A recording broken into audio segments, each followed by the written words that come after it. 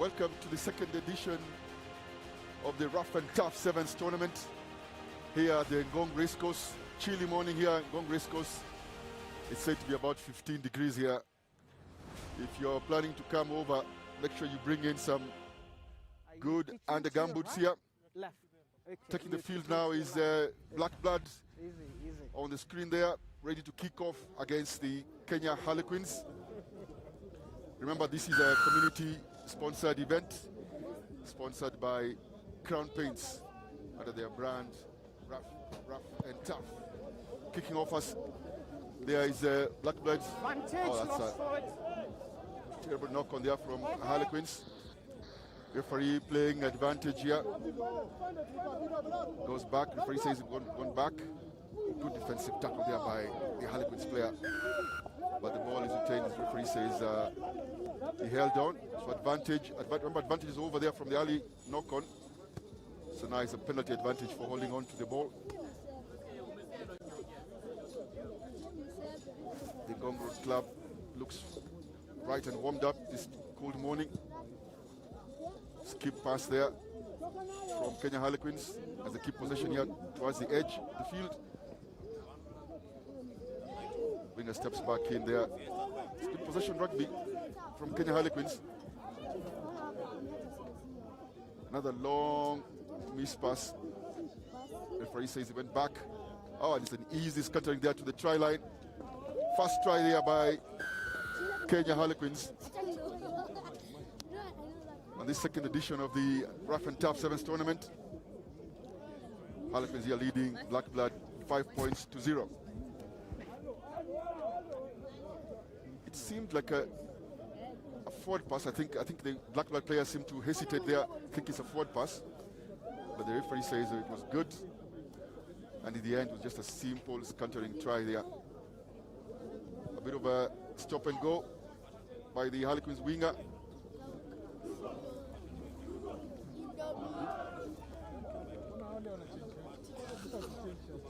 Conversion is missed, so it's only 5 points to 0 here for Harlequins.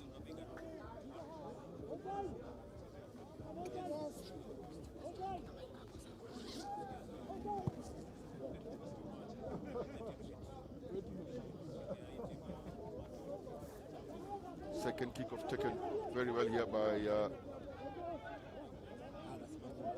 Black Blood.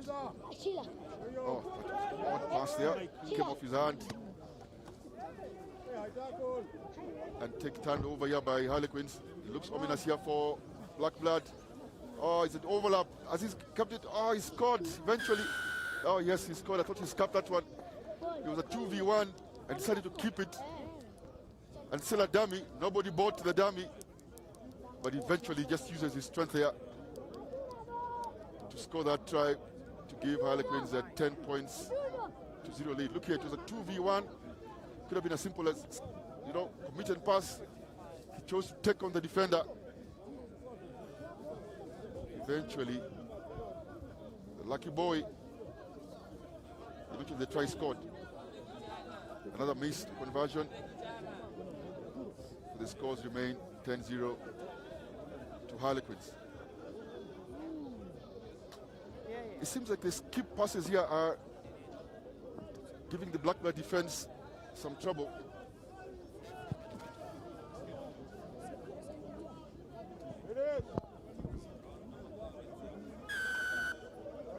High tackle, yeah, the high tackle there called by the referee. The kickoffs don't seem to be giving any trouble to Black Blood because they seem to, Harlequins seems to be kicking deep. So it's an easy catch there for Black Blood. But just struggling to get out of the 22 area here. And they're playing possession rugby, but somehow there he swivels off the Harlequins defense. As he pulls something, looks like he's pulled his hamstring there as he's trying to keep possession, but they keep possession well here. There's nothing on there. It was a kick and chase. Referee says it was good competition, and eventually the ball goes dead.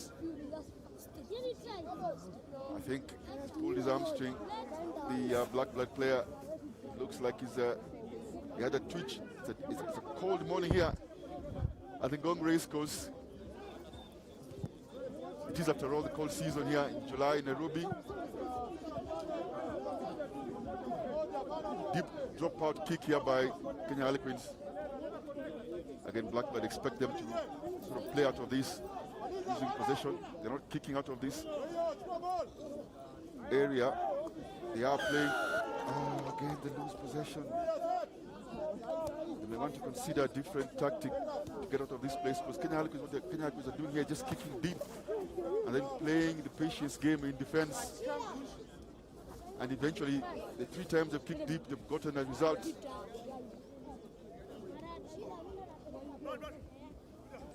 I don't know what the penalty was for, though. It looks like he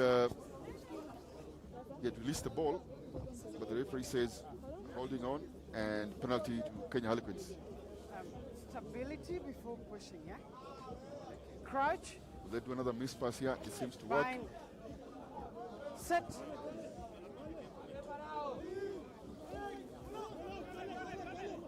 Scrum half for scrum half. This should be an overlap. Now he steps back in, back again to the scrum half. It looks like there's an opportunity here for an overlap. Oh yes, it is. And the try time. Oh, he's knocked on. He has knocked on. Right at the line. Scrum. I thought he had gotten there.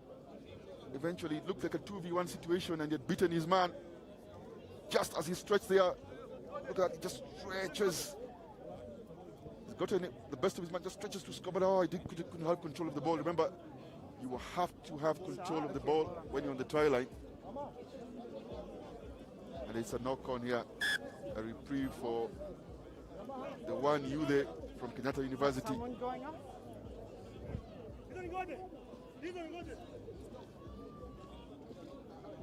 Yeah, I expect that substitution. Crouch. I did say that Bind. seemed like he had an hamstring Sit. twitch. And Blackbird make the substitution. Again, possession rugby, they need to get out of here. And yes, oh, I'm not sure about blocking that kick with a foot. But then yes, that takes us to halftime. Kenya Harlequins leading Kenyatta University's Blackbird by 10 points to 0. It's a good place for the game.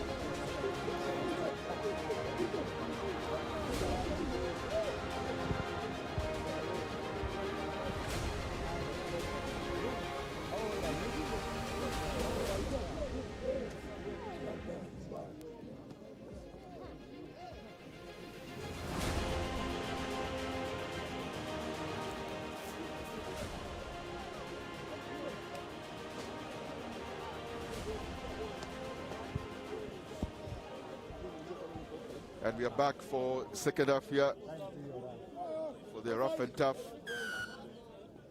Sevens. Kicking off is Kenya Harlequins.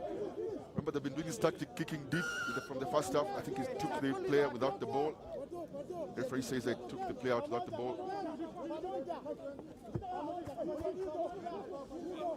Again, they seem to be trying to play out of this they're not really committing the defense as that pass goes to the floor. It's a bit of a slippery underfoot here this morning. It's not really a wet morning. It's a knock-on, yes. It's just the morning dew here is a bit heavy.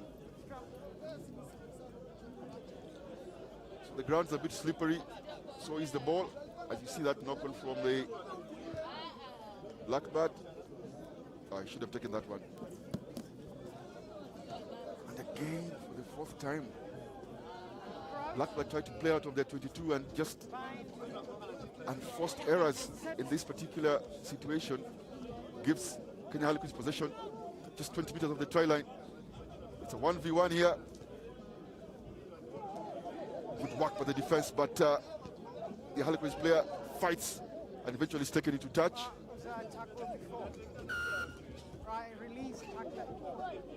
Referee says that the tackle was complete, so he needed to release. And about 5 meters out, Harlequins chooses to go into possession. That looks forward. Yes, knock on for Blackbird. I think they'll have no choice here but to try and kick out of this dangerous environment. It looks like there was an opportunity for an overlap there, but chose to carry the ball. Just under pressure there, he knocks on and allows Blackburn an opportunity to exit from their red zone. Another touchdown kick. Possession back to Kenya Harlequins. It seems to be the story of this game. Blackbird playing deep in their area, allowing Harlequins to play the kick and chase here. Opportunity, yes. He still has the ball, sends the opportunity, gets the possession. The referee says it's kept and try time. No, he hasn't reached yet. Oh, it's a knock on. Oh, just 2 meters away. Too eager there from the Harlequin scrum half. Just disappointed with himself there. It's the peculiar bounce of the rugby ball that gave possession back to Kenya Harlequins. And the player just reached. Remember, he's already scored a try and just bumps the ball into his fellow player's foot there. The Harlequin scrum half gifting possession back to Blood. Again, will they exit with a kick?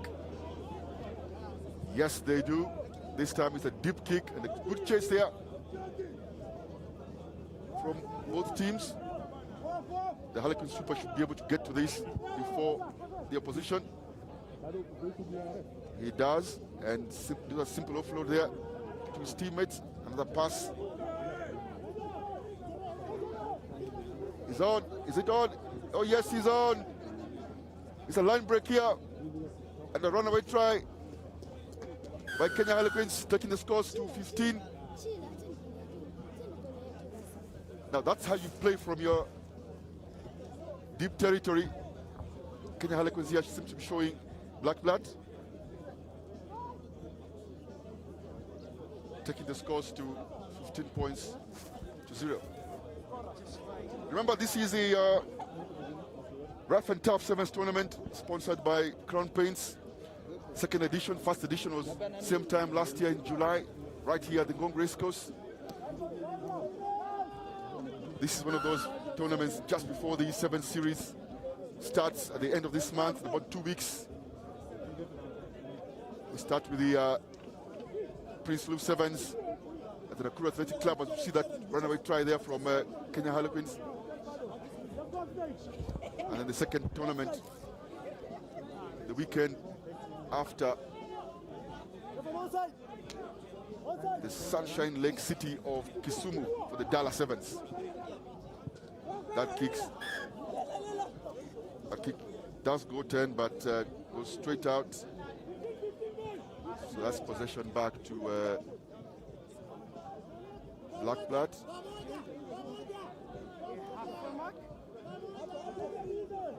They haven't gotten off the mark. The students from Kenyatta University.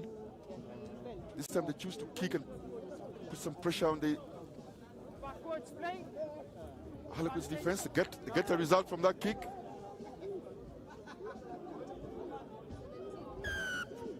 Too high. Yeah, referee's not happy with that tackle, says it's too high, as you hear that from the referee's mic.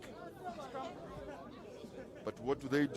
They give possession right back to Kenya Harlequins. Not the best of tasks for one new there. But that's why you play these tournaments. You call them warm-up tournaments to prepare you for the actual National 7 Series.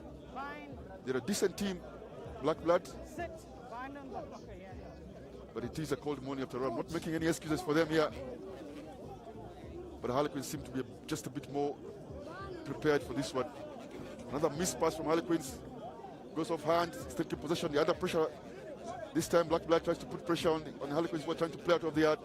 5 meter here. They choose to keep possession. Oh, it was a good tackle defense there. Crunching tackle from the Black Blood defense. Knock on, is that a knock on? Went back, referee says, now that should be a knock on. Another try. We lost it for Oh no. scrum. They're still going to get possession. I thought the Black Blood player had scored there after the knock on, but the referee says just a knock on. I thought he scored. Yes, he does knock on. There you go. The player does, yeah, to be fair, I think he knocked on just before he scored. He did ground the ball, but I think he did knock on just before that. A good opportunity here for Black Blood with about 5 seconds to go. Sit. I beg your pardon. I think the knock on was by Black Blood before the Kenya Harlequins player knocked on. It's a short goal there by the Harlequins scrum half. Gets a line break. Gets possession, tackle complete. They have to release now. It's a delayed release, so the referee quickly calls that out.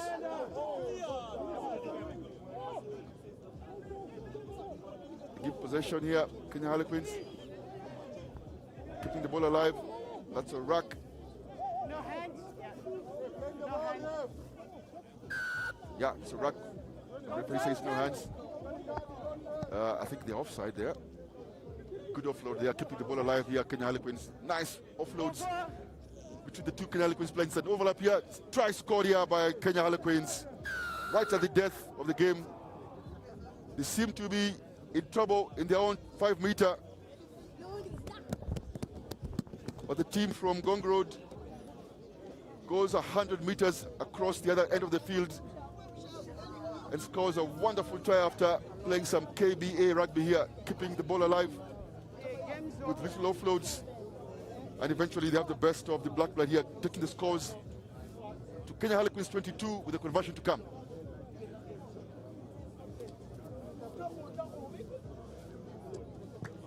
Conversion is wide.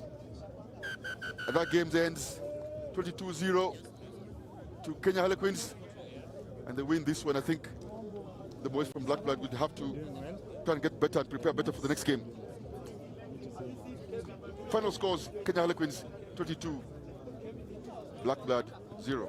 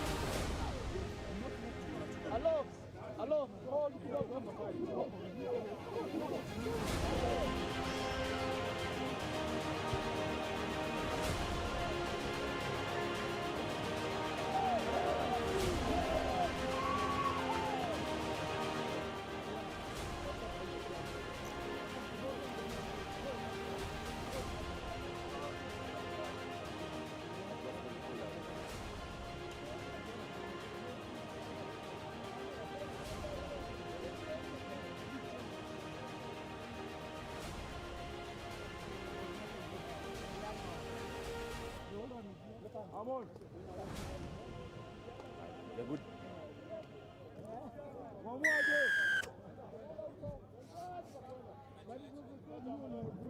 Next to the field here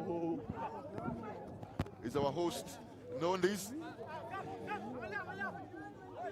taking on Strathmore University. Leos from Strathmore. That's a knock on there by Nondis. We're already on the fourth game of the day here. Mark on the 5. First game was Impala versus Nakuru. Papa, are you? Nakuru winning that one 22-0. Then second game, Mwamba took on Daystar. Mwamba going out winners there, 17 points to 0.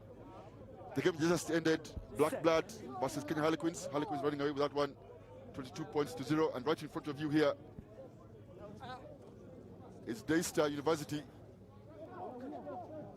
taking on the hosts, Nondis. It's a kick and chase there by Nondis. Live.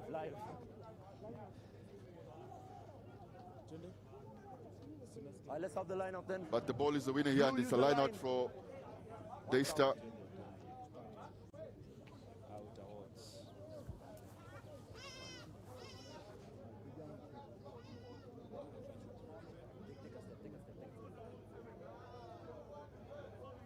It's a decent line out there from Daystar University. An attempted miss pass, nice change of line there by the Daystar player. Was really under pressure there from Nondis. Again, just like Black Blood, Daystar want to play from deep. Gabriel Aimba there with possession. The referee says play on.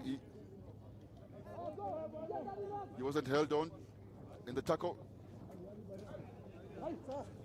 2v1 here, but the pass doesn't go to hand. Well kept in there by the Daystar winger.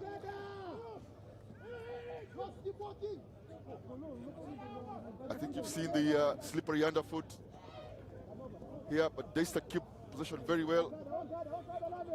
Just fending off the defense there. Daystar, it's good possession here. Rugby from the students from Daystar University. It's the last man here, 1v1. Try time, Daystar.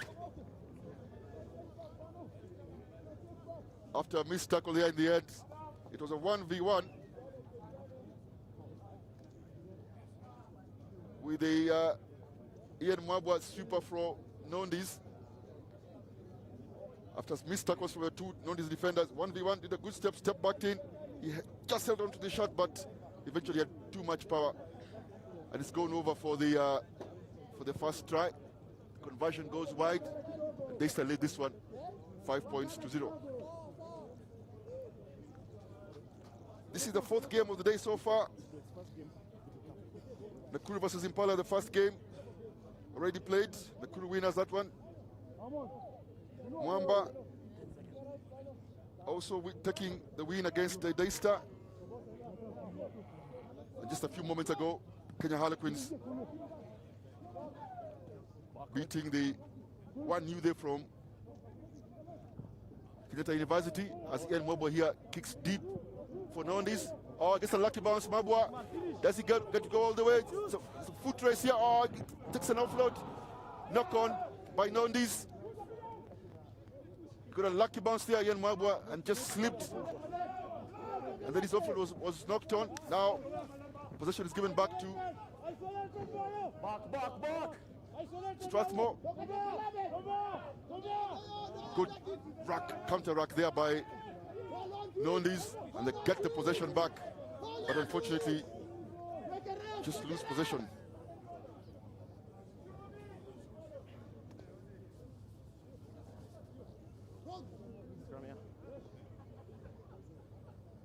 Interesting scenario here on your screen. There is Brian Ayimba playing against his brother Gabriel on the other side of the field. Brian just holding on to the body, but just knocking on. Eventually, it's good defense here. Just taking man, hand, and ball. Brian couldn't hold on to that, and eventually it's a knock on. giving possession back to Strathmore. Will they play out of here? Yes, they do.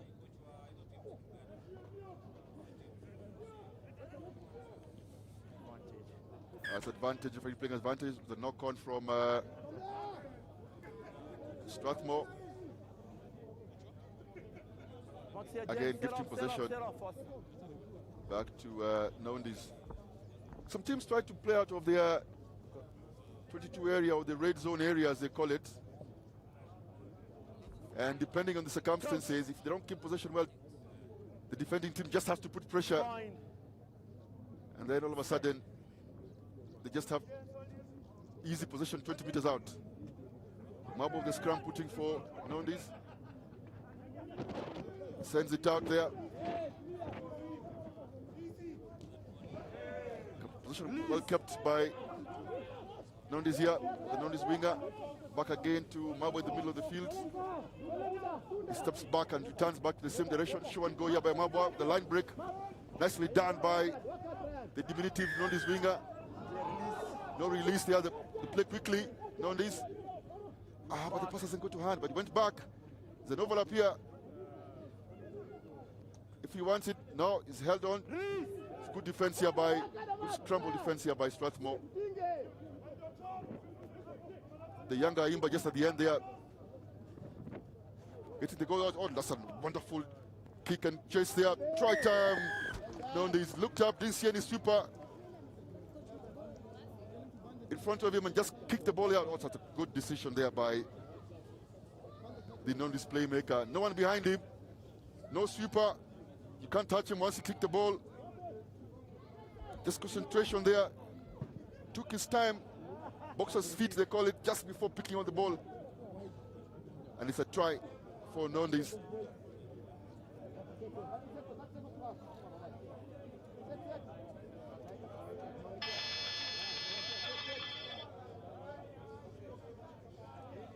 Ten seconds. Now that's what we call looking up or eyes up rugby.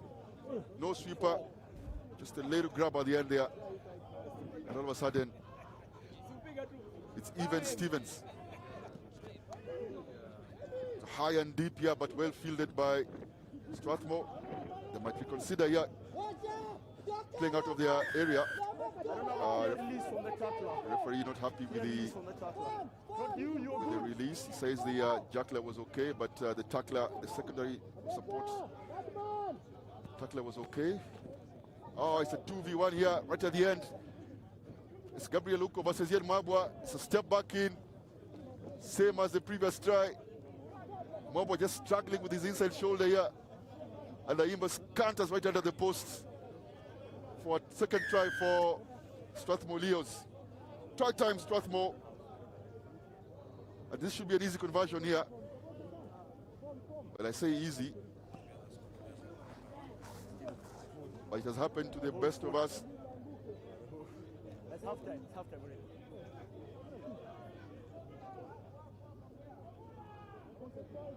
He's taking his time for the conversion. The try is already awarded. I think he's eating into the time. The referee says, look, it's already half time. You might as well just go ahead and convert. Usually they're given about 30 seconds, I think, after the try is scored to convert.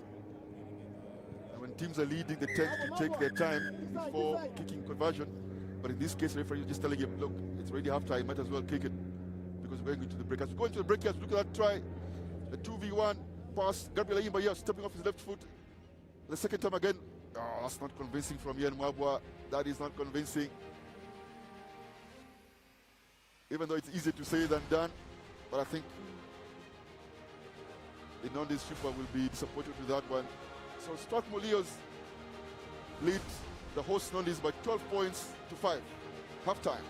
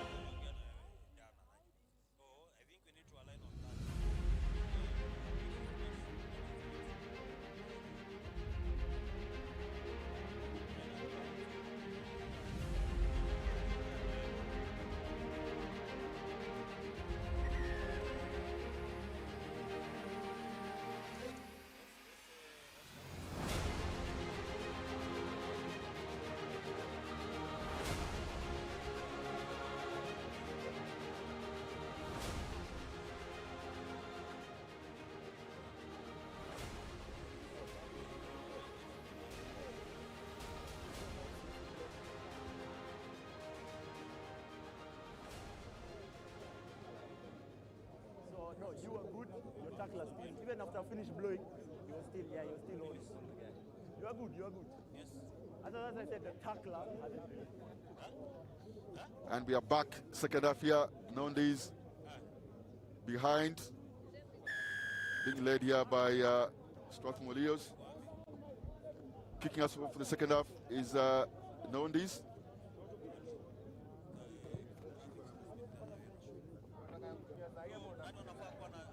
Well taken there by Strathmore. And it's a line break, is it? Play on. Referee says play on. Ball went back. Possession back to Nondies. Try to offload there. Good running there by Nondies. They keep possession. Remember, they got it back off the kickoff. Good tackle in the end there.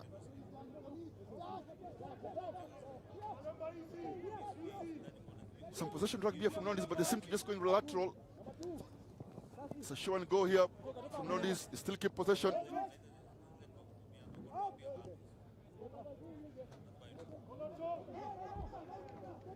It's 2v1, created 2v1 here. Are they? Oh, still in defense here. Gabriel Aim by the end there with the tackle. Oh, it's good possession here by Nondies. They have an overlap if they use it. Barnabas Ward on the outside, former Strathmore player, but Mabot decides to take it back in. Oh, this is good defense here by Strathmore, but the referee says just offside. I thought that was a good defense from Strathmore. The referee says offside. Scrum from Nondies. It's a penalty for Nondies, but they decide to call a scrum. Scrum call. On the screen there, Tony Fidens and Ian Mwabwa. Coming just from out wide there, shot number 8. Barnabas Award, former Strathmore player. Completed his studies at the Strathmore University, now playing for his new club, Nondies. This should be interesting. They've split the pitch. It's a middle scrum, just right in front of the post, 5 meters out. Mabba with the put-in. Charles coming around. He gets the ball this time. Charles Odiambo sends it out. It's a switch play there. Oh, it's a wonderful switch there. And it's fantastic try here from the Nondies. Lamek Ambetsa. Fantastic draw and switch there by Charles Odiambo. Just taking the Strathmore defense right across to the edge. And then it's a late cut there by Ambetsa. Look at that. Just takes the ball back in. I think that was Tony Fidens, and not Charles. I think Charles had given the pass to Tony Fidens. And then it's a late cut there by Ambetsa. Lamek. And I think the conversion is good, so Nondies are back in this one. Nondies 12. Strathmore Leos 12. Fidens with the kickoff. Well taken by Imba. No, it's a knock on by Gabriel. Show and go here by Fidens. Oh, it's missed tackle. It's a missed tackle, and Nondies are back in this one. Nondies go ahead for the first time in the game. A missed tackle here by the Strathmore sweeper. And Nondies take the lead. Look at that, it's a show and go. Just the defender here tries to slap him, but eventually just uses his strength here. Tony Fidens. Not the right body side spoke about strength, but just dipped his shoulder and just powered through the tackle. Well, that's a fantastic attempt for the conversion, but just goes wide. Nondies this one for the first time. Nondies take the lead. Look at that. It's a hit, but no stick. Usually you want a hit and stick. Good tackle attempt there, but there was no wraparound, so it allowed 20 Fidens just to go through. Took too long, referee says. There you go. Expect to see some of that during the National 7 Series. Players taking too long either to convert or do a kickoff. There's a countdown for the kickoff. And now possession is gifted back to Strathmore. Good carry there by the Strathmore forward. Just sending the ball out there to Ayimba. Sends this to his winger. Oh, it's a wonderful tackle there by Charles. Oh, yes. High fives here, the Nondies defense. Good tackle from Charles as the substitutions come in. We see some substitution here from Nondies. I think Fidens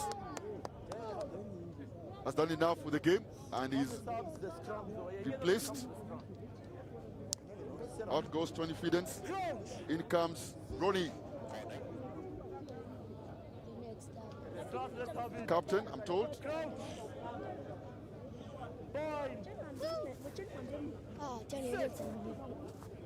Scrum feed here by Ronnie.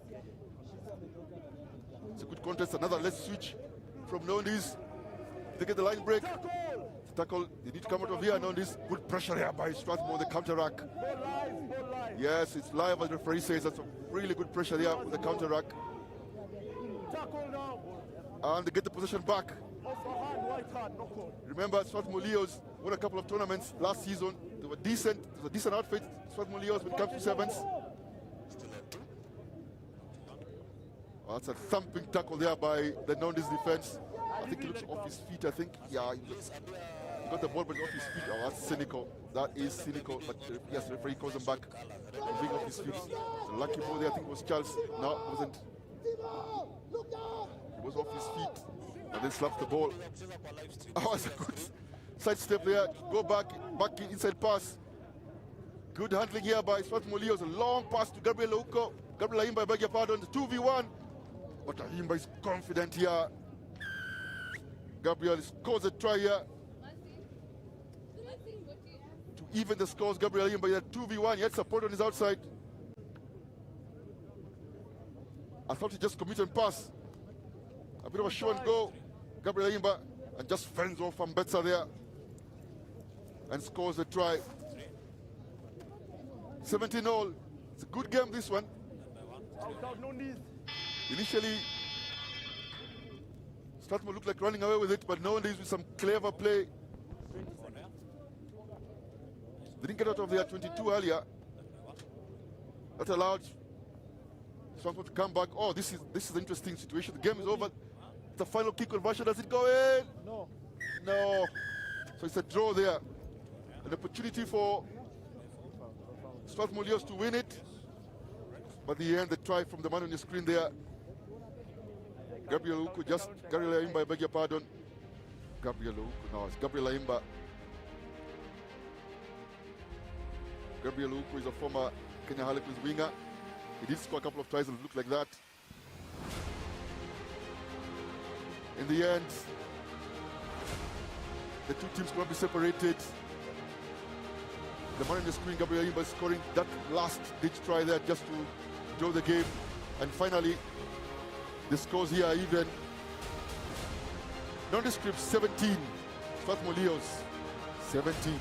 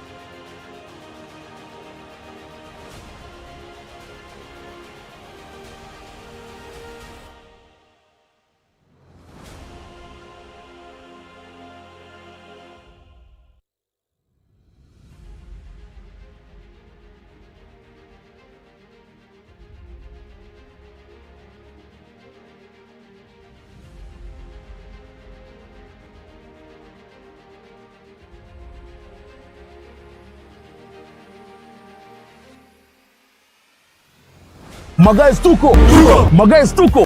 Vipi watu wangu, once again the SportPesa National 7 Circuit is upon us. Na tunafanya nini? Tuna turn up the music. Turn it up, turn it up. Turn it up, turn it up.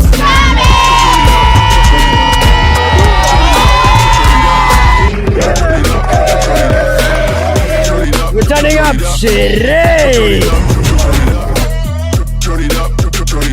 Turning up the moment. Turn up the wall. Turning up. Try time. Action.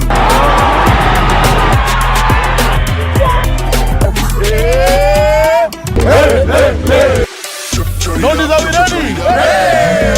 We are back. Hee-ha.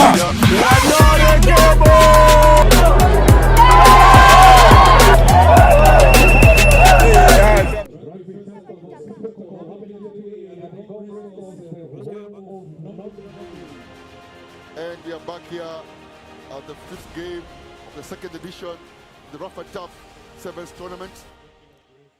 On the field now is Impala and Mwamba. Both teams lost out this morning. Impala lost to Nakuru, and Mwamba came short against Daystar. It's a deep kick-off there by Mwamba. It's a line break here from Mwamba. Does he score there? No, he gets tackled. Oh, it's a try, I think. And eventually it's a simple try there by the former Impala player. I think the players thought he had gone out. But eventually just a simple kick-off there. He caught it. And just a simple fend there. And then a runaway try right at the edge by Mwamba. The conversion was a wonderful conversion that goes through. I can just see at the end of the commentary box here. It's a really, really good conversion there by the Mwamba player. That will be disappointed with that defense there. He thought he had taken him out. And Mwamba kick us off again. Same deep kickoff. Oh, he's held up. That's well done there by the men from Kulabu.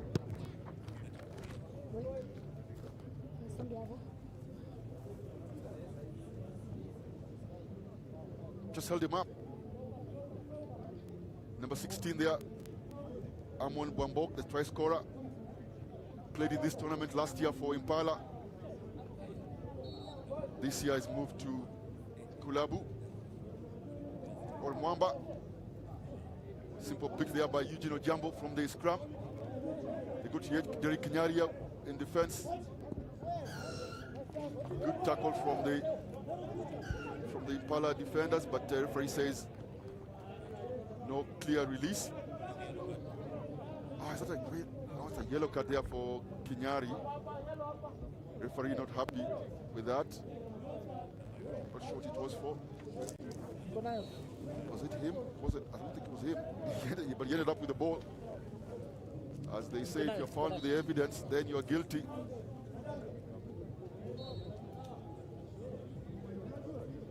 On the ball, Eugene Ojambo for Mwamba. The scrum feed. Takes it out to Ndayala. Show and go. The ball doesn't go to hand. To his winger, who's tackled into touch. Possession turned over there for Impala. Zolek Buyuni just tackled into touch there as he tries to pick the ball. Yes, he was just bundled into touch there. Zoelik. Interesting name there, Zoelik. Line not putting, but Impala lose possession. They give possession here to Mwamba. Wambok with the pass. Out to Jerome Mukaisi.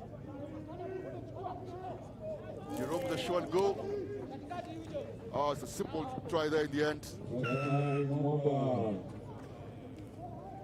It's a try attempt there by Mwamba. I think Eugene Ojambo there with the try eventually.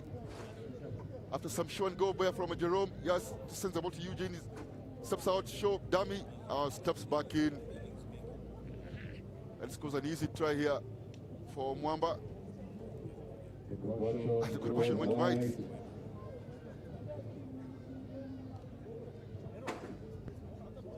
Dayala got kicked from the corner. Dennis, you see that try from Eugene? Simple try, really. With the Impala defense there, just caught out. Another poor kick from Dayala. Dennis missed the conversion, which seems simpler. And then the kick goes short. Rare possession here for Impala. Anthony there, just the dummy show and go. Anthony, there's a kick. How does it go? Knock on? Yes, the knock on. Advantage Impala.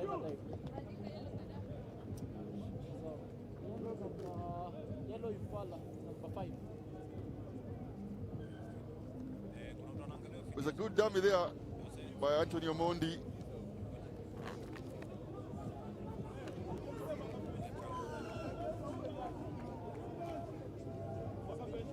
They get penalized, Impala. They're about 20 meters out, but they get penalized and possession goes back to Mwamba. Mwamba is playing out of their red zone here. We've seen teams trying to play out and then losing possession, but Mwamba keep possession this time. Oh, it's a good grabber kick there for Chase. Put a kick to for his winger. Oh, good chase, he gets it out, the lucky bounce. It's a lucky bounce there for Mwamba, and eventually the try is scored.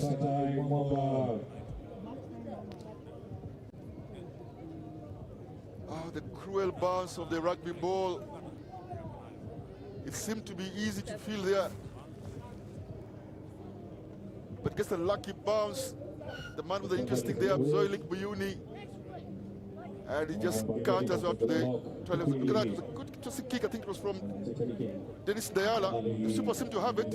Watch this, here you go. Oh, it's a lucky bounce. Goes straight to the bread basket, as they say, for Zoilik Buyuni. And eventually it's a try under the post. And this time Dayala converts. That's a really good kickoff there by Dennis. Fantastic kickoff by Dennis. Goes high and it's just knocked on. It's just knocked on, I think. Yes, I think it was knocked on by Joshua Tierney, if I'm not mistaken. Impala possession here just before halftime. Antonio Moon just waiting for it.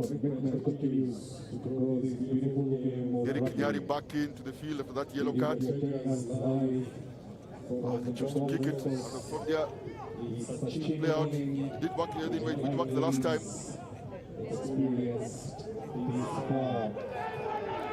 That was a good tackle there at the end. Kicked his own, chased his own kick and tackle right at the end there. But Mwamba taking possession. Is the line break here by Mwamba. 1v1. Kinyari, what will he do? Kinyari, oh, he stepped him back in. That's a wonderful step there. Back in by Dayala Dennis. And eventually gets his own try, Dennis Dayala. Stepping off his left foot against Dennis Kinyari, who seemed to have him initially. To be fair, it's quite slippery today. And Dayala just steps off his left foot and goes right under the post here to score his try. Now attempts his own conversion. Dennis Dayala. Well done there by the young man from Kulabu. And Mwamba run away with this one. Look at that, it's 1v1. They come out from his own 5-meter try line. Showing some good speed. Dayala no step off his left foot there. Puts his head to the left as if he's going towards the Ngong Business Center. Then bang, back off towards the Talanta Stadium. In the background there. Fantastic try under the post there by the Kulabu playmaker, and converted his own try as well. Mwamba lead this one at halftime by 26 points to 0.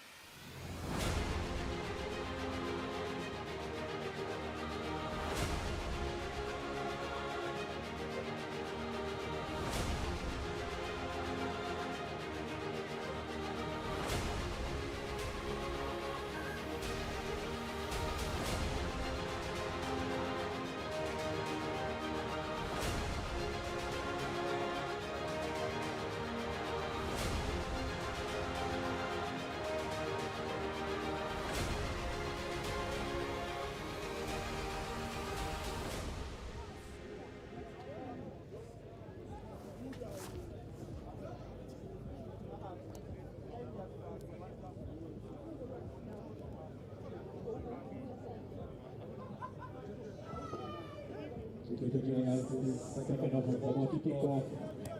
Currently underway, Mwamba against Impala.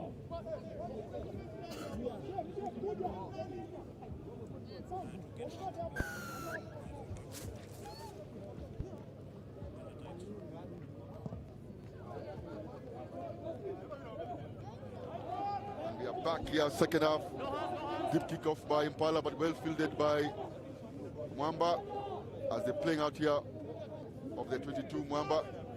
And Duvate, another former player, Impala player, fends off, and Duvate steps back in, and Duvate,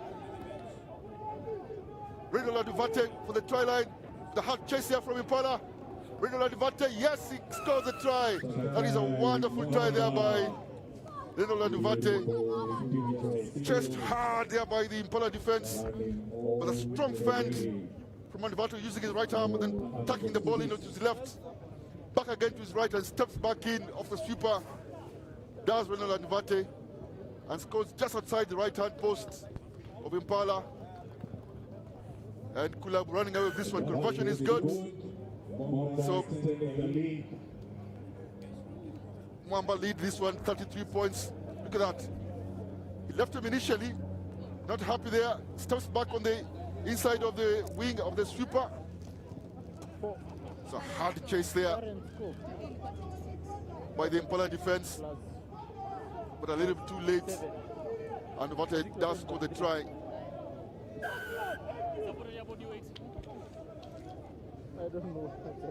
Denzel Juma with the chase. Referee says possession back to Impala. Do they want to play out of here? Kinyari with the ball. Dennis Kinyari is tackled. Impala keep possession.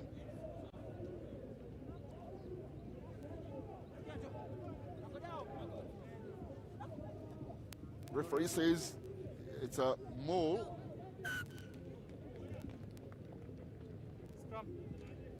Yeah, scrum. Referee says James Waku's knee was not down, and therefore it's a scrum for Mwamba. As we see some substitutions here by the team in black.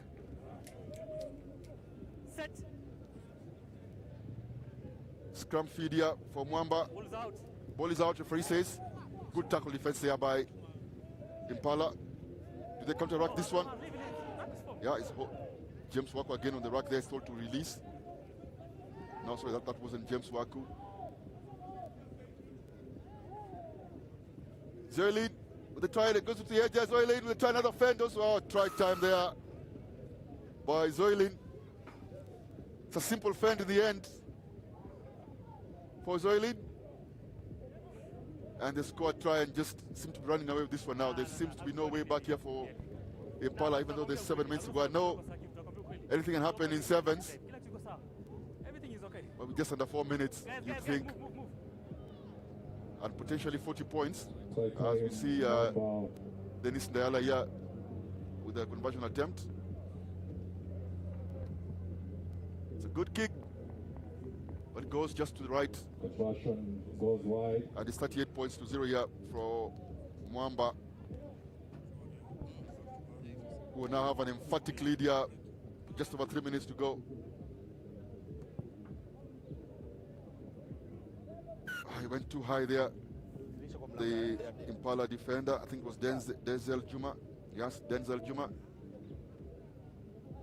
Denzel, former Kisuma FC player. Just handed off there by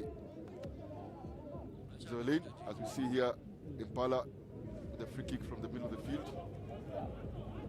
Getting Kinyari with the ball. Kinyari tries to carry, but he's well handled there by the Mwamba defense. Denzel with the ball, show and go, takes it up to Juma, who drops it, but the referee says go back. There's a football pass there to his teammate there.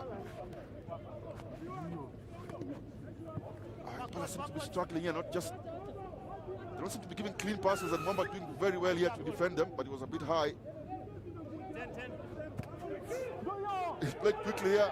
The show and go, thumping tackle again there from Mwamba. Let's stand over because A simple pass back in. Does it get him? No, it doesn't. Oh, way out of the red zone. And guilty of losing possession there. Impala.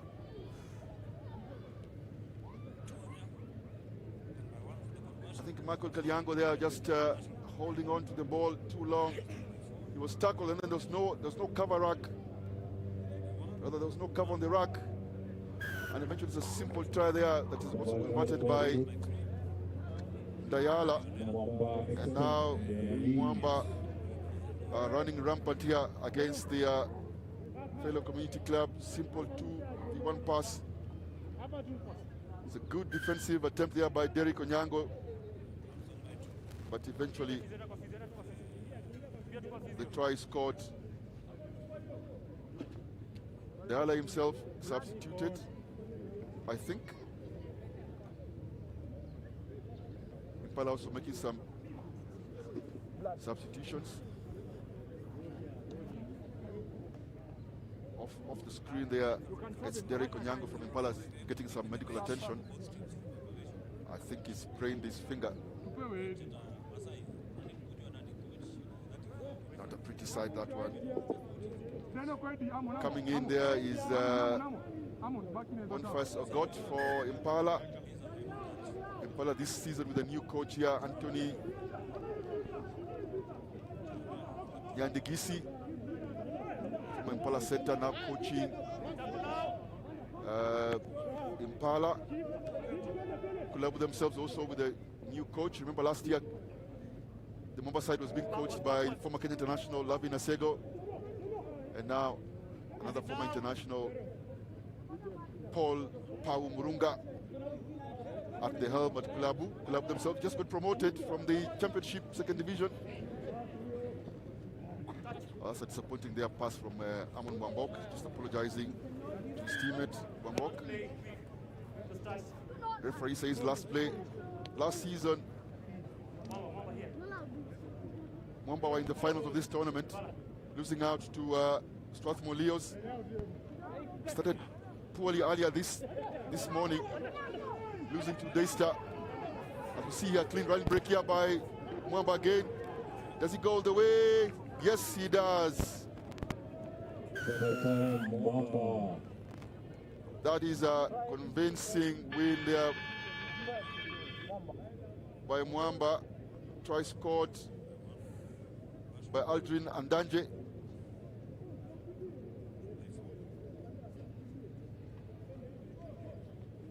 Conversion attempt by Norman Nandabi. No, it's Dennis. I thought it would be substitution there. It's Dennis Dayala. I did say that it happens to the best of us. The center post try, and Dayala just caps it under the posts. It does happen, but in this case, it doesn't matter because this is a convincing win here by 50 points for Mwamba. On the screen there, the try scorer, Aldrin Adanje.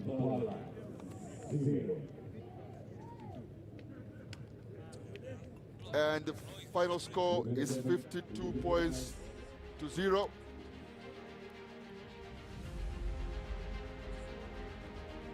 Convincing win here by the Kulabu boys, who earlier had lost their first game to Daystar by 17 points to 0, and now overcome Impala, who are yet to find their footing in this tournament. Mwamba win this one, 52 points. Impala 0.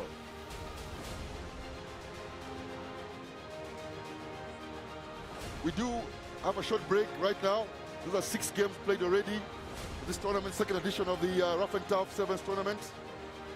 The highlights will come just ahead of this break. See you in 20 minutes.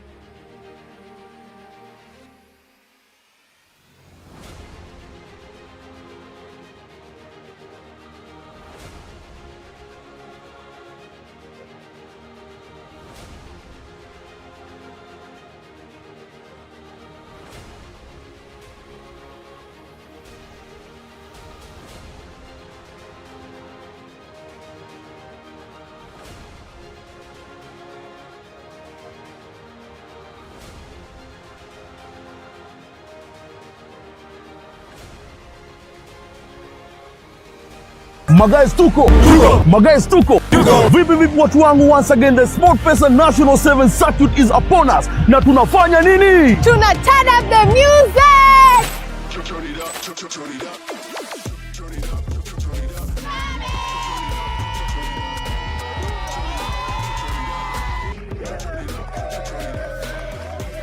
We're turning up Sheree. Turning up the moment. Turn up the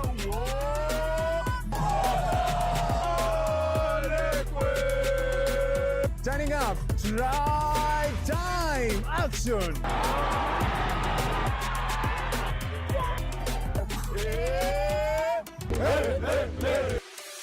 Notice are we ready? We are back.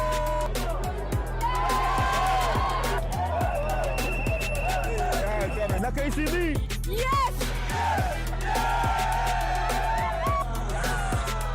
Turning up Division 2.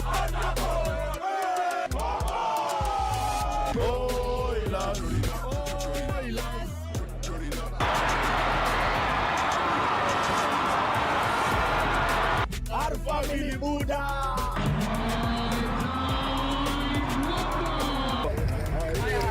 Turning up the Tam Tam family. SportPesa National 7 Circuit. Turn it up!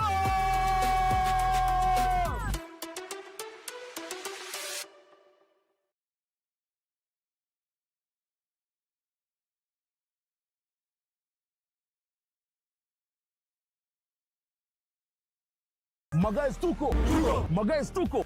Vipi watu wangu, once again the SportPesa National 7 Circuit is upon us. Na tunafanya nini? Tuna turn up the music. Turn it up, turn it up. Turn it up, turn it up.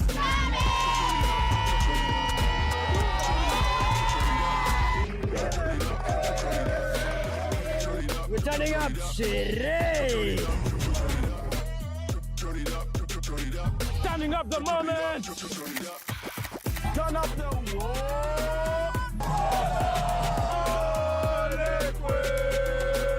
Turning up drive time action.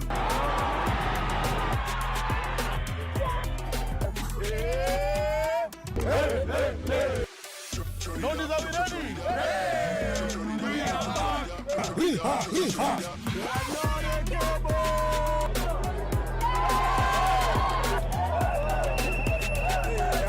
Na KCB. Yes. Turning up Division 2.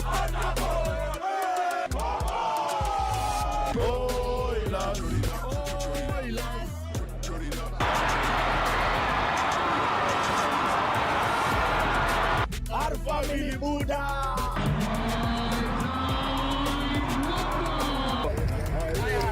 Turning up the Tam Tam family. SportPesa National 7 Circuit. Turn it up!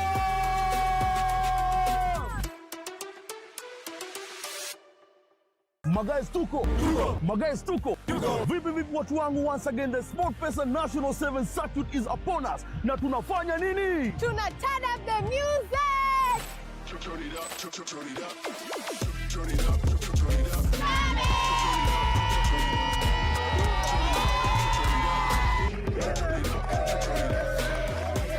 We're turning up Sheree. Turn it up, turn it up. Turning up the moment. Turn up the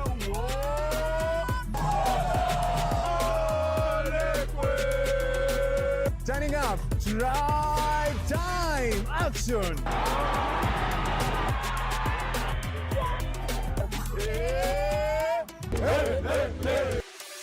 Notice are we ready?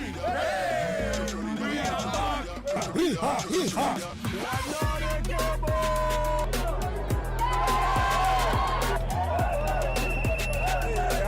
Na KCB. Yes. Turning up Division 2.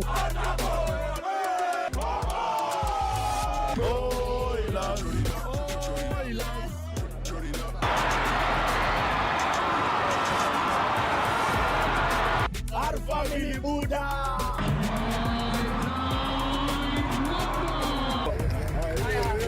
Turning up the Tang Tang family. Sport Person National 7 Circuit. Turn it up!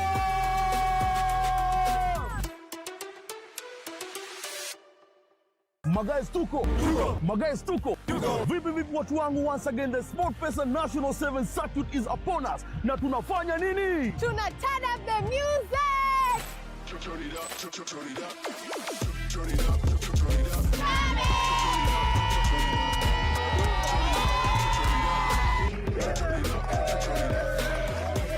We're turning up sherehe. Turning up the moment. Turn up the wall.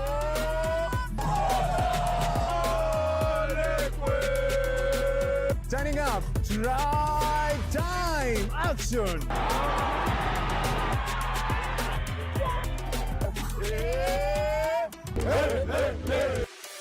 Notice are we ready? We are back.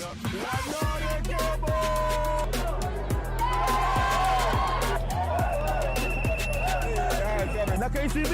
Yes. Turning up Division 2.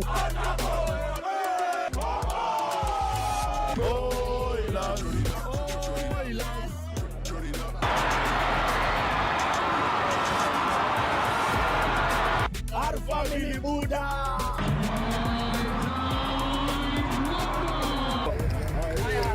Turning up the Tang Tang family. Sport Person National 7 Circuit. Turn it up!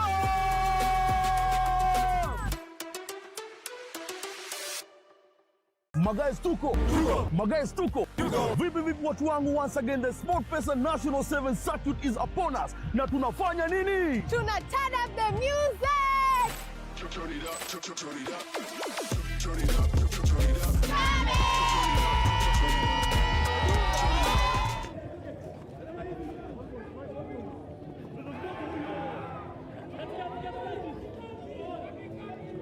And we are back there as we see the runaway try here by Leicester University. The crew getting caught out in possession, and eventually Leicester score right out of the post. We are back here after the break here for the Ruff and Tuff, second edition of Ruff and Tuff 7th tournament. First tournament last year in 2025, July of last year. As we see here, the fend from the Daystar winger just canters away here under the post for that opening try for Daystar. Conversion was good, so Daystar lead this one by 7 points to 0. 14. Conversion by 14.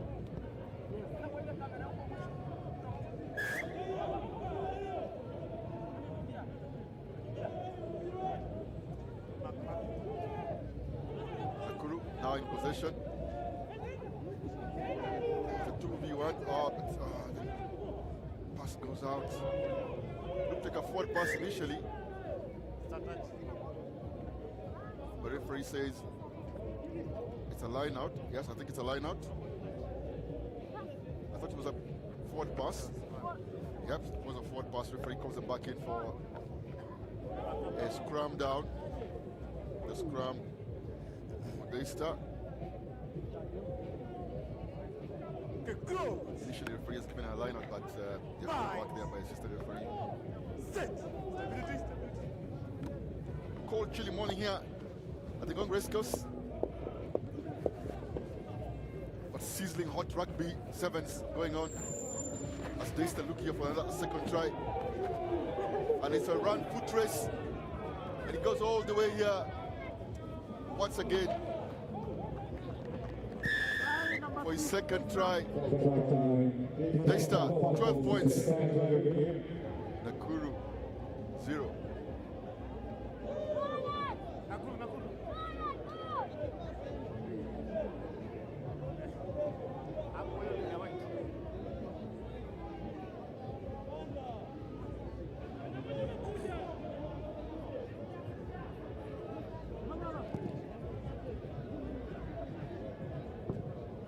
And the short, so the scores remain 12 points to 3 here. Nakuru have had some decent possession. not for lack of possession here, but just get caught up there. Some really good pace in the end for that try. Bandage. Tackle, no hands.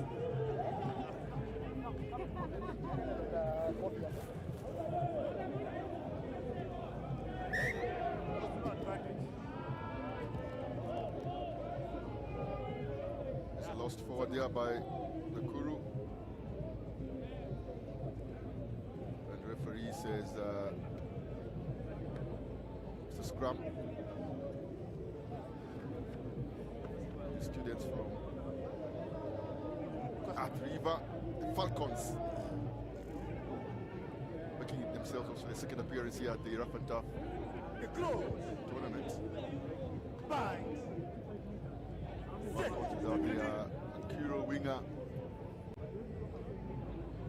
Patrick Odongo.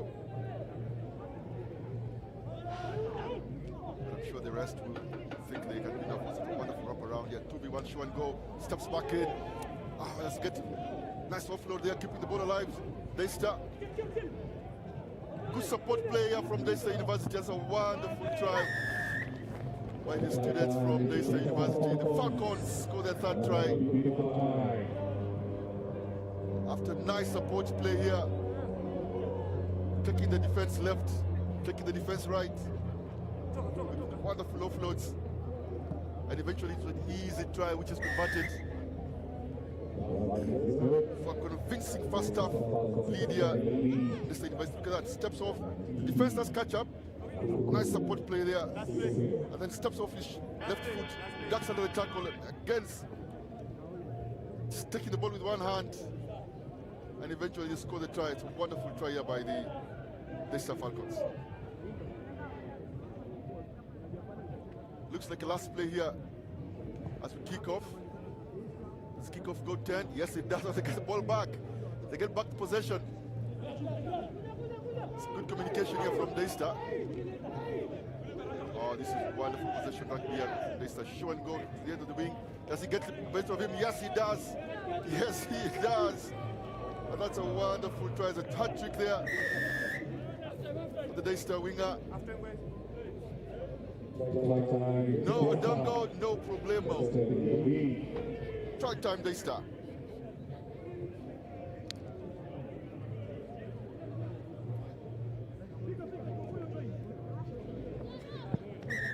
And that was the last play for the first half. Daystar convincing here. Leading 24-0 as we see that final pass there. It's a good pace there just to go around the defender. And they lead this first half by 24 points to 0.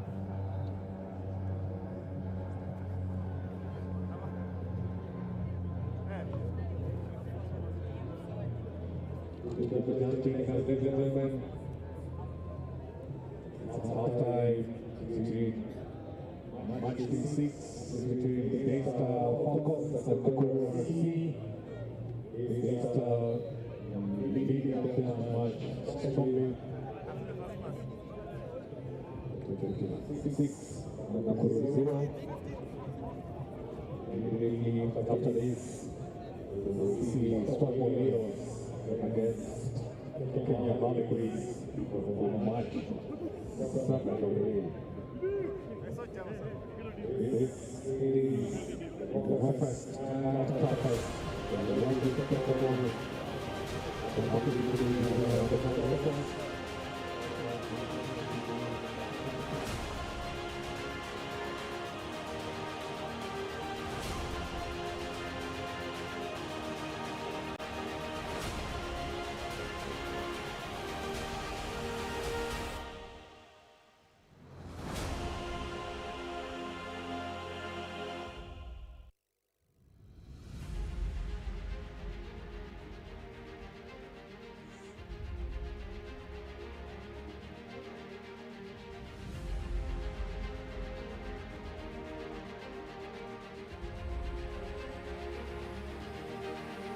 Getting off the screen here. Coach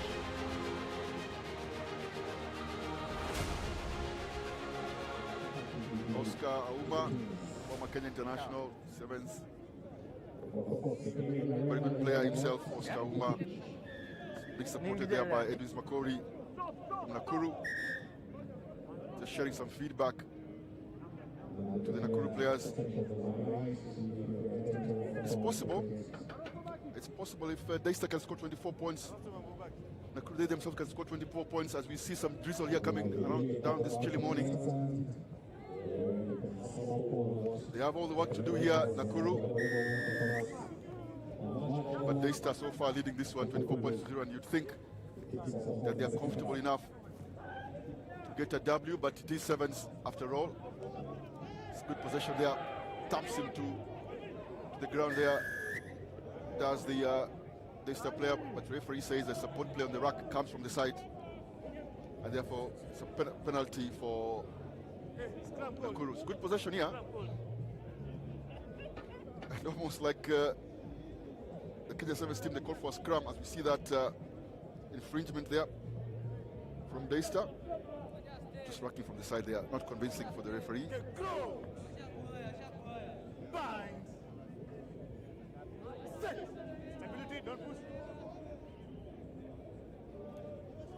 Daystar defense giving some feedback to their Nakuru counterparts. It's a kick and chase, a foot race here.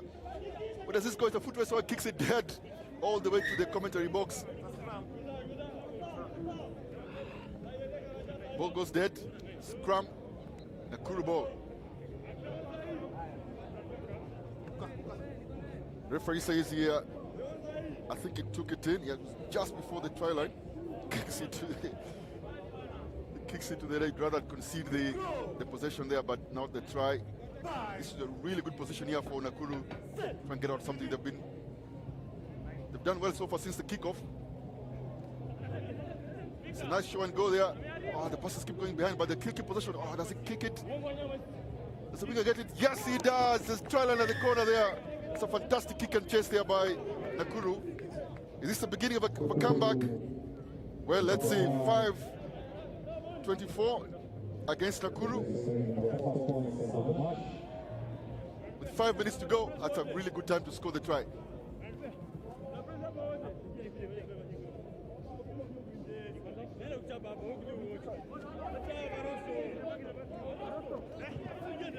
It's a challenging conversion.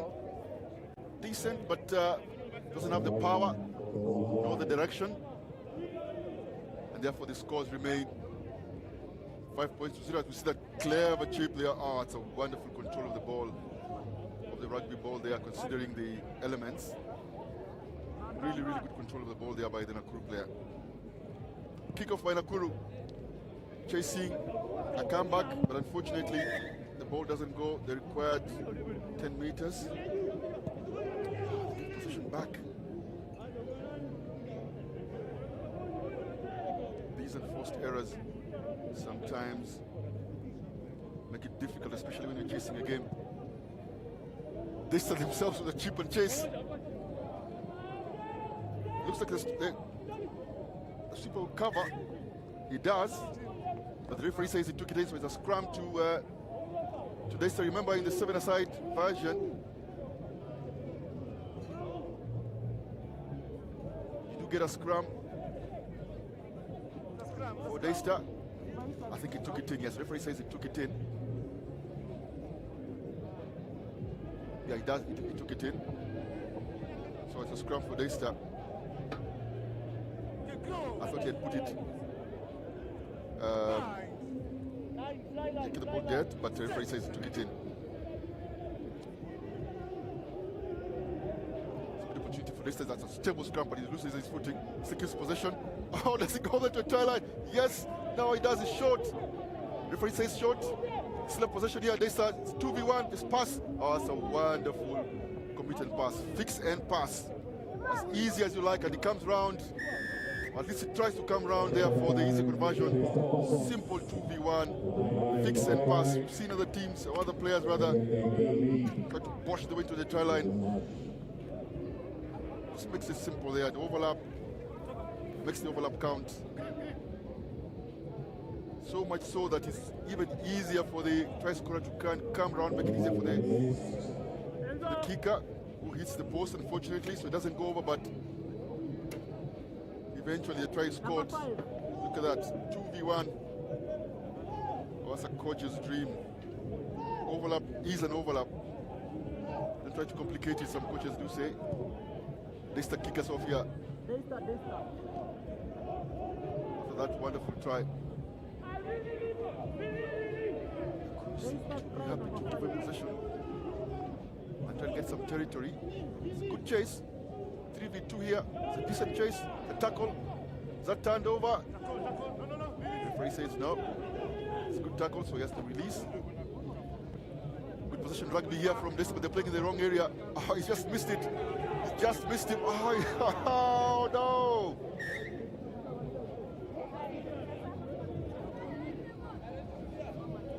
We are in Ngong Road Racecourse. There is a shooting range somewhere near close by.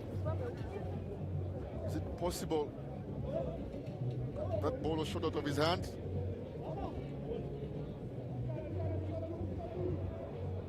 Oh, it's just a slippery ball. Should have taken care of that. They could get another chance here.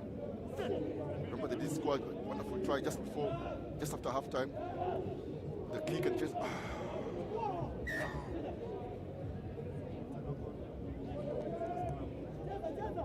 You can argue that's well balanced.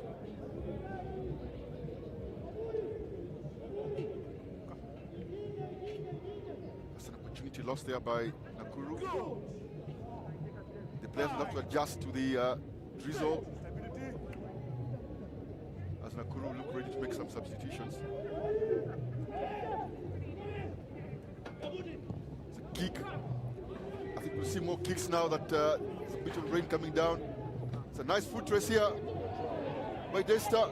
Does he get it? Yes, he does. Slams the ball into the ground. All he has to do is ground it.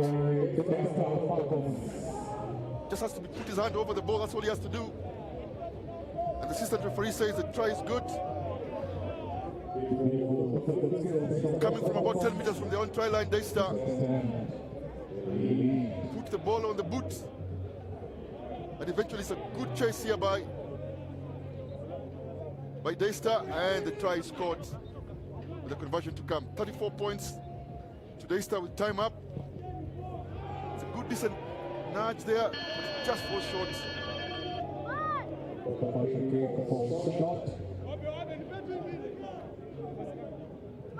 It's a decent kick and chase. Ball almost going out to his left there, but he just keeps the ball in. Then a group player has no choice but to release him because he thought he was going to get the ball, try to tackle him.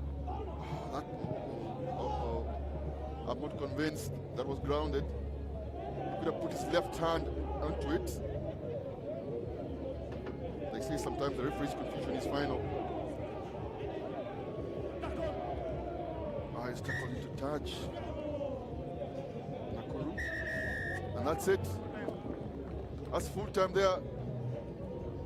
Nakuru versus Daystar University. Nakuru, who won their first game against Impala 29-0, are now on the losing end here against a really decent Daystar University. Losing that game, 34 points to 5. Coming on next is Strathmore Leos taking on Kenya Harlequins.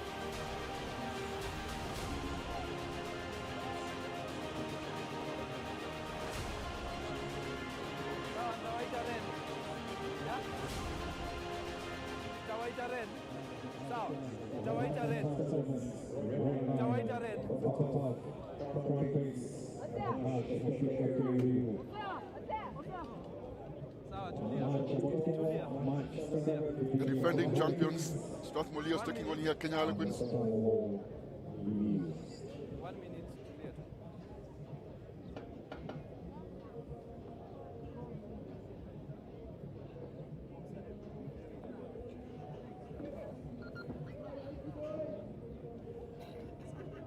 Ready, blue?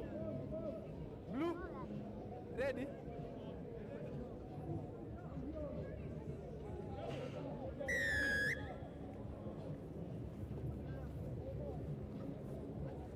Kenya Harlequins kicking us off here.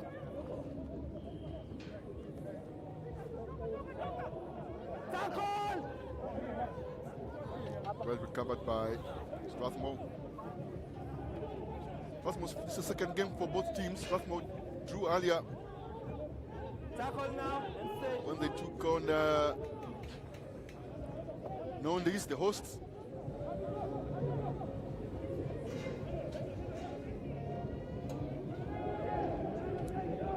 Keep possession rugby here. Strathmore Leos still playing in their half. It's good width here despite the wet ball. As I say that, they knock on. And it's offload here. Oh, looks like a runaway try from Kenya Harlequins. And yes, it is. Try time Harlequins coming there from an unforced error. I did think that there was a decent possession keeping here by the Leos. But as I said that, looked like a knock on there. Not sure who it was. And immediately the Harlequins pounce. And because they were attacking Strathmore Leos, there wasn't a sweeper behind. As a conversion attempt goes wide. A gift of a try, really. There you go.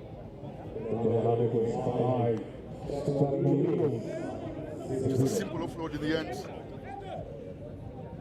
And it's a try for Strathmore Leos.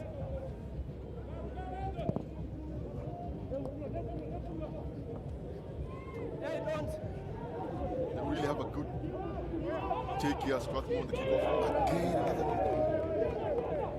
I think that's by Gabriel Aimba this time. But the pass doesn't go to hand for Harlequins. But he goes back, referee says. But cuts back in, or just ankle tap there. That's a good ankle tap. And a necessary ankle tap there by the Strathmore defense. Aimba with another error there on the side. Referee says, they knock on. Here from the referee's mic there, he's just knocked on. He's trying to play quickly. He's trying to play quickly and just knocks on there, giving Strathmore back possession. I always think they're a good side, Strathmore Leos, playing out from their own danger zone. Some teams are willing to sacrifice possession and kick it out, and sometimes you have to do that. But Strathmore seem to have some good ball retention skills, and therefore they tend to play out and not just kick possession. Here they go again. Strathmore, is it tackle to touch? Oh, it's danger play rugby here by Strathmore. Well defended here by Kenya Harlequins. Oh, they're under pressure, Strathmore. They are under pressure. Good defense here. Really good defense here by Kenya Harlequins. I think they sense that they can get something out of this. Still possession kept by Strathmore. Like I said, I rate them highly when it comes to possession keeping. Miss keep pass here to the edge. I think they've come out of their half. Yes, they have. Sticky possession, Strathmore. It's a long, lobing pass there. Doesn't go to hand. Oh no, they lose possession. As I say that, it's a kick and chase. Does he get the lucky bounce? Do they? Yes, they do.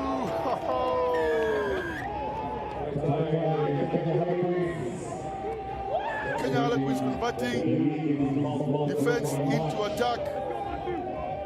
Strathmore, they are their own enemies. It is their structure, it is their style of play to keep possession.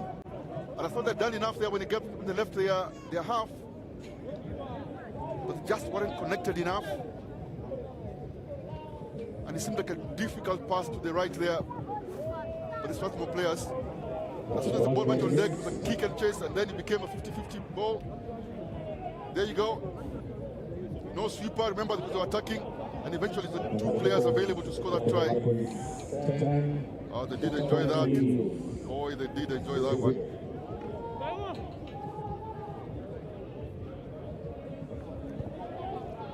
It's a deep kickoff this time. The grabber, I think they've realized that when they kick to that edge, Strathmore take the kick off easily. They're playing out again. They're sticking to their guns here, Strathmore. They're living dangerously because Harlequins are also really putting pressure on defense. Even though the referee is saying that, again, the gift is back again. It's a bit of ping pong or tennis here because the exchange of possession is a wonderful fend here by the Strathmore player, but he's struggling to get to the edge here, and again he does another fend. Oh, that's a wonderful runaway try here by Strathmore.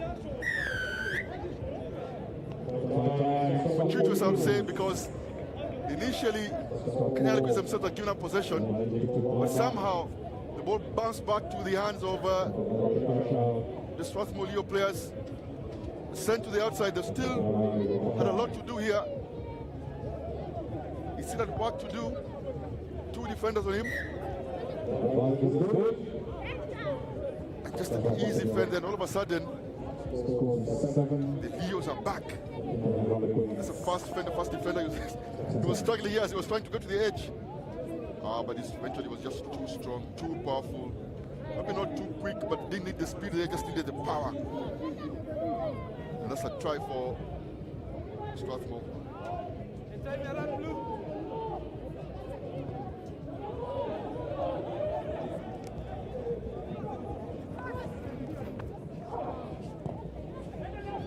Harlequins now untouble themselves. Outside, nice kick and chase, he gets it. Does he sell off the try line? Yes, he does. And just before half-time, Strathmore come back. I said they won a couple of tournaments last season in the National 7 Series, Strathmore Leos. They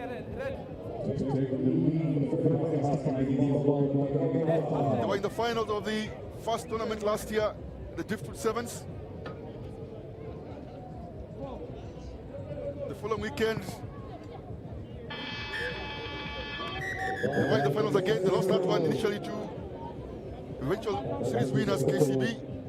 So they understand how to play this difficult game. Strathmore Leos as the lead. That's a really good comeback try there by Strathmore.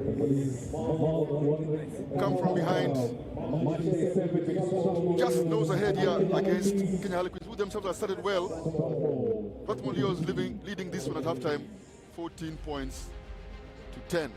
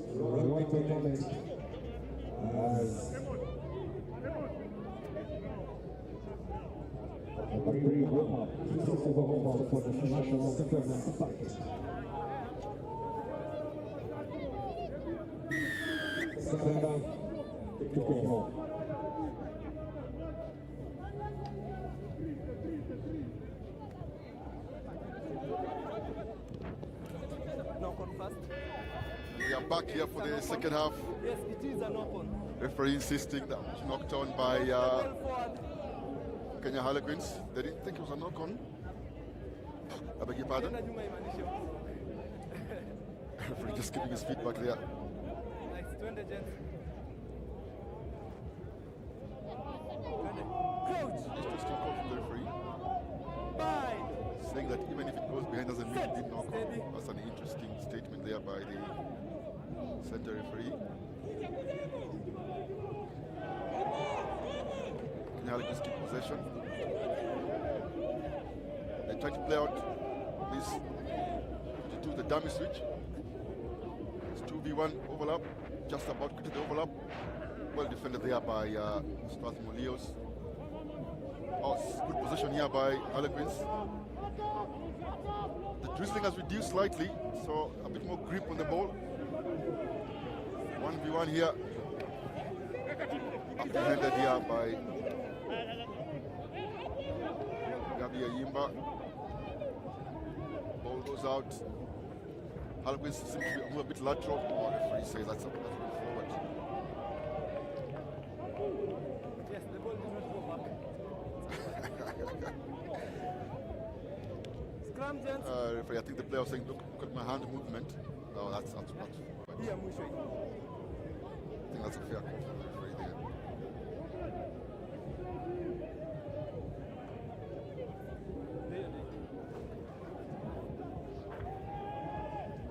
Hey, let's go, gents.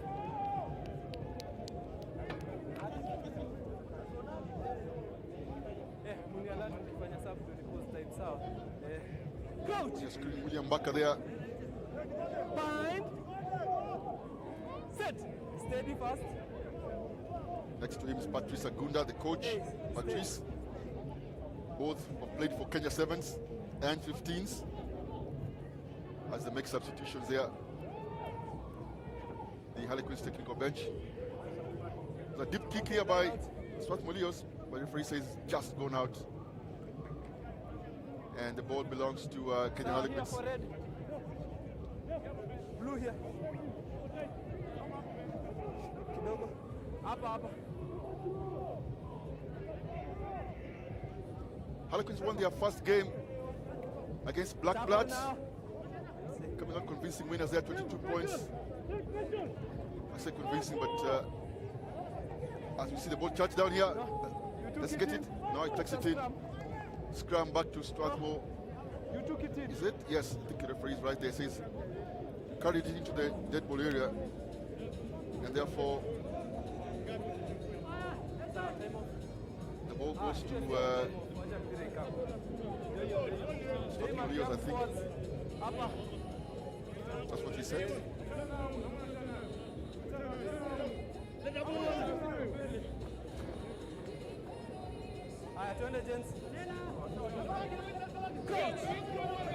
Yeah, it is Strathmore. Ball. Opportunity here for Strathmore. Remember the Strathmore, the comeback. Oh, he just goes blind there. The defender slips. Just had that cry of desperation. Pure determination. Oh, it is World Cup season there. I think that celebration from the Norwegian football team supporters.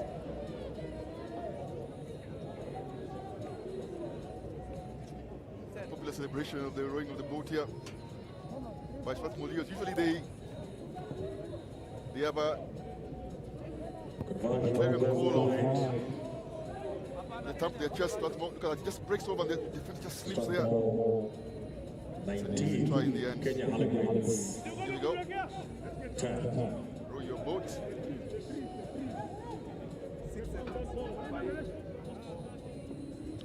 I think that score should be reading 19 there by Strathmore.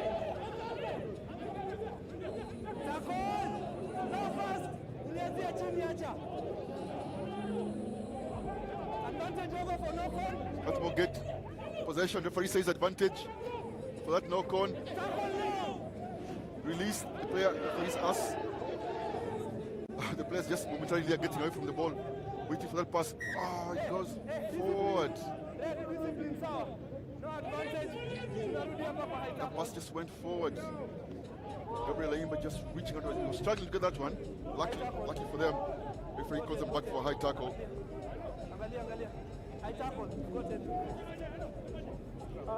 And possession back to Strathmore, who called for a scrum down.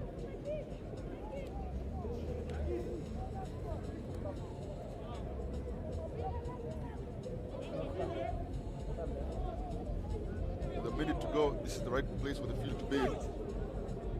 Just replay that pass. It's a knock on there by him, but the pass was ready forward. It's another blind break here for Strathmore. This time the defense is up to the task. Cut back in. An offload here by Gabriel Aimba. Gabriel Aimba held on just for the try line. This looks... the pass goes behind. You have to go back. Strathmore now. You have to go even further back. But it's well covered here by Strathmore. The keep possession. As the Harlequins defender there gets a piggyback right. Step back to the forwards. Strathmore, some power play here by Strathmore Leos. It is Sevens Rugby. A few seconds to go, they choose to kick. Just goes out as a big man there tries to have a grabber for himself.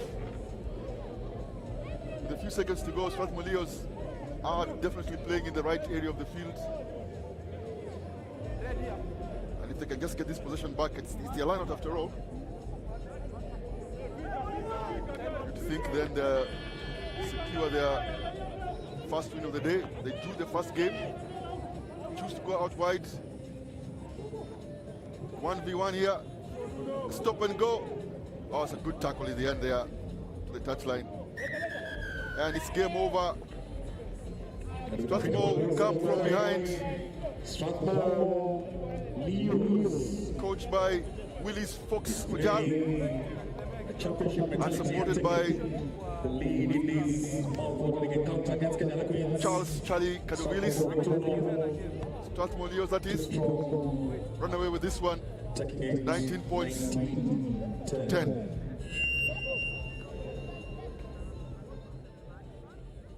Next match. Match 8 of the day.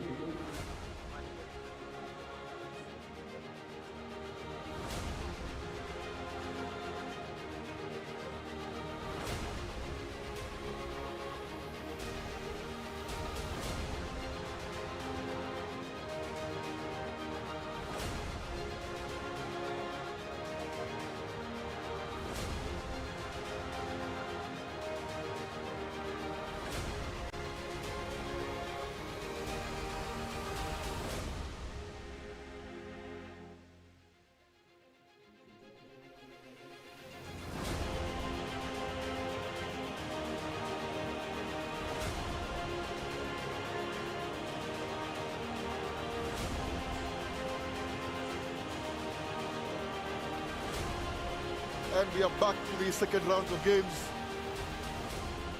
After the break that we had earlier, the second round of games was Strathmore Leos who took on Kenya Harlequins, just edging them there 19 points to 7, to 10 rather. And now the home side here, known this, who they themselves drew with Strathmore, taking on the one new there of black blood Kenyatta University students who lost to Kenya Harlequins their first game. The deep kickoff here by Nondis. Chance on the ball, but it's well defended here by Black Blood. Nondis trying to play out again here. We see teams doing this. It's a tackle release, referee says. They choose not to kick the ball. They seem confident in their possession. Oh, it's a nice offload there by Ronnie to Charles. Charles keeps running well, goes straight to the defender. It's good possession rugby here by Nondis. Change the personnel from the first game.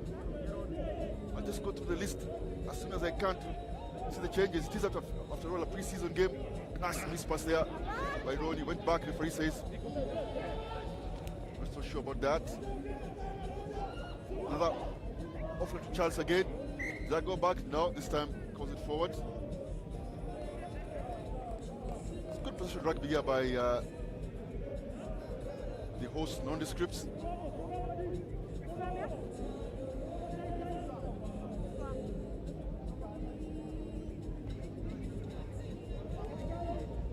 Second edition of the Ruff and Tuff Sevens tournament, sponsored by Crown Paints under one of their brands here, Ruff and Tuff.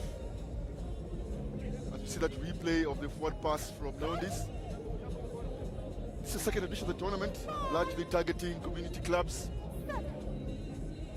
And of course, some universities like Strathmore, and on the field here, Kenyatta University, Blackblood. Good appreciation of the rules there by the Black Blood player. They keep it. Oh, this is dangerous for them. Keep it playing in the danger area at the turnover possession. It's a knock-on, the referee says, but penalizes Black Blood player earlier for, I think, just being offside. I think knock-on by Nondi, so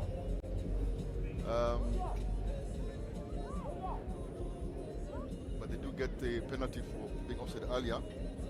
You see that replay. Nondis choose opt rather to go for scrum down. Hold it. No scores yet here. 4 minutes into the game yet, no scores. You see Ronnie here with a long pass out. Well defended here by Blackblood. Good defense here from the students. University. I think that's knocked on. Yeah, that's knocked on by Nondis. Probably did be disappointed. They wanted to keep possession in that area of the field.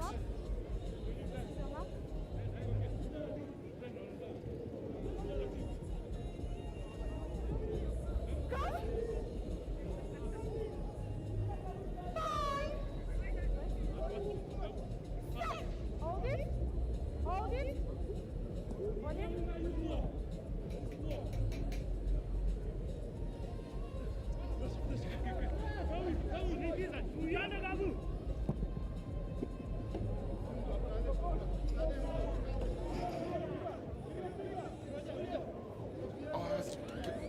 Over. Not yet. Kenyatta University just trying to play out of the 22, then kick the ball, and it's well fielded by Nondis, who they themselves also lose possession. After a couple of missed tackles by the University defense. Oh, it's a line break there by Charles. Oh, is it the try time? Yes, it is under the post there by Nondis.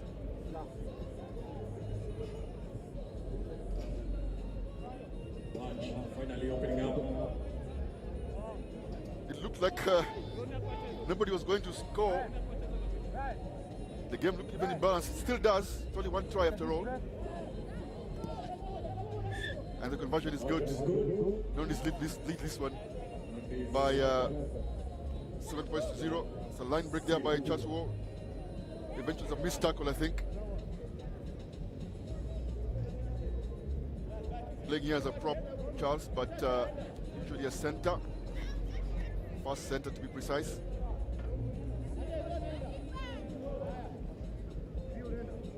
He did get a provisional call-up last year in the Shujaa team, but unfortunately didn't make the cut. Charles. To the corner. Good defense there by Kenyatta University. That was a Ronnie. As we see this conversion attempt from the edge. No, not good enough. And it's halftime here. Ngong is leading this one by 12 points to 0. Is take the lead 12-0 against Black Match day 8. Again, Vegas, the alien counters. So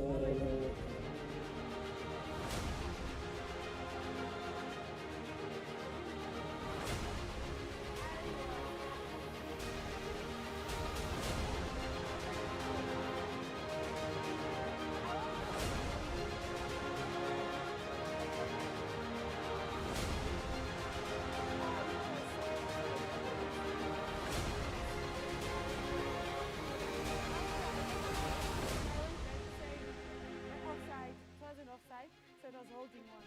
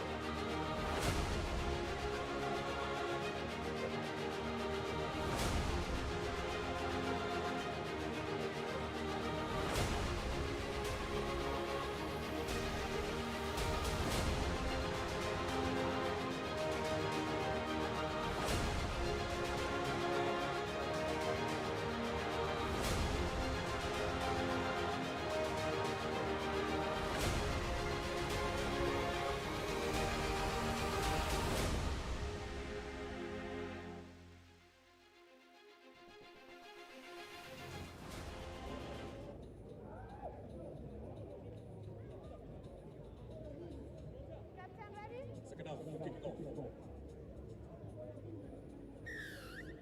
And we are underway. The second half between Northeast and Black Lion. We are back in second half. Johnny's kickoff.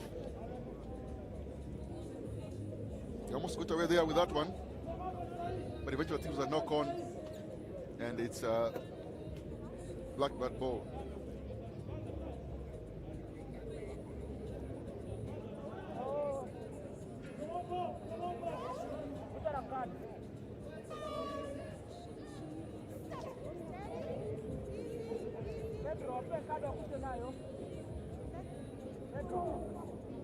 Will KU play out of here, or will they kick this possession? They still have some time.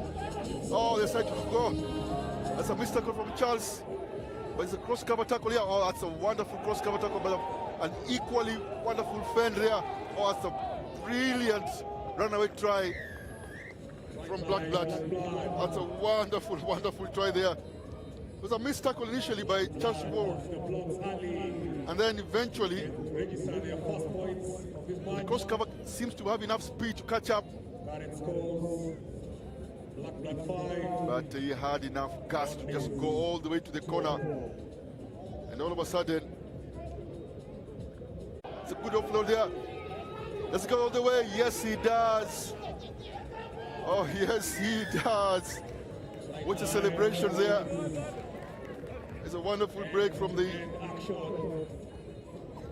Noni's captain. Who then does plays a support play on his outside.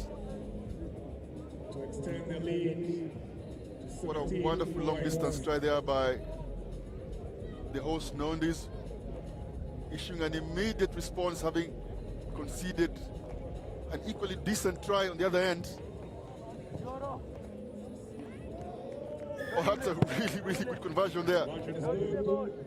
Taking the scores now to 19, a bit more convincing from Nondis. Look at that, from Ronnie.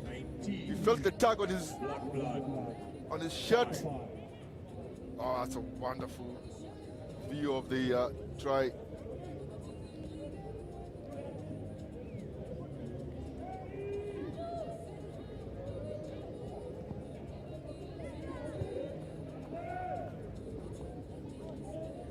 A high hanging kickoff, stays in, rather bounced in and then goes out. As we get a shot there of the Nondi's try scorer.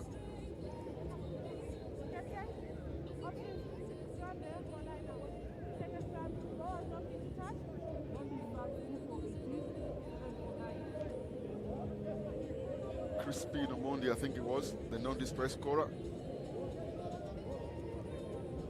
Good support play there by Crispin on his captain Ronnie Omondi for that wonderful try, and immediately gets a substitution. Another opportunity here for Black Blood to play out. Remember, they had scored that long range try. This time, they do the same thing, trying to keep the possession. Nond is determined here to defend against this one, a bit narrow. Black Blood, I thought they're a bit narrow.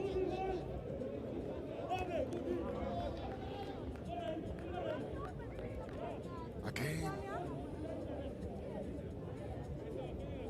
they lose possession in a dangerous area of the field. Black Blood, I think this is something they need to look at. How to some play out options. Sometimes the times when to kick, sometimes to play. It is pre-season anyway. I'm sure they'd argue.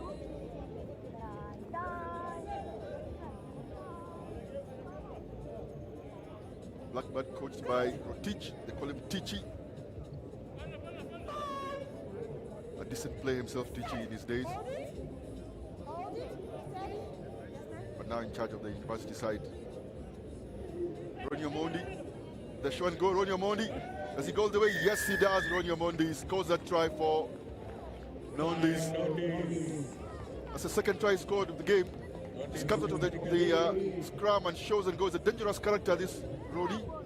Really clever and understands the game of rugby. Ronnie is a former international. Shujaa 7 with Shujaa 7s. Really clever try there. There was an overlap.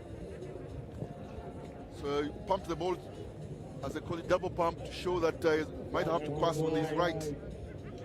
As the defense hesitated, Ronnie just went in, looked like he does his scrum feet, comes out. It's a really pick. There's a double pump there. More like a triple pump.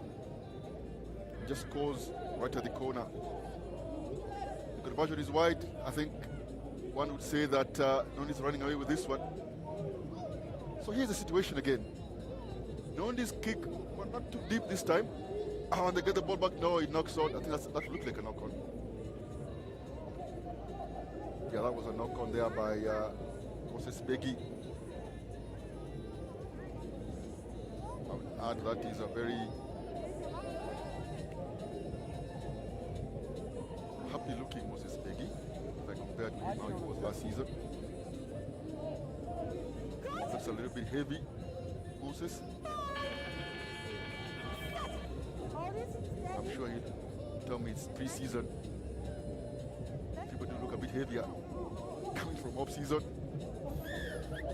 Ian Mabwa penalized there for early tackle.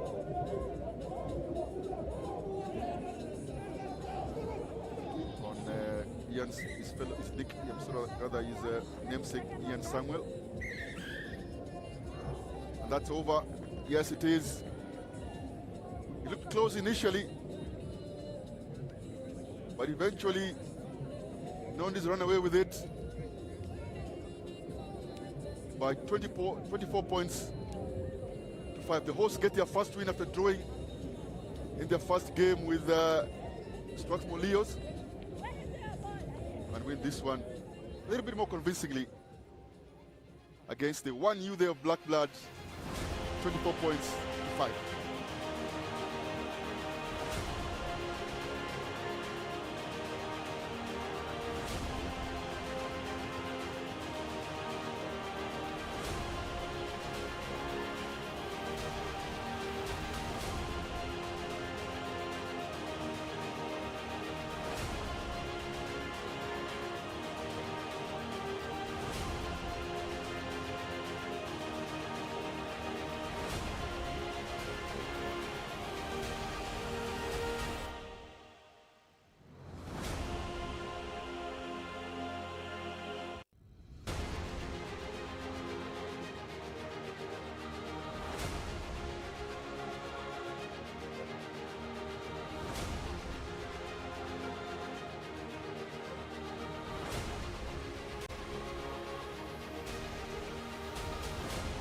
Magaes tuko.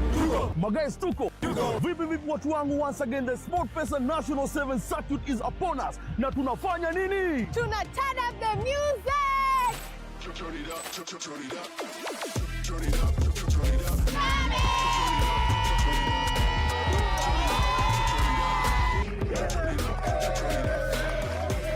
We're turning up sherehe. Turn it up, turn it up. Turning up the moment. Turn it up. Turn up the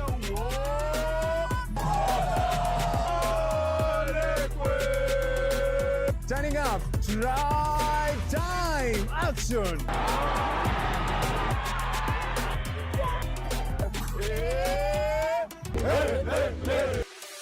Notice, are we ready? We are back.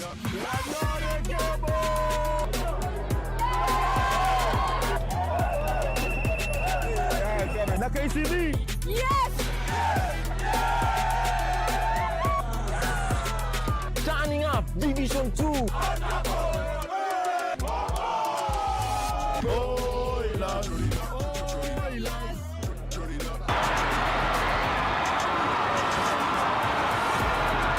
Our family Buddha.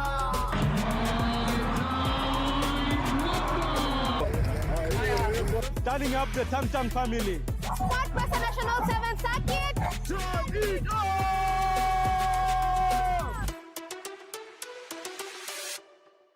Magaes tuko.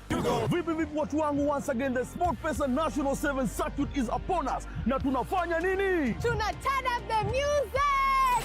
Turn it up, turn it up. Turn it up, turn it up.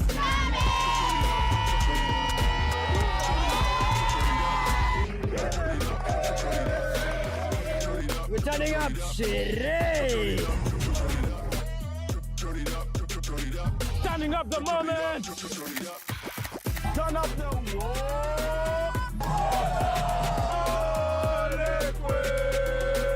Turning up. Try time. Action.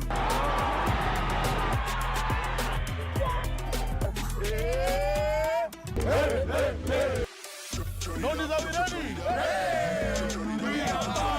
We are back.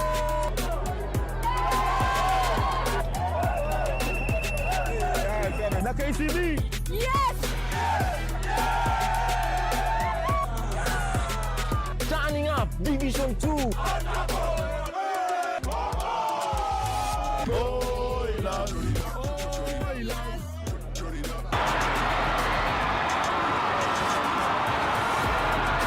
Our family Buddha.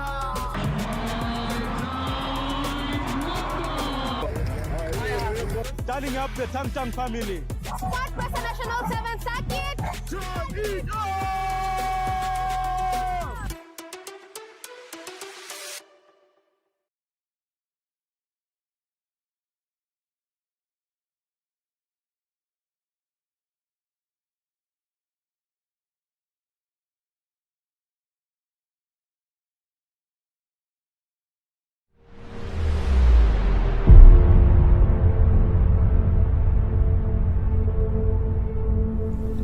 It all started with a vision to bring color to life and quality to every corner of Kenya. Over the decades, we have grown with the nation, painting homes, schools, cities, and dreams.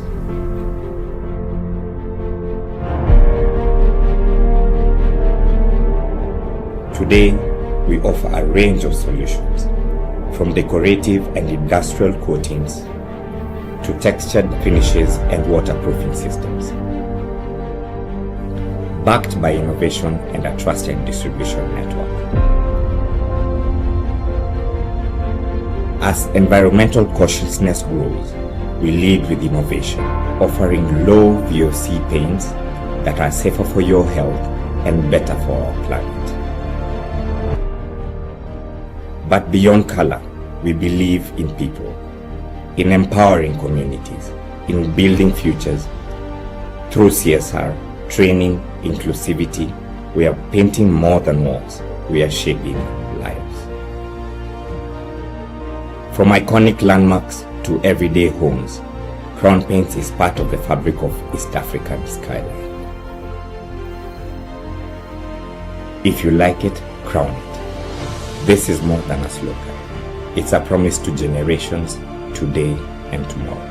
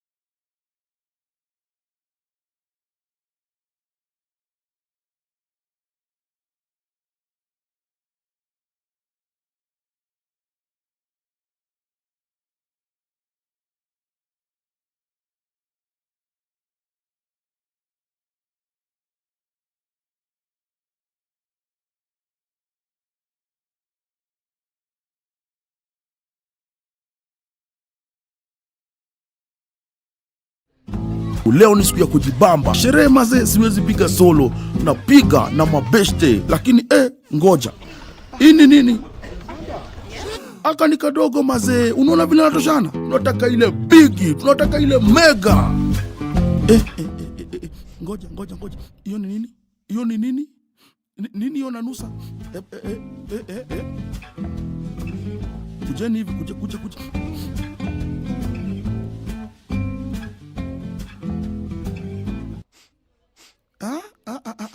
Hapa.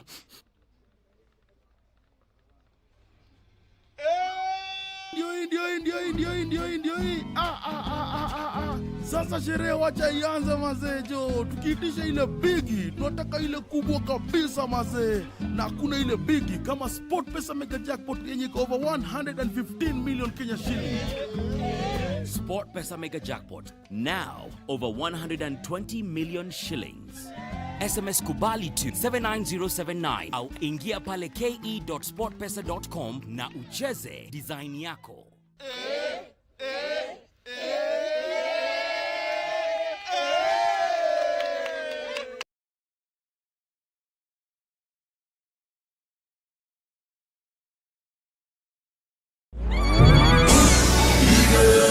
Watu wangu, the real captain ameland.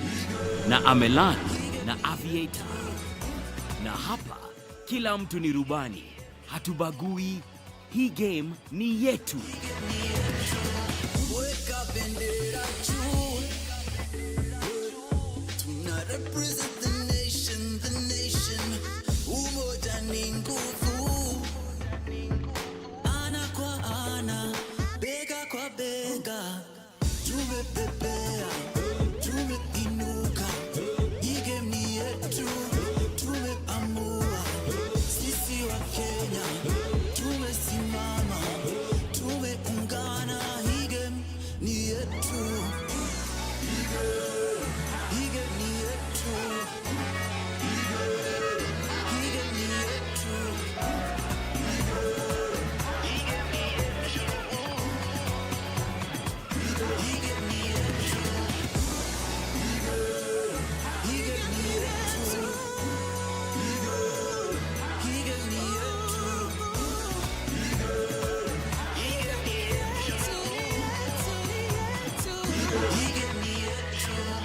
Karibu Sport Pesa Air. Cheza aviator. Hapa, kila mtu ni rubani.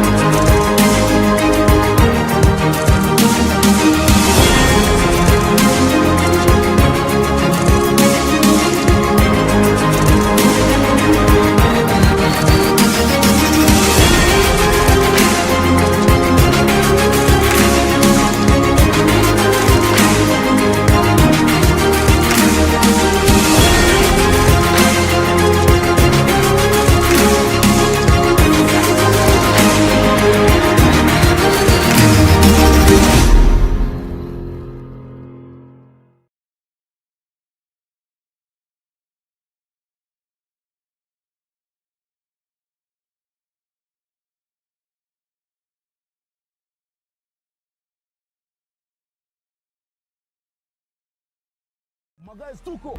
Magais tuko.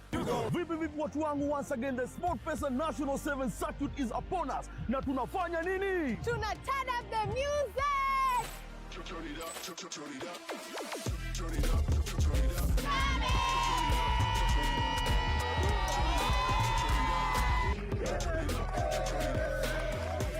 We're turning up, sherehe. Turning up the moment. Turn up the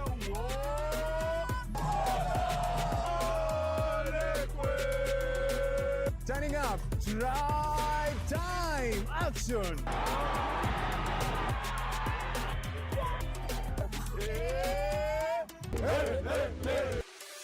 Notice, are we ready? We are back. Hee-ha, hee-ha.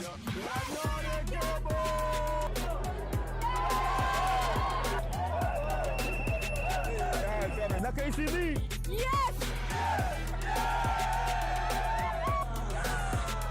Turning up Division 2.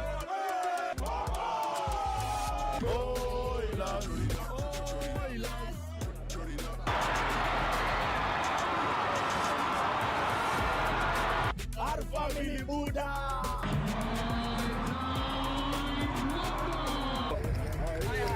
Turning up the Tang Tang family. Sport Pesa National 7 Circuit.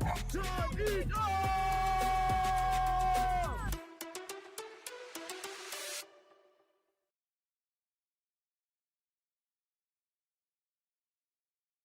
Watu wangu, Form moto ya World Cup imejipa. Wekelea game yoyote daily kwa platform yetu na ustand a chance kugrab share yako ya 5 million shillings. Washindi watatangazwa every Monday kwa social media pages za SportPesa.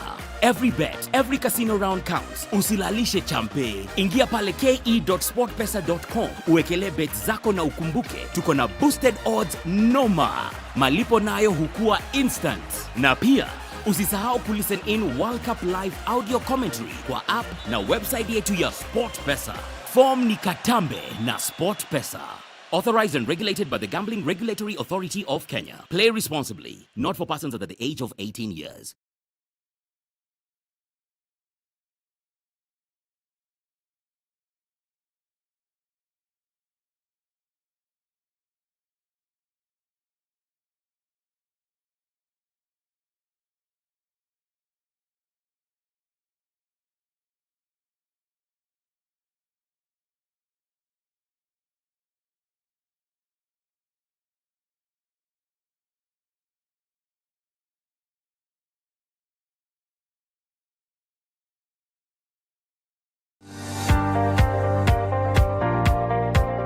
Welcome to the launch of our latest product, Crown Paint's Floor Tech, a high-quality, solvent-free, self-leveling epoxy flooring system designed for exceptional durability, superior chemical resistance, and outstanding performance under heavy traffic. Ideal for residential, commercial, and industrial applications, CP Floor Tech delivers both strength and style. Let's go through the detailed application process. Day 1, surface preparation and primer application. Before applying CP Floor Tech, proper surface preparation is essential. Ensure the moisture content is below 4 to 5% and the relative humidity is under 70%. Mechanically grind or shot blast to achieve a profile depth between 150 and 200 microns. Confirm the surface is clean, dry, and free from dust, oil, and other contaminants. Fill and level any uneven areas as required. Primer mixing. Step 1. Mix CP Floor Tech water-based primer at a ratio of 1 part resin to 2 parts hardener until you achieve a uniform blend. Step 2. While mixing, slowly add 2 parts demineralized water to the resin hardener blend until fully uniform. Step 3. Apply the primer evenly with a roller. Allow to cure for 24 hours before proceeding to the screed application. Day 2, screed application. On the second day, apply the CP Floor Tech screed, a 3-component system. Step 1. Mix 4 parts resin with 4 parts hardener using a mixer.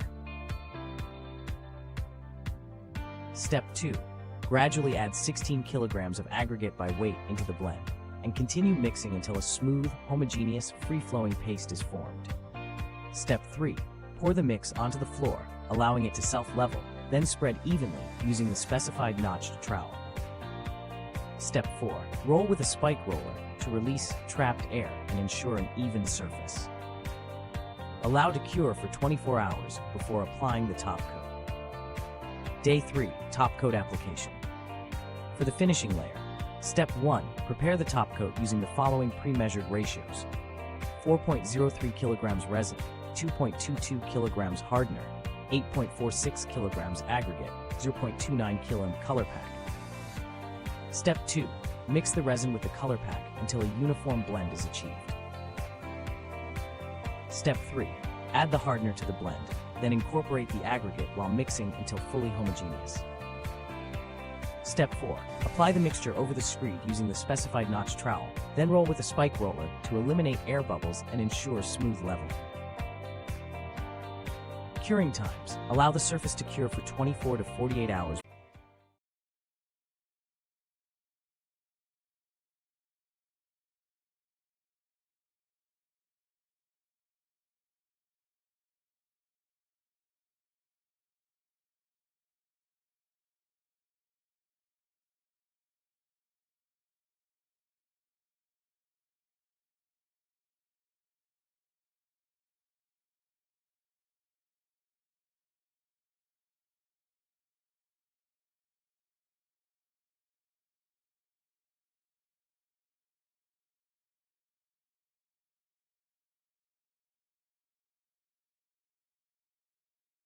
Introducing Ruff and Tuff, the ultimate solution for premium textured finishes on both interior and exterior surfaces. With its superior acrylic emulsion base, Ruff and Tuff guarantees high performance, offering a wide range of multi-directional textures. Here's why it stands out. Ruff and Tuff can be applied on various surfaces including plaster, cement rendering, blockwork, cement, stone, bag-washed, fair-faced concrete, timber, glass, and aluminum. Formulated with mold-resistant biocides, Ruff and Tuff ensures long-term protection against algae, mold, and fungus, extending the life expectancy of your surfaces up to 15 years. 24 ready-made colors, or Ruff and Tuff Regular for better overall performance, and a choice of 3 texture variants: normal, fine, and stoneless. Ruff and Tuff Regular's multi-coat system enhances water resistance, color retention, and cleaning ability. With over 6,000 shades to choose from, you can customize your finish to suit any design aesthetic or preference. Experience the difference with Ruff and Tuff, the professional's choice for premium textured finishes that stand the test of time. Watu wangu, the real captain ameland, na ameland na aviator. Na hapa, kila mtu ni rubani, hatubagui, hii game ni yetu. Weka bendera juu, tuna represent the nation, umoja ni nguvu, ana kwa ana, bega kwa bega, tumepepea, tumeinuka, hii game ni yetu, tumeamua, sisi wa Kenya, tumesimama, tumeungana, hii game ni yetu, hii game ni yetu, hii game ni yetu,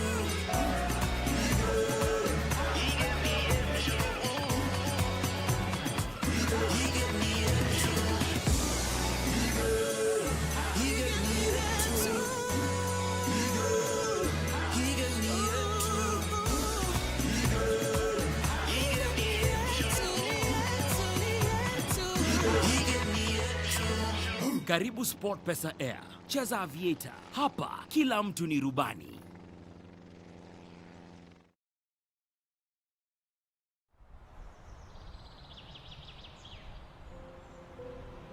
Kenya, our home, our everything.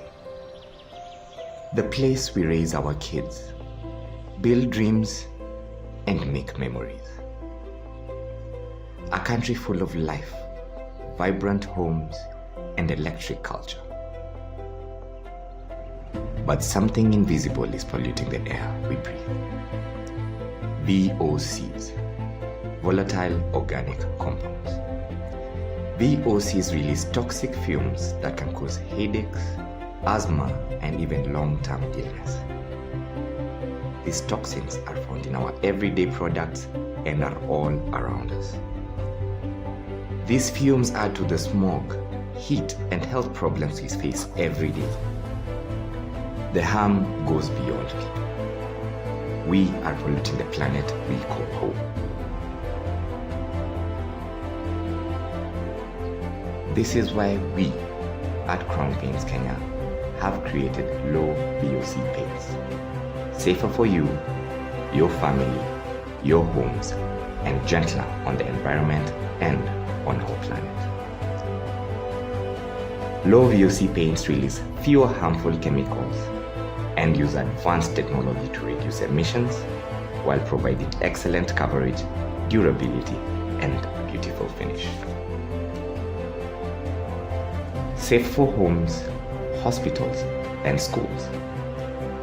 Low odor, cleaner indoor air. Kinder to the environment, supports green building standards. Because color should uplift, not pollute. Join us here at Crown Paints as we color Kenya the right way. Safely, responsibly, sustainably. This is just the beginning of a powerful movement. At Crown Paints, we are committed to building a greener, more sustainable, brighter future.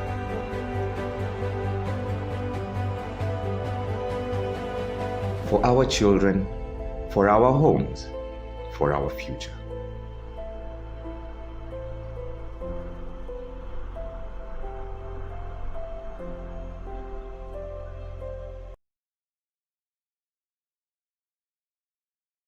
Watu wangu, form moto ya World Cup imejipa. Wekelea game yoyote daily kwa platform yetu na ustand a chance kugrab share yako ya 5 million shillings. Washindi watatangazwa every Monday kwa social media pages za SportPesa. Every bet, every casino round counts. Usilalishe champe. Ingia pale ke.sportpesa.com. Uwekelee bet zako na ukumbuke tuko na boosted odds noma. Malipo nayo hukua instant. Na pia usisahau kulisten in World Cup live audio commentary kwa app na website yetu ya SportPesa. Form ni Katambe na SportPesa. Authorized and regulated by the Gambling Regulatory Authority of Kenya. Play responsibly. Not for persons under the age of 18 years.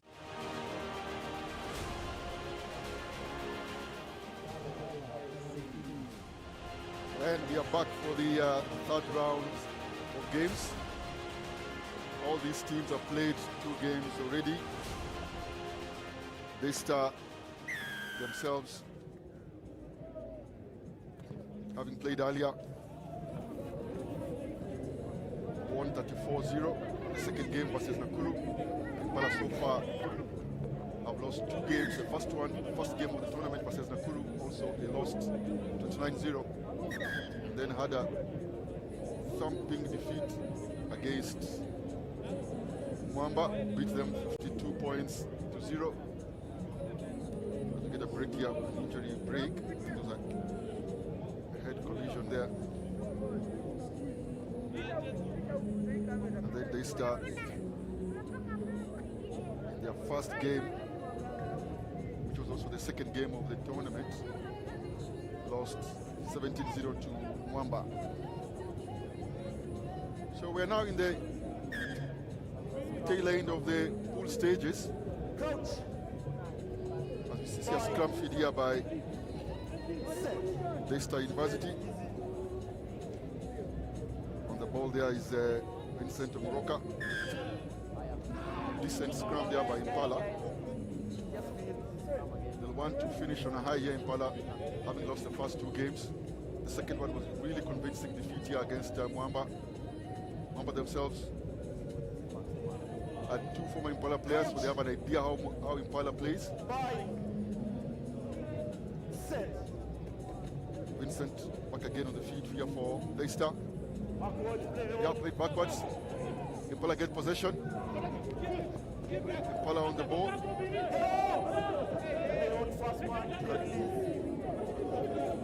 Referee says a turnover, clear release. The turnover from Impala. Now Leicester, the tackle here. It's a good fend there by Arnold Agonda, I think it is. And it's a try by Agonda. Right at the edge of the field there. I think it was him.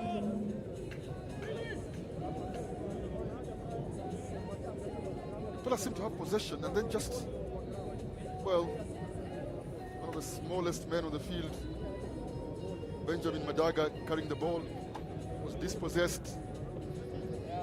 And eventually the man in the screen there just, after a couple of passes, dashed over the edge of the wing there. Scored that try. James Waku was unable to stop him. And Leicester lead this one by 5 points to 0. It's a cold morning here at Ngong Road, but even colder for Impala Rugby. As you see that stop and go, that's a wonderful skip and go.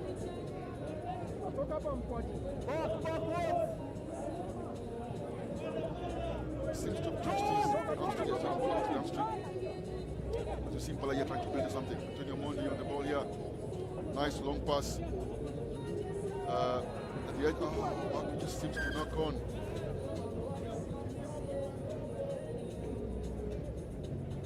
Scrum mark on the 5.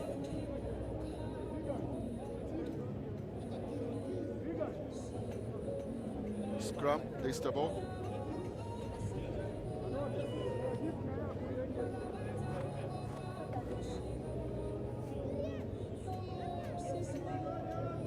Coach. Boy.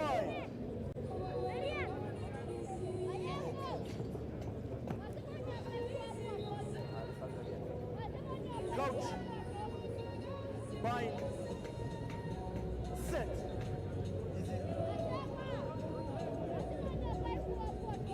Let the ball come in.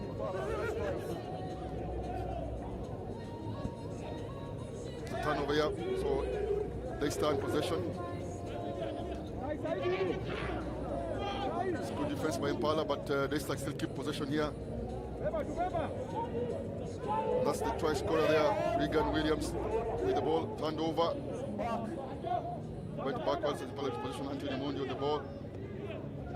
Madaga, Kinyari, back out to John.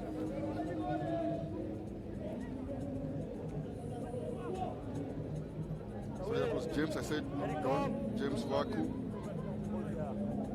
Referee says the ball is there, even though they're trying to. It's good pressure there from Ansley Katie from Daystar. Mondi with the show and go. Anthony, he says that pass to Ted Ngonga. Anthony Mondi turns over, unable to compete there on the rack. Good tackle by Madaga and floated by James. Some pressure from the Impala defense, but they still keep possession.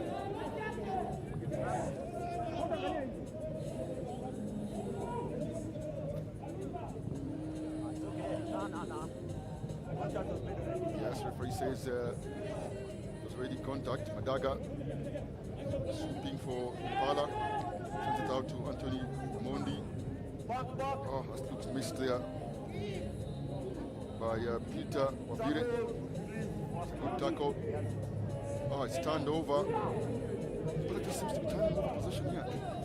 It's a seesaw possession rugby. Seems you can overlap here. Madaga just seems to be struggling there to bring down the bulky Amukwachi Clinton. Oh, and eventually just looks like an easy try. And a missed tackle there, I think, from Ted Ngonga Impala. And the try scored.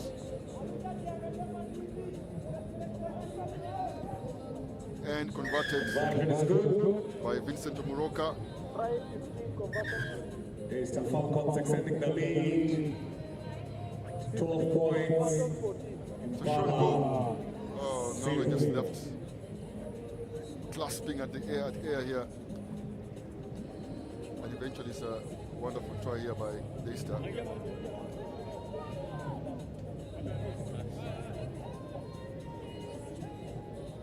Impala have really struggled today. I don't think they've scored any points in the tournament so far. I don't think they've scored any try, rather. We still have time. We still have time. And the third game here, We still have time. We still have which looks to go out, referee just saying there's still time. About 20 seconds on our clock here. Yes, referee confirms that yes, there's 1 minute to go. So there's an opportunity here for Impala. 1 minute is a lifetime in sevens, or can be a lifetime in sevens. And they receive possession here, Impala. Again by Ted Ngonga. Advantage over, says referee. As Agustin Wino skips the tackle there. That a knock on by Arnold Gonda. Nyari tries to kick it off. And Gonda is penalized there, I think, for playing the ball on the ground. Nyari was trying to sort of kick and chase, but the referee calls them back for a penalty. What will they do with the possession here? You consider that, the referee saying they have time, but it's less than a minute. Madaga on the ball here for Impala. What will they do? It's good. But there's no chase. Missed tackle again by Impala, the defense. It was Peter Obuda this time with the missed tackle. Looks high, it's a good chase. And a good tackle eventually at the edge there by Impala. But it's time out for Impala, unfortunately. It's the first half. For a break. And Impala are behind on this one. They still have 7 minutes, Impala, to try and get something out of this game. As we see the replays of that chase. If you're just joining us, this is the last determined chase there match for this group stage. by James Waku. I think it was James Waku there. For Impala, tackling the try scorer there for Regan Williams, who has scored 2 tries already. And they still lead this one by 12 points to 0.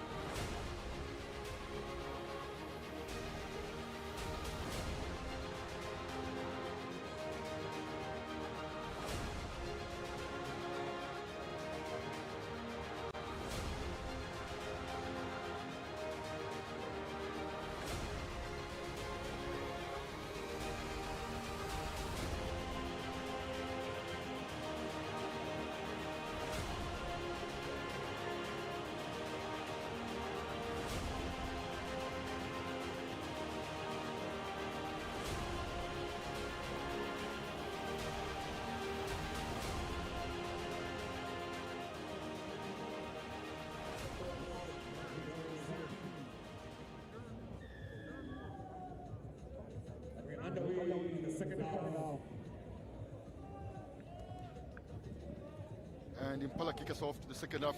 Well taken there by Daystar University. Kinyari creating pressure on the ball there. Turned over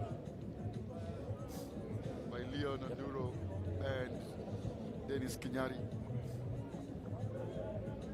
Derek Kinyari, I beg your pardon.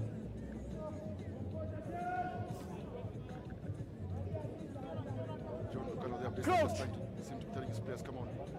Bind. Kind of to lose possession here. Set. Stability, Impala. There's an opportunity here for Impala. If they can get out of something in this game, I think that will build some confidence for them.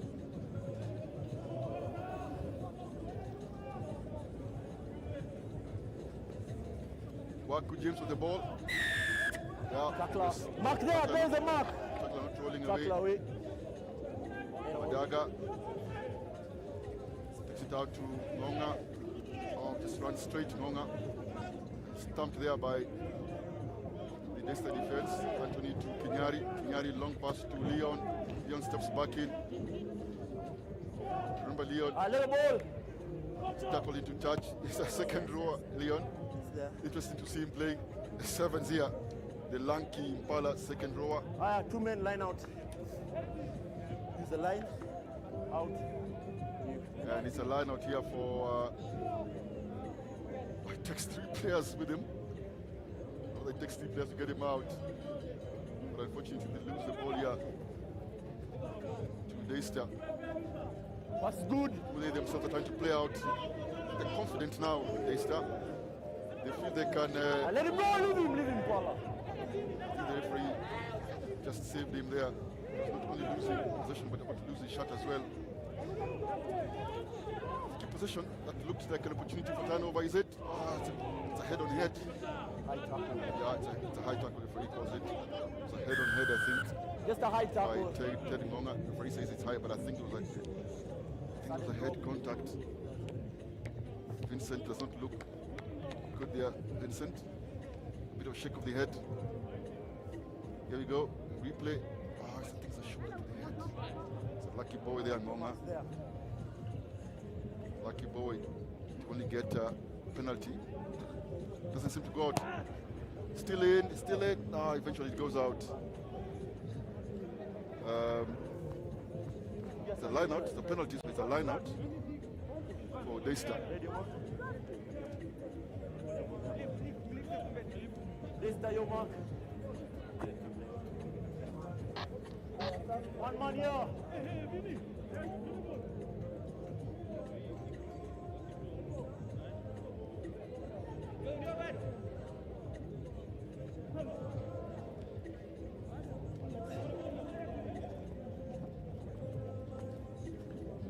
Try scorer there, just sending it out, looked forward.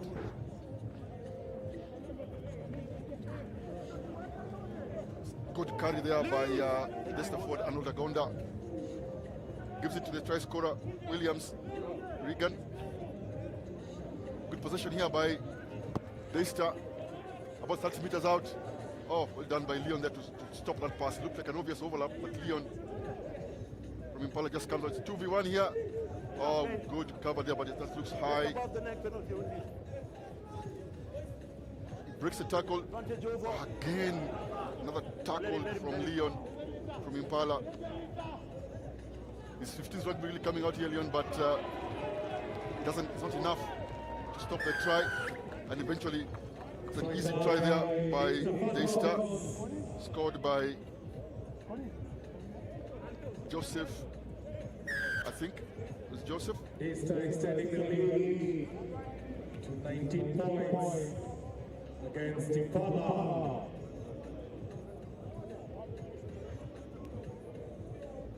Current score: Daystar Falcons 19, Impala 0.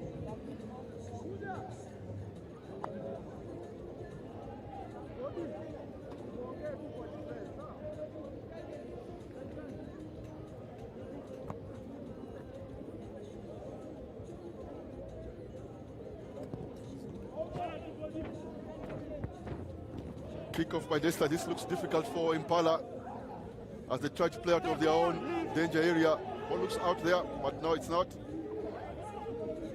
The substitute just sent that ball to Kinyari.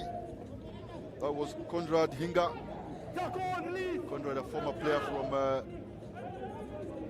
Kwea. Leon. The young man just knocks on there. Leon Onduro from Impala. People are trying to put something together here to string some passes, but in the wrong area of the field, Impala, and they just give easy possession back to Daystar. Remember, we are in the third round of games here. This is the first of the third round of games. You can argue that this is the final pool games.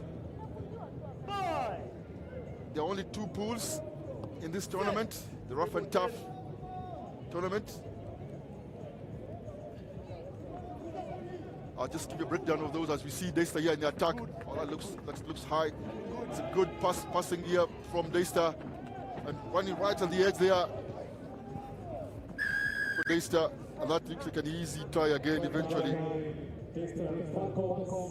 scored by Nasir Boy, who came in as a sub. So Daystar extend their lead here to 24 points. Impala, their own worst enemy, trying to play out of their danger area, but perhaps not with the sufficient skills. Then knock on by Leon, gifted possession to Daystar, who they themselves strung some good passes there. You see that pass from Regan Williams to the eventual try scorer Nasir Boy, and there's nothing that Impala could do for that. It's not a desperate attempt, I think, by Ted Ngonga. By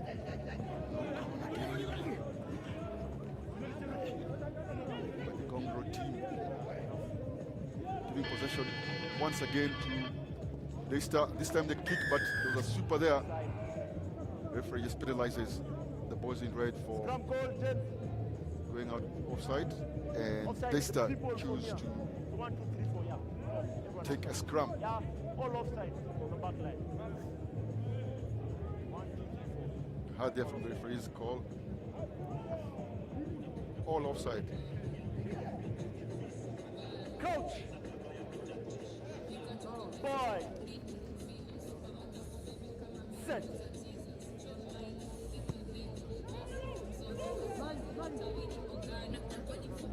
Ball out. Bit better defense here from Impala. Can put pressure.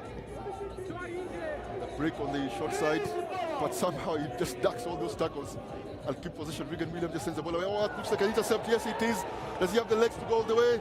Does he have the legs to go all the way? You bet he does. That's the first try for Impala.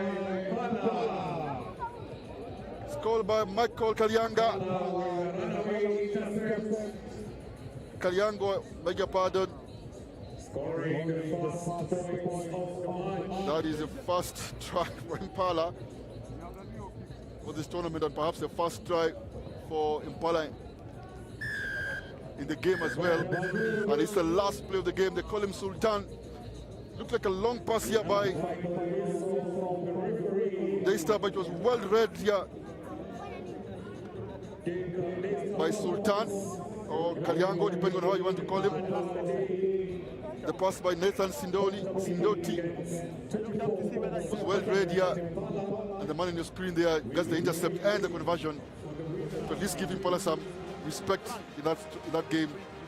And this time they lose this one, 24 points to 7. Still the third loss, Impala. So I think they can say they're out of the tournament, and Daystar will wait to see the results of the other games. Coming up next, the Kuru versus Kulabu. And I'm joined here in commentary by the able Damima Duffield, who will shortly be with us. Good morning here from the second edition of the Ruff and Tuff Sevens tournament, coming to you direct and cold from the chilly, very chilly Ngong Racecourse. It is though a glorious morning and a glorious weather for Sevens Rugby. Make your way out here to the Ngong Racecourse. I assure you won't be disappointed. Sponsored of course by Crown Paints, Sport Pesa, Hemingways. As we see that deep kickoff by Nakuru RFC. Nakuru did open the tournament playing against Impala and won that one 29-0 convincingly. And then in their second game, Nakuru came against a more determined Daystar who just beat Impala 24-7. So Nakuru lost that one 34 points to 5 against Daystar. Mwamba won their first game against Daystar, and then went on in a convincing thumping win of 52 points to 0 against Impala. That's good pressure from the boys in green, Nakuru RFC, Manyore, as they popularly know. Manyore coached by former Kenya Sevens international Oscar Uma, well assisted by another Simba's international, Ewis Makori. Serial winners, those two, both for club and country. So they know a little bit of rugby. This will be an interesting game because both teams need to win here. And I think if Mwamba win, they go out to the knockout. As you see that simple, I'm calling it simple. It wasn't simple eventually. It wasn't simple. Dorima, welcome. Good morning. Do you have your dawa or tea, Dorima? Oh, it is such a chilly morning here at the Ruff and Tuff Sevens this morning, but it's good to be here. I think everyone's really amped for the tournament. You know, teams are playing their hearts out. On the screen and on the pitch right now, we've got Mwamba, as Oscar said, taking on Nakuru for this tournament. Mwamba having won 2 games so far and looking for their third win in the tournament. But we just got a try there from Nakuru, so Nakuru leading this game 5-0 at the moment. Game back to the restart. Mwamba definitely not happy about that. looking to get their first try in this game. It's a really good kickoff. Does it go to 10? Yes, it does, referee says. But Demima, this is the first of the, should I say, pre-season tournament. Actually, there was one pre-season tournament earlier, played about 2 weeks ago, somewhere along Thika Roads. Yes, that was the Met Sevens last weekend, actually, hosted at KCB. And so this is the second preseason tournament that teams are here to let their young Turks play, test their systems, see if what they've been doing in training will now, will work, and test their defense systems, test their attacks. Wamba kicking the ball there, putting the ball to Boom to chase out on the wing, but I figure Nakuru will gather it. No, bundles it backwards. Wamba with the ball. Tackle from Nakuru. Will that be a high tackle? No, it was from behind. Wasn't I think it's there. Yeah, it's possible because the tackler did push him forward and sort of bumped into the opposition defender. The assistant referee just calling that. There could be mitigation here though, because he was already coming down, having been tackled.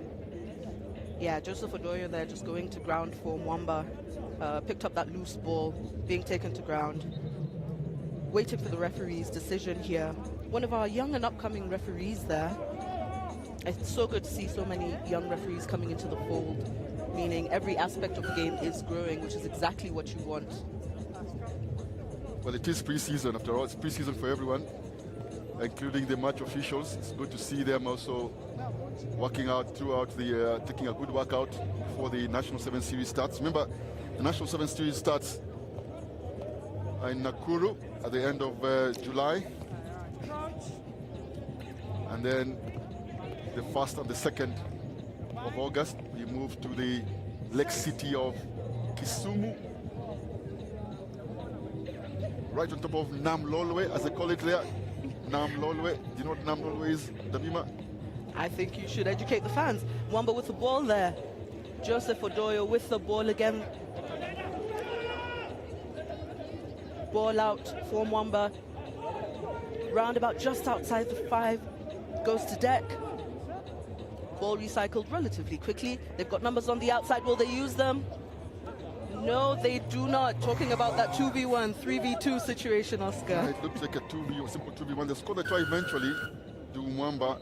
But you'd want to think that 2v1 should be simple. We saw one 2v1 scenario where it was just a simple pass and go. And sometimes even if you just, as I say, sometimes respect the basics, even though the try seems to be scored at the edge, but if you commit that last defender, it allows the try scorer also to still come round and score somewhere close to the post. I know some players think, if I just ignore that overlap, I might score to the post, but no, the defenses are desperate at that time. Yeah, that last pass there by Shackle Basire, who took it into contact and then gave it out to his man, resulting in that try. Conversion goes wide, so scores remain 5 points to Nakuru, 5 points to Mwamba. Just a handoff there, seeing the replay and the try, the eventual try rather, at the end. Try, yes. Dennis Dayala misses the conversion as we Amon Wambokia at the edge. He's done that before against Impala. I thought he had already broken there, but he's still keep possession here. Wambok back to the rack. Dayala with the ball again, sends it out wide. They get to pass out wide. Oh, I saw the overlap here. I thought there was an overlap again. Damima, I thought there was an overlap. Yeah, just those simple soft skills. Takes the ball into contact, spills it in contact. Nakuru doing no mistake of collecting that ball and kicking it out, saying we're not going to play from our 22. Let's go play your half. Remember, this is the 3rd round of games, so these teams are equally balanced, you'd think. That's what you'd normally expect, though, in terms of the third round of games. It's a one-day tournament, so after this, the scores will matter depending on the knockout round. Yeah, Joseph Odoyo there, who we saw collect that ball that eventually resulted in the try from Mwamba, just getting that ball, but unfortunately spilling it forward, which is what I am thinking Nakuru were hoping for. So Nakuru scrum now. They're in the Mwamba half, and they're looking to score. Well, they are playing in the right area of the field. Cyprian Ombaso there with the scrum feet. Takes it out to fly half, or first receiver rather. Graham Shimon trying to bamboozle his way across the defense. Is that a knock-on? I think it was. I think it was a knock-on, so referee gives it the advantage for penalty for rolling away. Yeah, Nakuru doing, or rather everything going in their favor at this point. I'm sure they're hoping they can use all of this to their advantage. Joseph Fodoyo there again. I think I've said his name about 5 times in this game.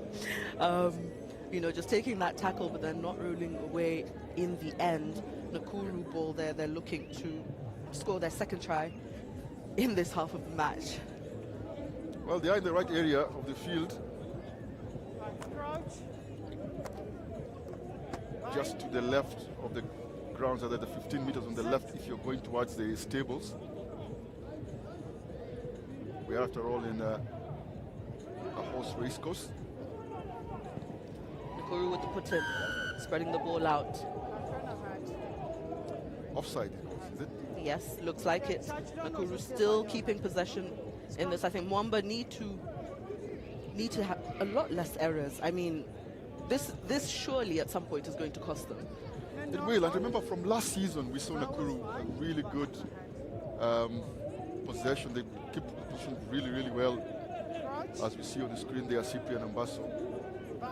And they do well build-up plays sometimes, even if they are behind. They seldom lose possession. At least that was last year, and it seems to be going the same way this season so far. Nakuru taking the ball into contact there, Mwamba with the tackle, recycling the ball fast. Will they be able to do it again? Taking it into contact again, I think, just with the wet ball and with the slippery ground. It's a little tricky to run as fast as maybe you'd want to. Yeah, it is slippery, but I did say they keep the position well. Unfortunately, as I say that is turned over there by one of the smallest people in the field, by Mwamba RFC. They themselves want to play this one out. Amon Bambok just loses position there, juggling the ball there for Mwamba. Dayala, Dennis on the ball here. Shakil Basire there, giving it out to Joseph Odoyo. Spreading the ball out to the wing where Eugene Ojambo is waiting for it. Vice captain for this team, for this tournament. Kicks it, runs past the defender, kicks it again. Will he be able to get there? Oh, and we just see a knock-on there from him. Eugene, just at the end of that play. And that one ends square.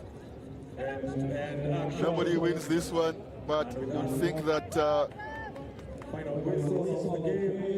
because both teams, I think because Mwamba had beaten Impala by convincingly by about 52 points to 0, perhaps they would go ahead in the knockout stages. That is likely for the Mwamba side. Unfortunate for Nakuru if they don't go through, but we'll get to see how the table looks after this. Yeah, we'll go to the table, but in the meantime, it's halftime. Sorry, it's halftime. It's halftime here. The scores still evenly balanced at 5-all. I beg your pardon. I thought that was the end. Sorry, I thought that was the end for that one. Oh, we need to stay on point here. Then I think we get some cup of coffee. I think it being a 5-5 score just had us so tense in this game that you could have mistaken it for the full-time whistle. But it's only halftime. Game still up for grabs. Both teams looking to win, both looking to progress rather to the next stage. On the screen there, right now. Well, that's the club secretary for Kenya Harlequins, Nakesa Were. On the screen there, she is also one of the leading rugby administrators in the game. Director of rugby there, Kenya Harlequins, Joel Nganga, they call him Joeli. He himself, a rugby administrator, former Kenya international, and also one of the players of Legends by Nondis. Yes, your teammate. But just to mention, you know, Nakesa Were also was a team manager for the Kenya Lionesses back in the day. So good to see her out here supporting the game. Yeah, Nakesa has been in rugby for a long time, and she's a wonderful servant of the sport. Kickoff Do they retain it? Referee says went back, but the ball goes out of play. Yeah, it was retrieved there, and I think Amon Wambok just couldn't hold on to it.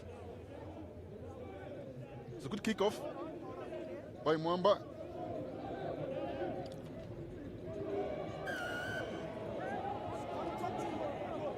Referee says contact in the air. Nakuru ball. Mwamba have to move back 10.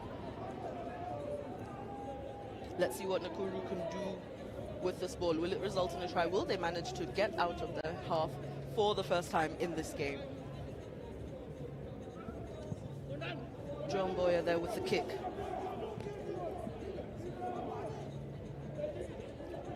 Mwamba with that ball. A missed pass there. Just going loose. Looking to get the ball out to the wing. Will they manage to get out of their 22? Joseph Odoyo there. Takes the ball to ground. Quick tap from Mwamba. Nakuru not 10, referee says. Mwamba still have a chance to get out of their half. So you've got to think that they've got to, be able to string along a couple of passes if they want to get out of their half, or at least put it to boot and chase it, because so many balls are not going to hand, going to the ground. Yeah, Case in point. Yeah, What's on your screen at the moment? It went back. I don't know why. Yeah, it went back. The pass there from Dayala. Yes, but Nakuru went 10 off a quick tap from Mwamba. That's what the referee called for in that situation. Eugene Ojambo there looking to put the ball in from Mwamba. Such a promising young player. Ball goes out. Mwamba take it into contact. Nakuru making sure that this is not going to be easy for Mwamba. Ball going out. Will they take it all the way out to the wing? Is there anyone out at the wing? Yes, there is. Mwamba take the ball to ground again. Quick recycle. And I decides to kick there after some few carries there by, and he gets the ball back. Oh, that was the final pass. That was brilliant by him. That's good interplay by Mwamba. Yes, that really is, and I think playing in close quarters sometimes really helps when the ball is slippery and when the ground is wet, because they've realized that when they're stringing along the long passes, they're not going to hand. They're not as accurate as maybe they'd want to. So maybe the solution for Mwamba is those little passes. Possession, to be fair to Mwamba, they mix it a bit. They put a few carries. They give Reynolds and Vate to carry, and Wambok do get the strong carries, and then you have Eugene and Dayala who mix it up with a few show and goes and some trickery. Dayala on the tackle there, and that's a nice thumping tackle there by Dennis. But Nakuru still keep possession. Yeah, the one thing that you had mentioned, Oscar, is that Nakuru have done very well to keep possession. And just as I say that, commentator's curse goes down, spills the ball forward, and Mwamba regained possession. They somehow had gotten away with it because the referee had given them that opportunity, but the assistant referee just says no, that traveled forward. Yeah. Still balanced here, evenly balanced, 5-5 from both sides. Yeah, I think you can see just a little, maybe fatigue from both teams, a little lax in, you're looking at the way they're running. No one really looks super amped up to take the ball forward, but it also might be because the conditions are so boggy. I mean, this ground is not great for sevens at this moment, because, when you look at sevens, you're thinking speed, you're thinking, but you can't really run in this. No, it is quite slippery, but you argue that the players also need to bring the right equipment to understand the conditions. You can't get enough good footwear rather, to work under these kind of conditions. It's a one-day tournament, so it has its own challenges beyond the elements. Yes, of course. Got a couple of games that you have to play in a day, and you've got to be super fit. I mean, this being the second tournament, rather, as a build-up to the SportPesa National 7th Circuit. Yeah, there was a kick and chase. I was just looking at it as you're talking to me. I was just looking at that. There was a kick and chase here by Mwamba, and the referee doesn't seem to be happy. I think it was a high tackle, because The player tried to exit, to kick exit. I think that was Habakkuk Uma from Nakuru was trying to exit. And then there was a high shot on him, was it? Yes, I believe that's what we saw on camera. Yeah, so they get the scrum feed.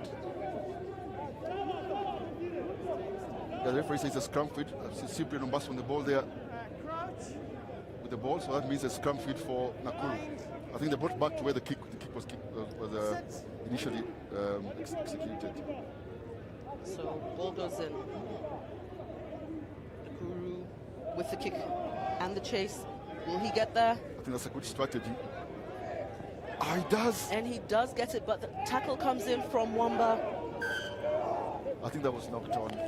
I think that was lost forward. Yes, the referee just calls it back. I think it was Ombaso, or Uma Habakkuk who lost the ball forward there. It was a good option there to kick and chase. The good but decent bounce as we see here. Habakkuk Uma just reaches out to that tackle, but to that ball rather. The tackle just as he spun, just lost control of the ball there. Yes, that was a marginal call, just losing, control of the ball on the ground there. Unfortunate for the Nakuru side. Wamba with the put in. Quick run out. They kick themselves as yes, well. they do. Ball to hand hasn't really been working as well as they would have wanted it to. So it's understandable that this is what they decide to do. The kick is good. The chase is almost good. Nakuru with the ball. Mwamba brings it down. It is good. They get a result. Yes, it is. And they've got numbers out wide. Will they use them? Will they go all the way? And that is a try for Mwamba. Eugene Ojiambo leading from the front as a vice captain. Isn't this boy something?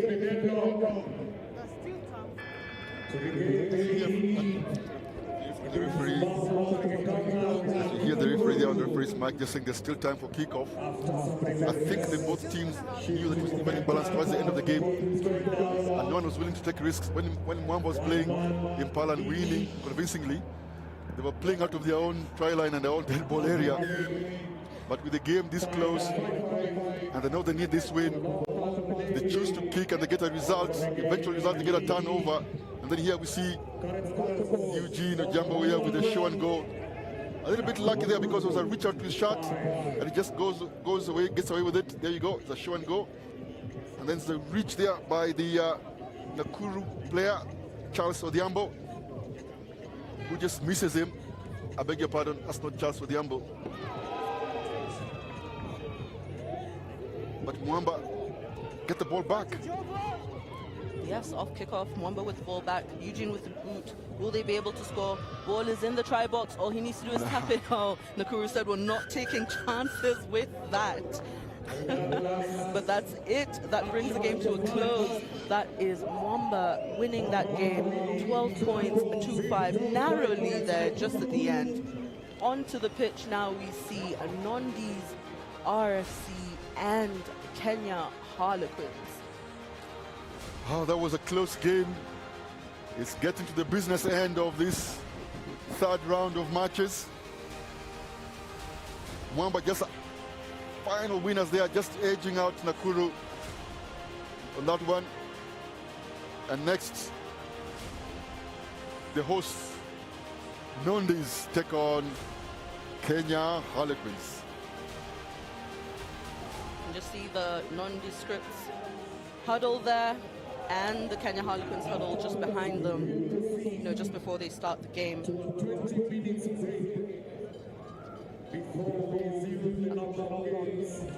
Nondis coming into this game having drawn with Strathmore Leos 17-17, and Harlequins coming into this game having lost to Strathmore 19-10.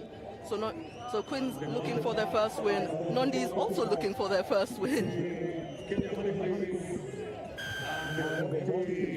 Nondis actually got a win against Black Blood earlier, 24-5.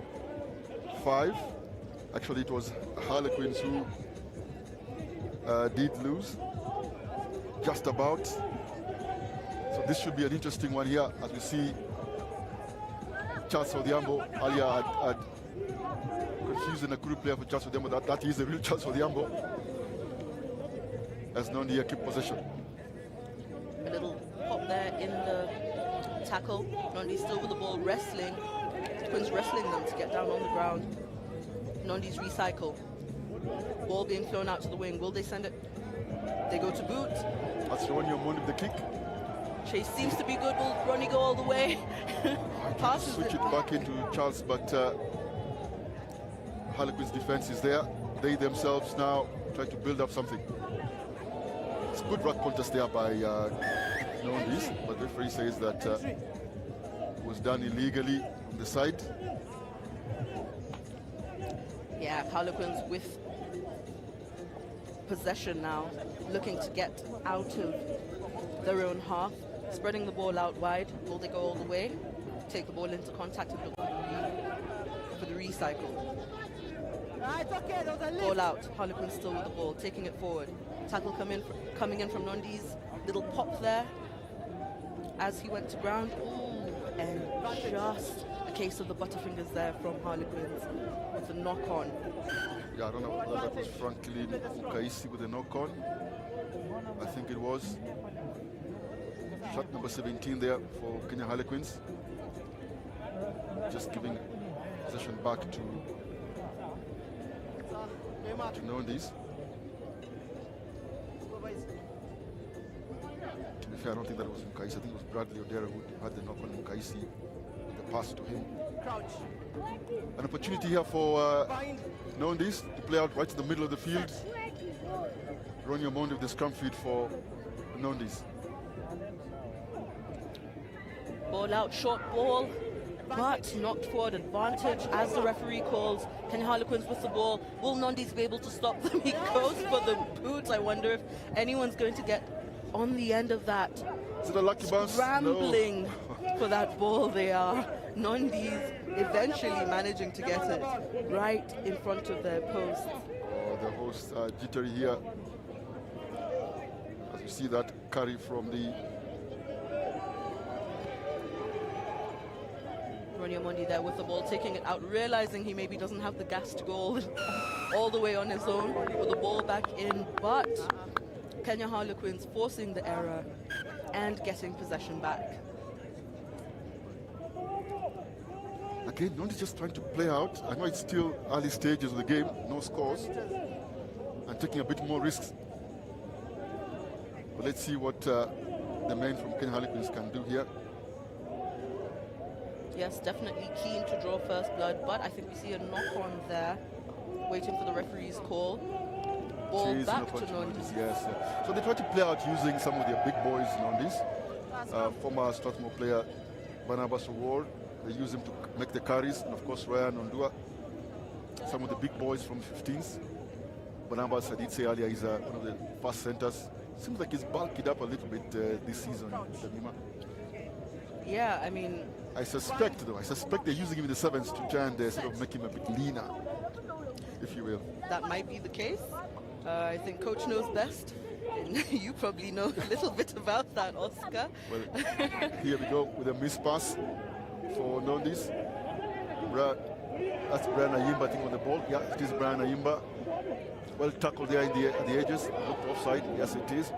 Advantage there from referee. The returning player from Kenya Harlequins just 3 for offside. Ronnie Omondi out to Barnabas.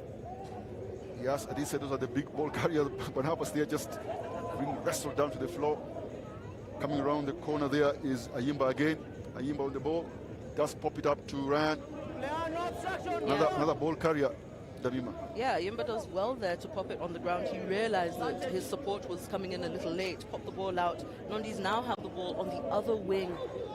You know, taking the ball to ground. Quick rock there. Oof, unfortunate knock on there. Barnabas just taking his eye off the ball there. He'll be disappointed with himself, Barnabas. Look at that. Nice pass there from Ryan. And then Barnabas just taking his eye off the ball.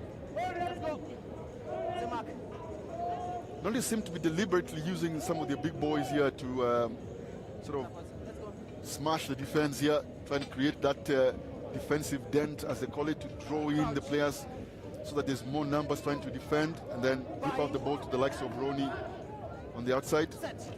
Yeah, Well, it did work until that point when Bahamas knocked on.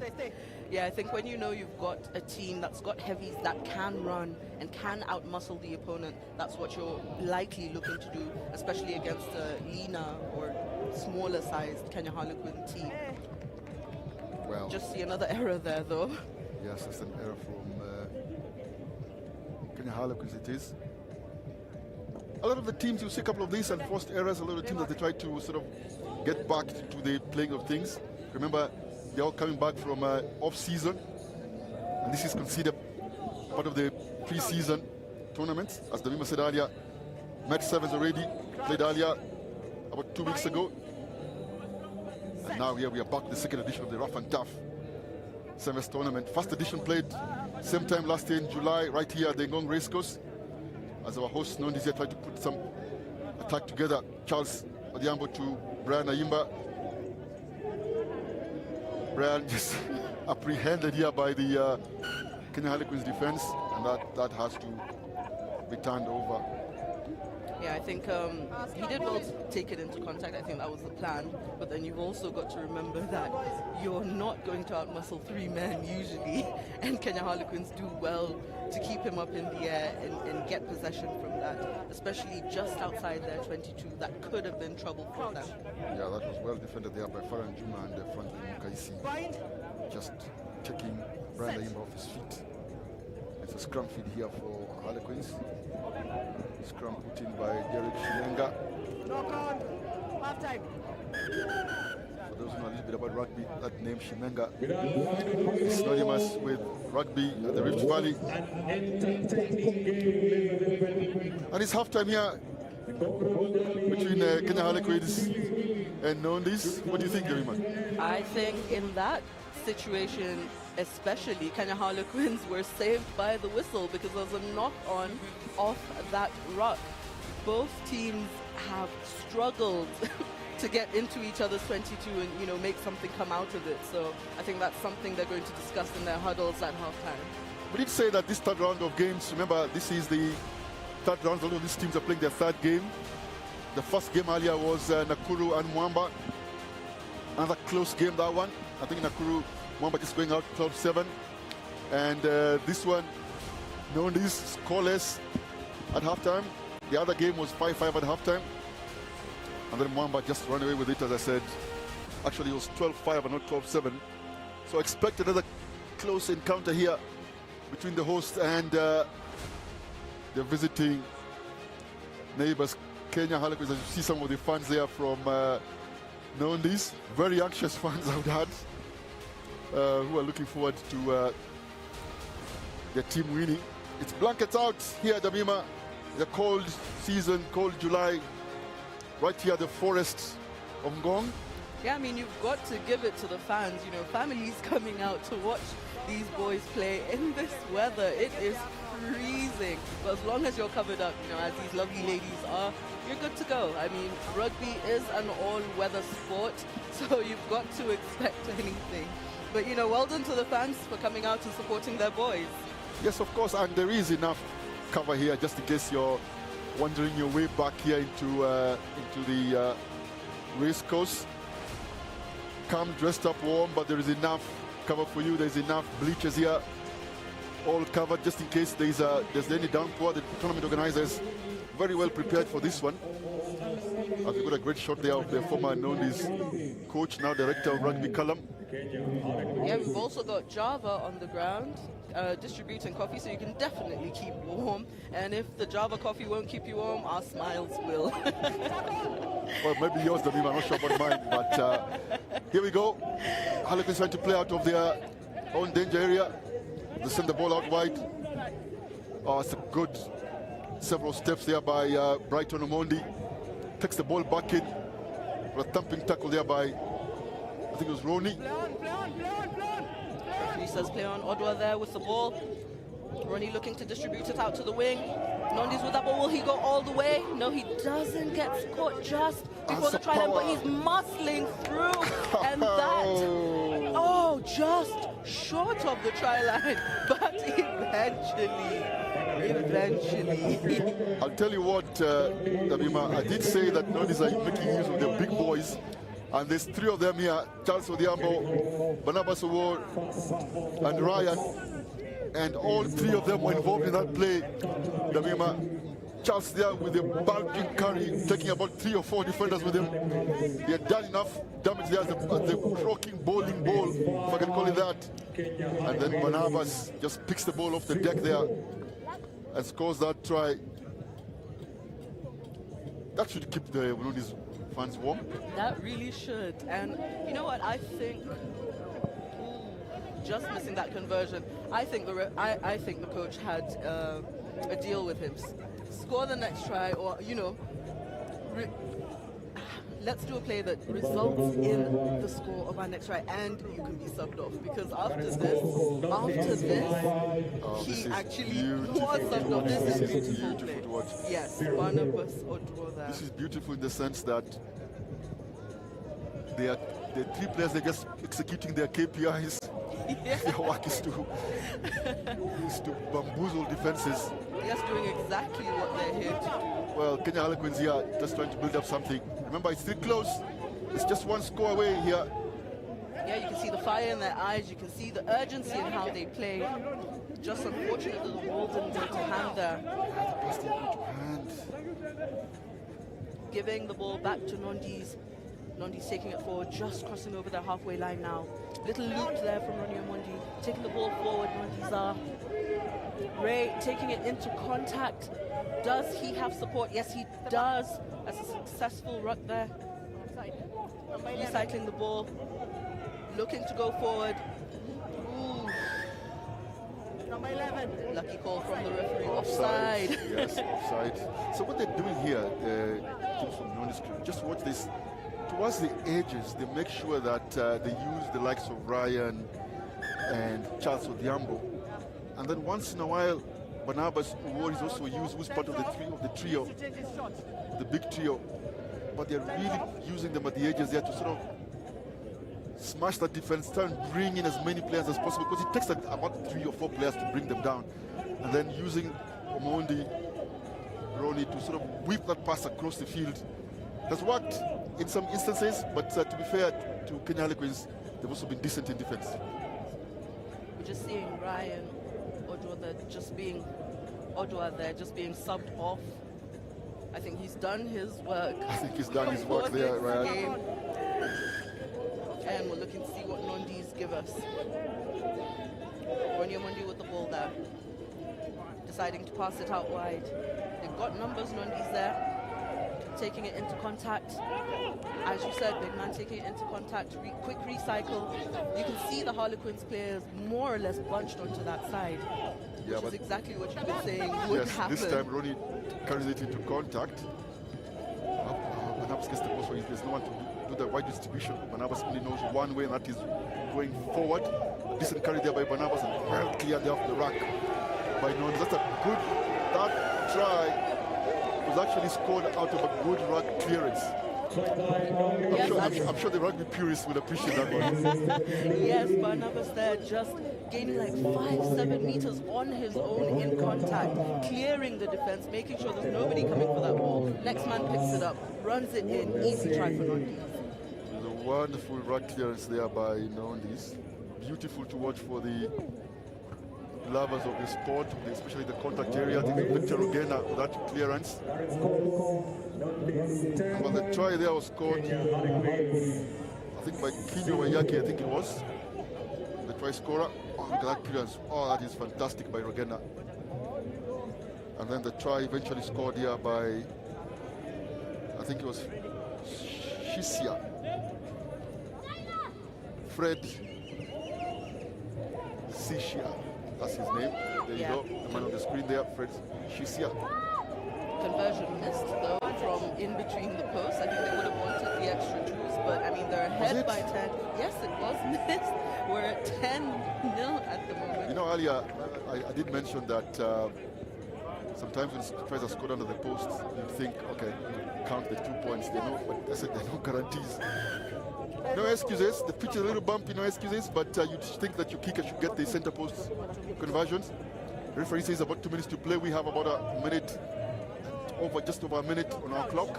Yes, and Kenya Harlequins down a player, playing with 6 players to Nondi's 7. Not what you want when you're 10-0 down. Yes, goes to takes a yellow card. As you see in Mabwa here, carry. Some good cross-cover defense there. Barnabas with the ball. They're telling him to pass. Oh, he died. Eventually, this is a nice long pass. That was a good pass, actually. Barnabas, here we go. Rogena on the ball. Receives the ball from Sankara or Fula. They keep well possession here, like I mentioned. Barnabas on the ball here. Will he send the pass? No. We know what Barnabas does. He offloads to Afula. Afula gets caught to the ball. Here Mabwa now here. Notice just, oh, Mabwa seen a gap. Oh, he's seen a gap. Mabwa seen a gap that only he can fit. That gap. It wasn't big enough a gap, but it was a show and go, and Mabwa just kept them the eyes. It looked like it was going right. And instead of looking right, they still also went right. And then the diminutive scrum of just squeezes through to the smallest of gaps there to score right on the post. Yeah, Mabwa is definitely one of your more elusive players and smaller players in size. Conversion missed there. Did he miss the game? Yes, that was another conversion miss. Not the same kicker though. I think kickers aren't having the best of days. On the screen right now there is Mabwa with his try where he slithered through the Harlequins defense, taking the ball in by himself, bringing the scores to 15 Nondis. Harlequins still at 0. I'm sure why Okito's not on the field, because those conversions will come in handy. I don't know, Nondis drew their first game, and Harlequins did lose one. It's a good kickoff, but also equally well taken by Kenya Harlequins. Harlequins with the ball, spreading it to the short side with a little kick over there. Is the chase as good as the kick? No, it's not. Nondis with the ball, deciding time's up, we've had enough of this. We're ahead, we'll take the win. But there's not much you could do actually. You could have probably tried to score, and maybe that would help in the grand scheme of things. But I think with the one-day tournament, it will be difficult. You need your wins. And I think Nondis here benefit from this win. The score doesn't say the full story, because it was much closer than that. Remember, it was 0-0 at halftime. But the second half, I think the tactical adjustments by the hosting team just got the edge here over their Ngong Road neighbors. So Nondis run away with this one by 15 points to 0. Yeah, I mean, sometimes that's just how the cookie crumbles. You know, you go into halftime, you think you're set, you're good to go. It'll be equally as tough in the second half for both teams. And one team seemed to just have the edge. Whatever it is their coach told them, it seemed to work. Using their big boys there just as battering rams, gaining their 5 to 10 meters, and then collecting the ball off of that, having numbers and scoring, that definitely worked for them. On the pitch, coming onto the pitch now, we see Kenyatta University's Black Lad and Strathmore University's Strathmore Leos. 2 university sides, but don't let that fool you. These are definitely teams to watch.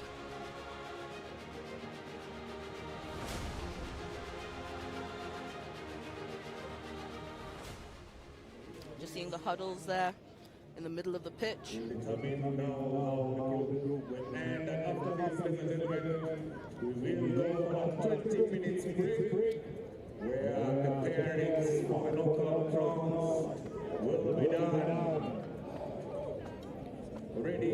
Black Blood coming off a loss to Nondis into this game, so they're definitely looking to get a win. Strathmore looking at getting a win, although they did beat Harlequins 19-10 and they drew to Nondis 17-17. Taking on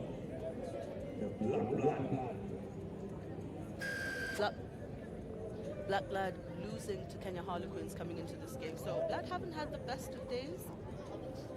They've been decent, but they haven't won the last 2 games. Strathmore drew 1, won one. You'd think on paper that Strathmore should win this one. And here we go. Already Strathmore in possession. They are being asked to please.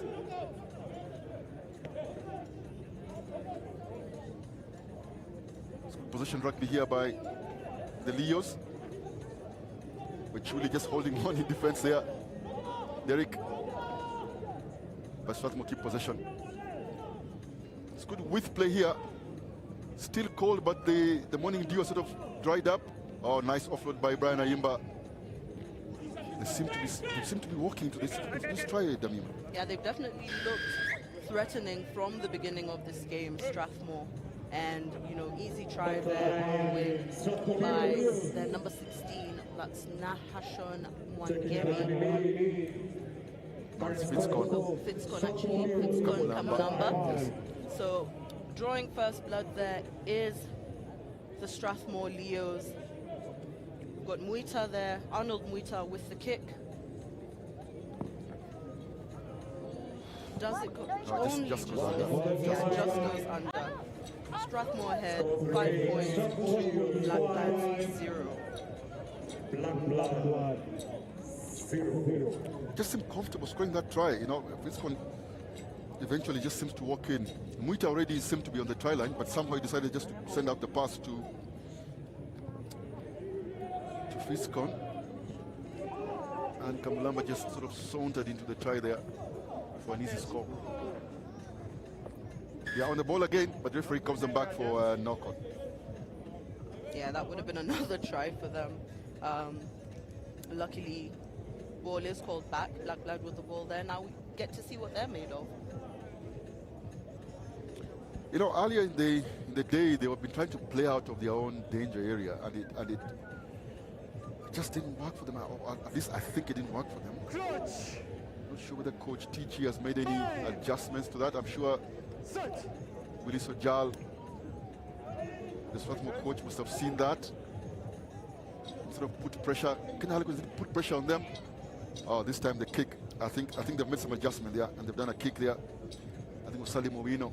No, sorry, I beg your pardon. Samuel Ian, sorry, for Black Blood, we just kicked that out, and somehow they put pressure and got the ball back. So maybe that tactic is working. Yeah, it just might be. I mean, the whole point of having a whole lot of games is that, you know, you start with your first game, you look at how you played, you reassess if it didn't work, and change the tactic going forward. So we see here Strathmore with the ball. So Nondi's, my mistake. Black Blood seems to have lost that.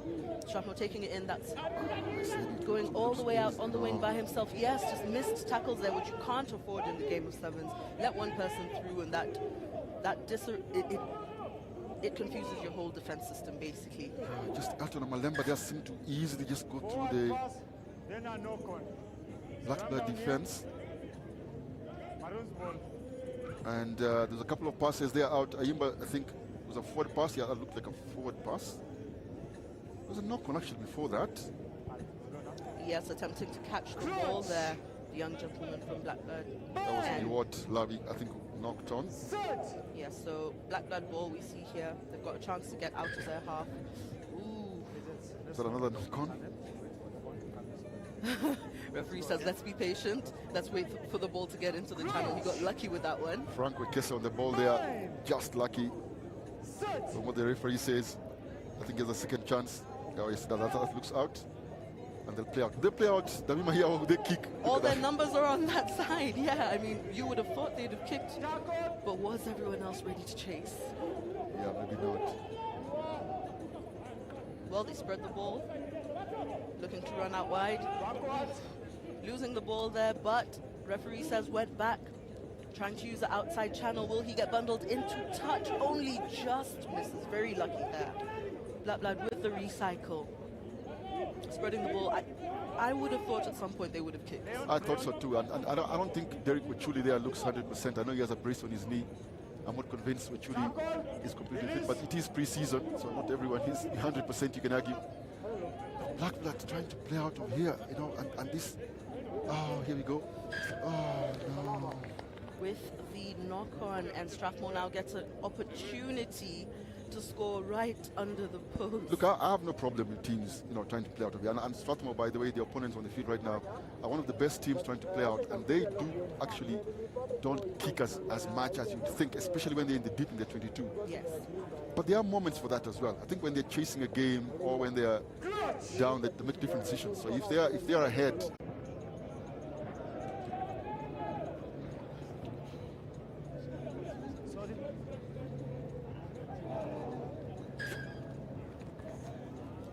Strathmore with the ball again, a little fumble there from Blackblood. Things seem not to be going their way. Just knocking that ball on. Strathmore with the ball, I think just at the Blackblood 22. I'm sure they're looking to get some points from this. Look, Damima, I'm with you. If you've tried a couple of times, it's not working. Consider other options. But there's also the argument about at first you tried not to succeed, then keep trying. Well, I see where you're coming from with that, but we're seeing Strathmore with the ball. They're running it in for another easy try. Alton Amalemba, that was, yes, it is Alton Amalemba, that try for Strathmore. Yes, Strathmore with running in another try, bringing the scores up to 15 to Strathmore, 0 to Blackblood as we hear the whistle for half-time. I wonder what's going to be said in that Blackblood huddle. I suspect something to the effect that don't pass the ball near your try line. Yeah, just seeing Strathmore there muscle their way through and scoring that try. I think that's a well-deserved try for Strathmore. Well, it's still close. Just a couple of scores in it. As we see, we get into halftime. Let's see what comes in the second half. Strathmore Leos did this one 17 points to 0.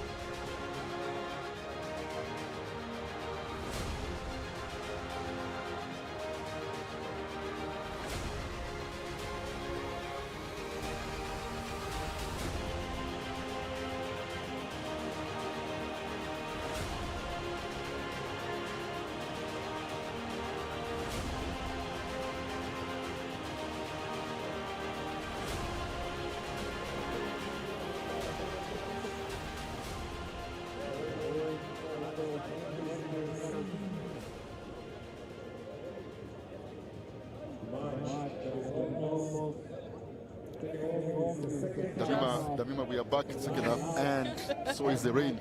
Yeah, I think it heard us talking about how we have a very warm welcome for everybody here. They're deciding to show up and show out just like the fans and just like the players. Well, by rain standards, Damima, you'd say this is just a drizzle. Of course. I mean, this is what we would call manunu. Manunu, correct. Yes. There you go. The English do have a lot of description for this kind of rain. A little bit of a dribble. Yeah. Or drizzle, is it? Yeah, this is barely a drizzle. This is like lukewarm when you're looking at hot and cold. Strathmore there with the ball, looking good in that attack, just powering through, making sure that it's going to be easy for whoever's coming to. Look, we didn't mention the difference between the two teams. Look at Strathmore keeping possession as well, but they do have more powerful runners, if you can call that. Look at that offload there. But Strathmore, but as I said that, he loses possession. Commentators curse I'll stop. Okay, I'll here. stop. I'll not cover that again. No, but you were very right. I mean, that is what they were doing. They were powering through, using their big runners, and a runner just running off you there and hoping to burst through the defense. But then, little handling error there in the tackle, and they gave the ball to Blackblood, who now have given the ball back to Strathmore. No, I think the referee played advantage. There was no advantage because there was a knock-on by Strathmore, so I think they give them back advantage there. As we see that knock-on by the Blackblood scrum half. Clutch! Is it? Oh. Bind! Yeah, advantage back to Strathmore, sorry. Because Strathmore had knocked on, and then Strathmore got did knock on again. But I thought there was advantage there played for Blackbird, but no. I don't expect any kick here from Strathmore. You know, they've definitely been the better runners and stronger runners today in this game. So, as you said, I definitely expect them to run that ball out of their half. They're still recycling, and they go to boots. I think we spoke too soon. And that's the strangest person to kick the ball, but I think it also they get a line out there because I think it was kicked out. Yeah, that definitely worked well. I think the Black Blood player actually caught that ball and then spilled it out into touch. So Strathmore with the put in there at the line out. Arnold Muita, scrum half extraordinaire, passing the ball in, and Strathmore looked to advance. Just gotten into the Black Blood half. Ball goes out to the wing. Will he be able to go all the way by himself? Oh no, just gets caught actually in touch. I don't think he realized he was in touch because he was still running. Yeah, I think he's got into just about got into touch. I think he was running because he was trying to convince the assistant referee that he's still on. I don't think that's how it works though. But yeah.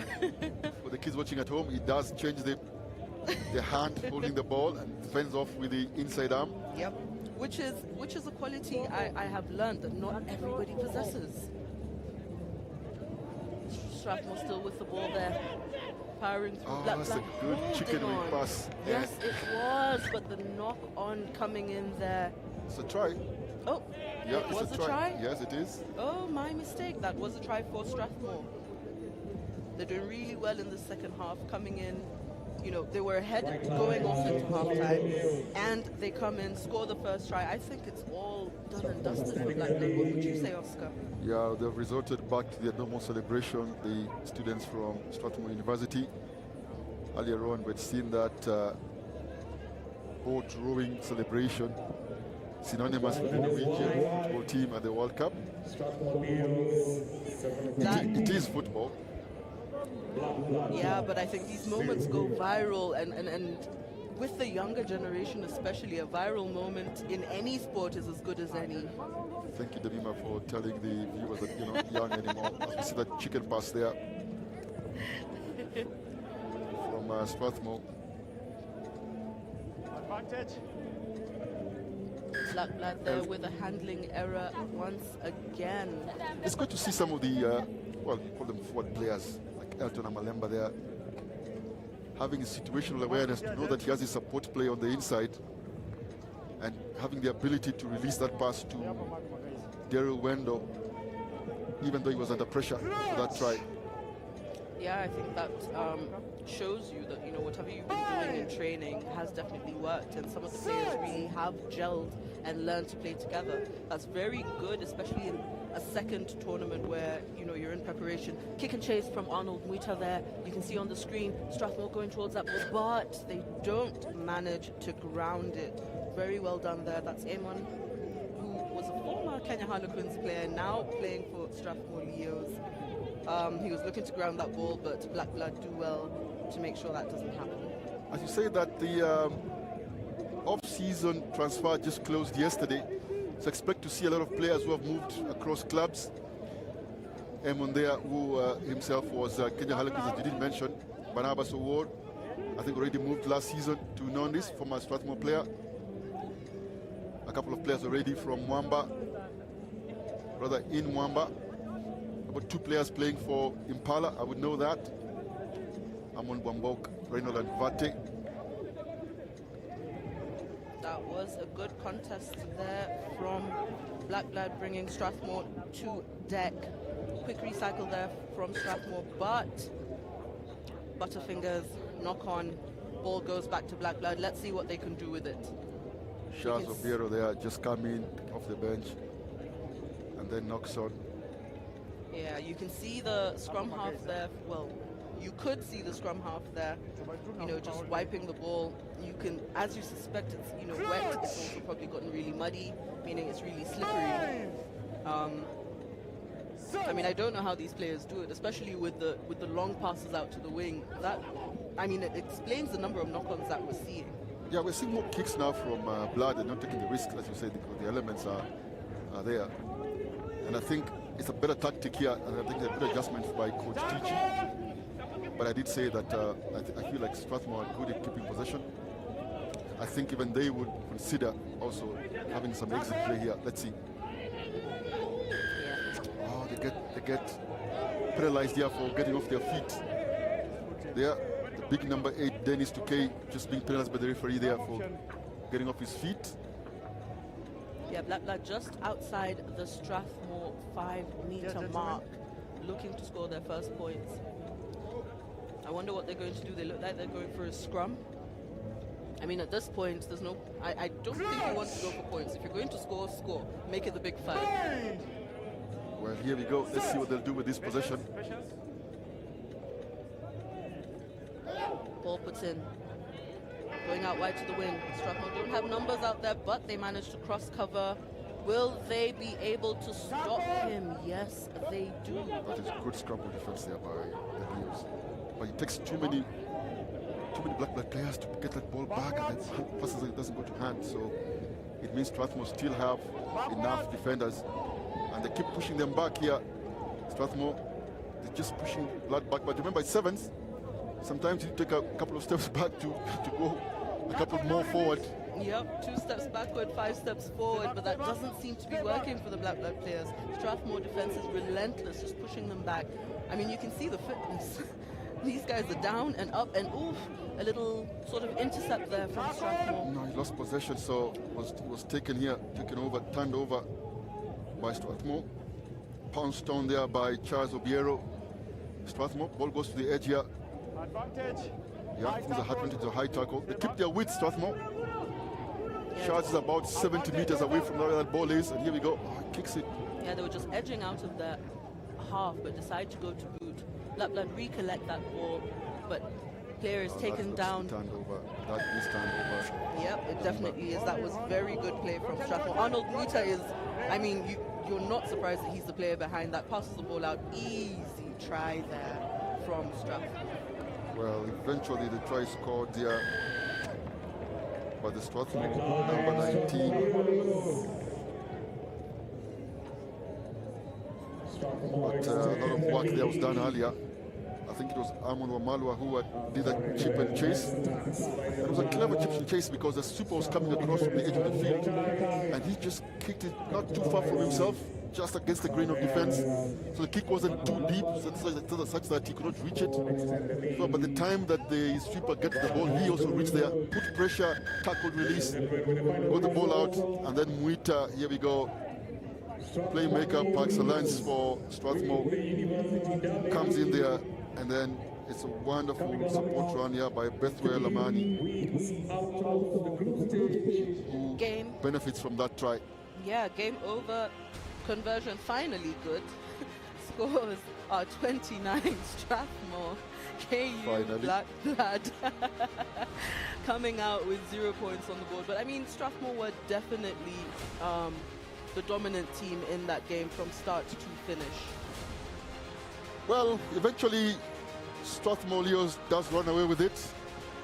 KU Blackbird with some homework to do for the coach Rotich and his 1U there. They were decent, but not decent enough here against Strathmore Leos. So the students from Strathmore Universities run away with this one by 29 points, and Blackbird 0.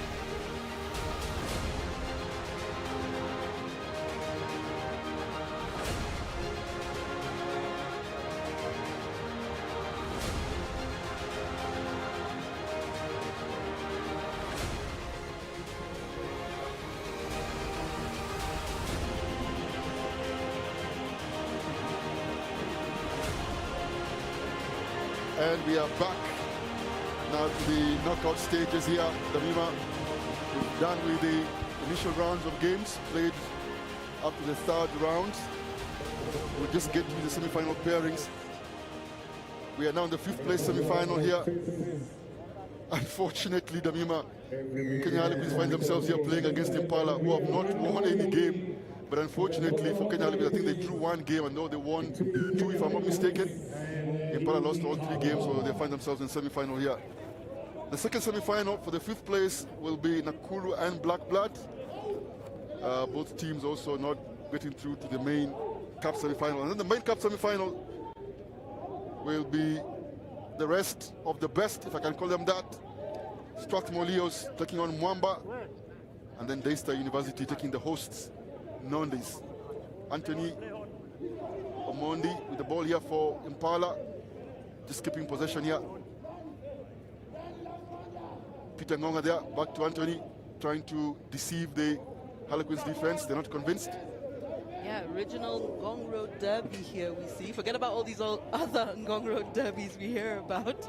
Taking on the pitch, as Oscar said, Impala RC versus a very unfortunately placed Kenya Harlequins. Impala with the ball there, taking it into contact, looking for a quick recycle, but Harlequins make sure to make that hard for them. Overturning possession, Harlequins with the ball. Take it out wide to the wing. Does he go all the way? Yes, he does. Try time, Harlequins. No surprise there. Coming into this game, looking for a win. Well done to Kenya Harlequins.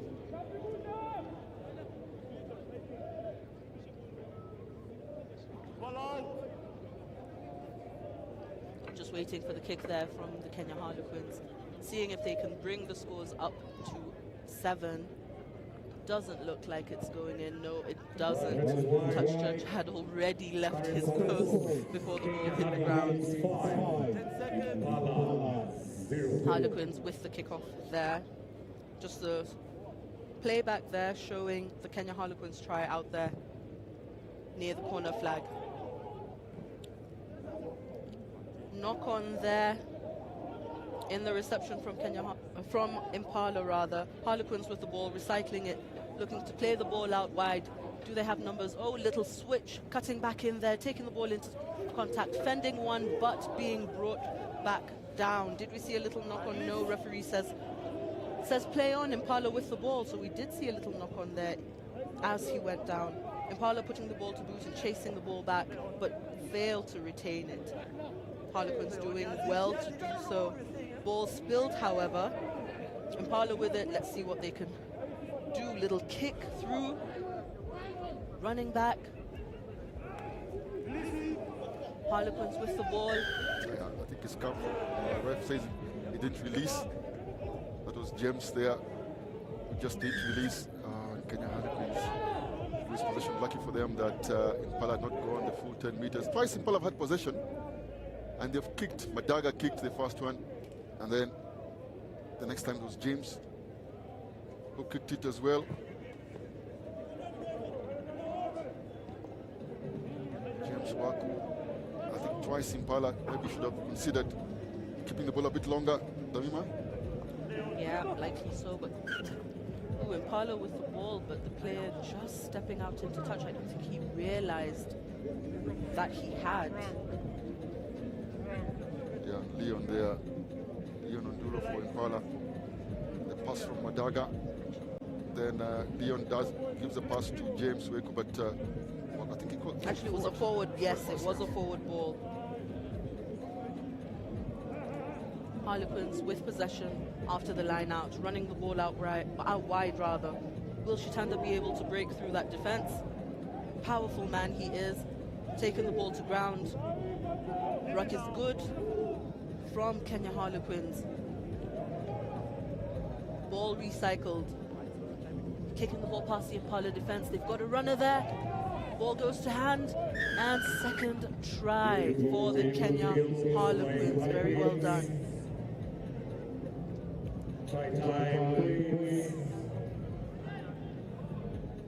It looked like he had held him up, but I guess he had already scored, then bounced off the ground. I think that's when he tucked under him. Yes, that was just too little too late there for Impala, unfortunately. But score is still only 10-0 even after that kick. So Impala still have a chance to get back into this game. Interesting.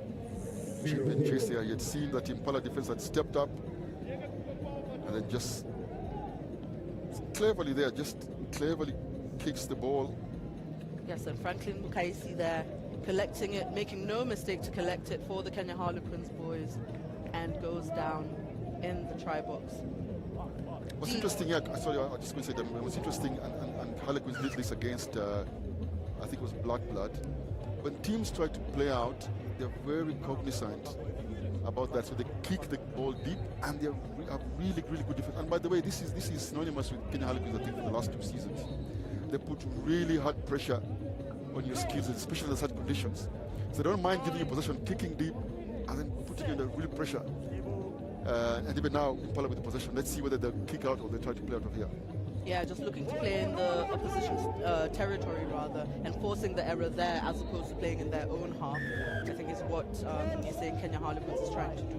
And, you know, here we go, they put possession in Impala's half, and Impala, I mean, there you go.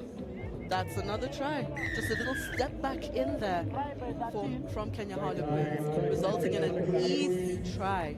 That's number 13.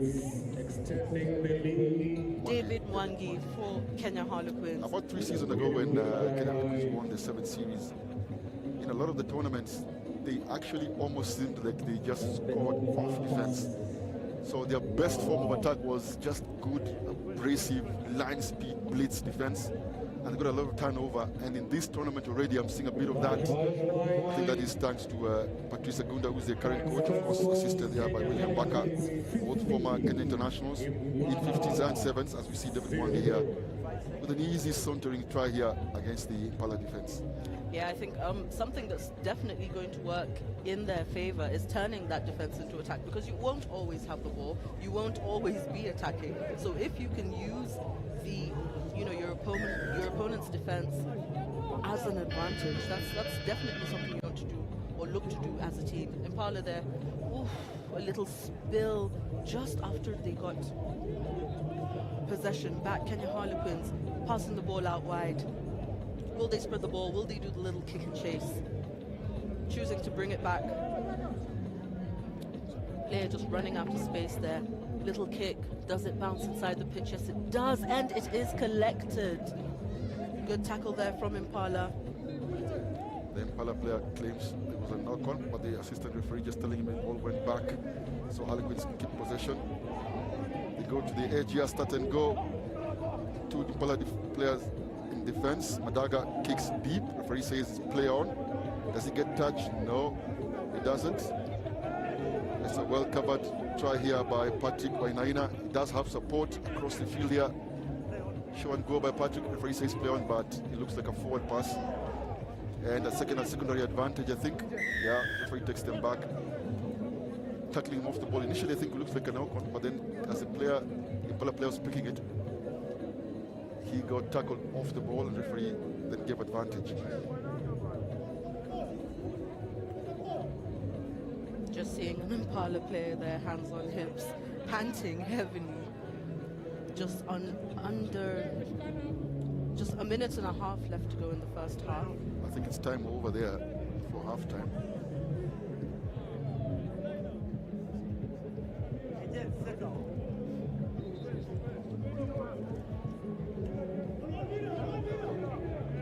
Well, Impala have possession here.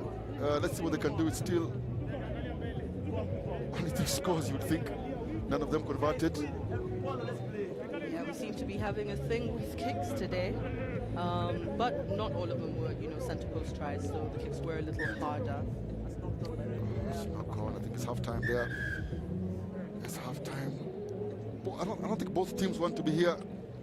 I would argue that Kenya Harlequins perhaps more with that sentiment than Impala, because they feel like perhaps they have a right to be in a different part of this tournament, maybe in the main cup.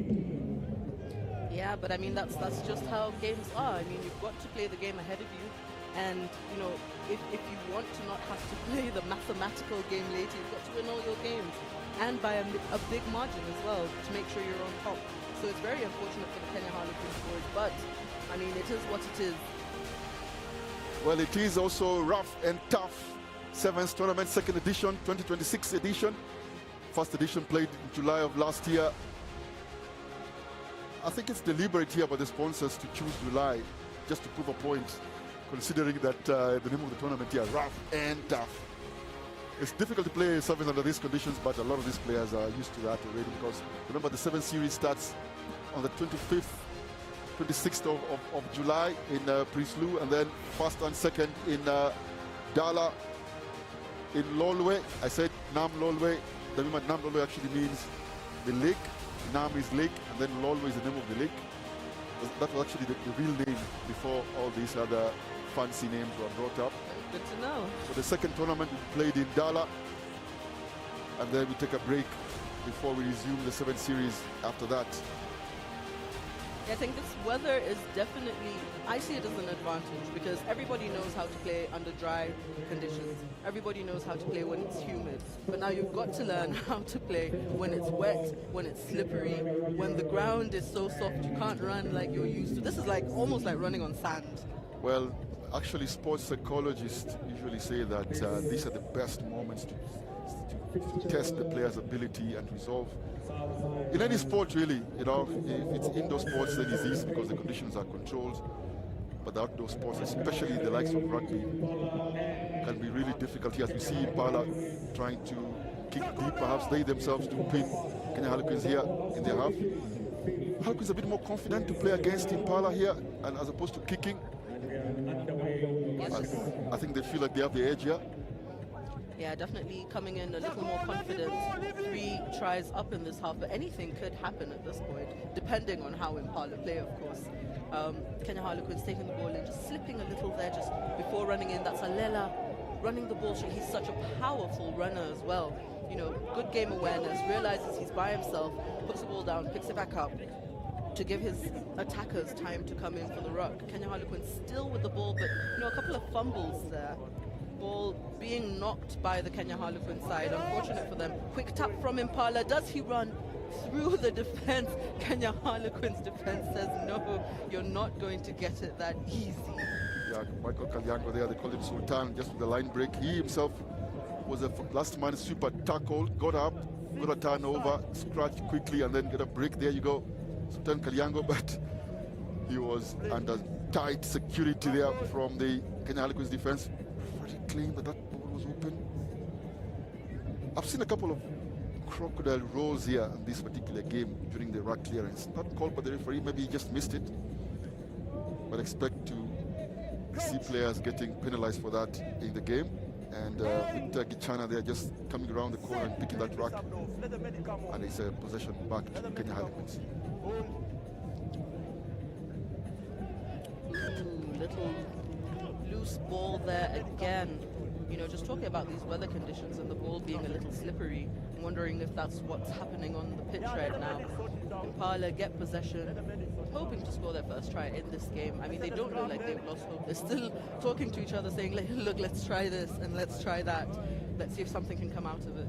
Yeah, Lawrence Ndungu there on your screen, just losing concentration and allowing the ball get off his hand. I think more ready to play the next play than pick the ball fast.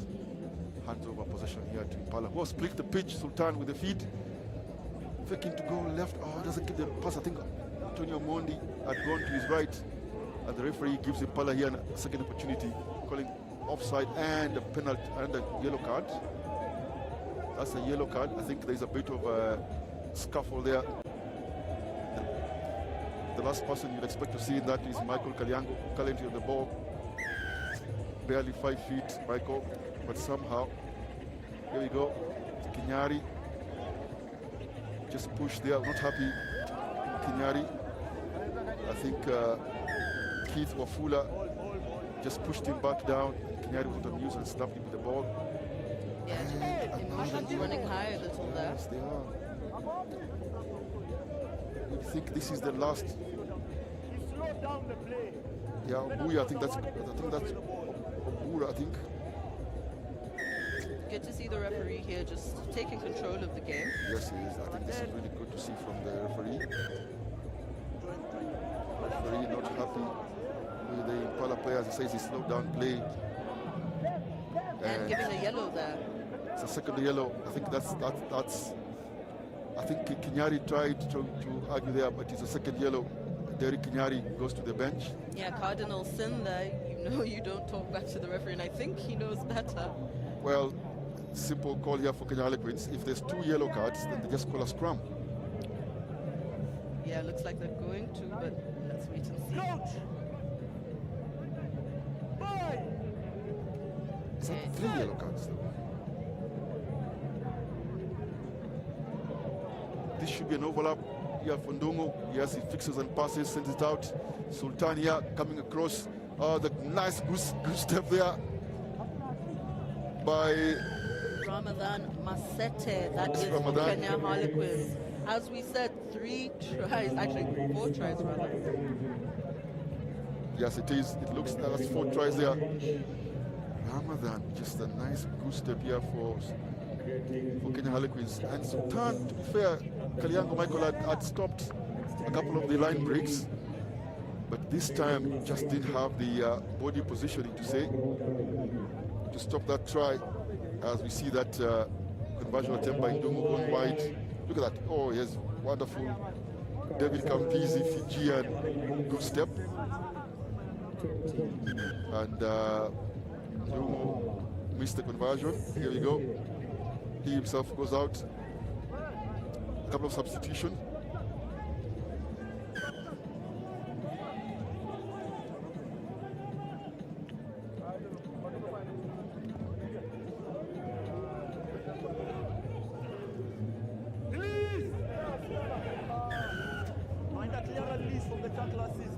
Very clear communication there from the referee. Kenya Harlequins is doing their traditional deep kick and then putting hard defense here.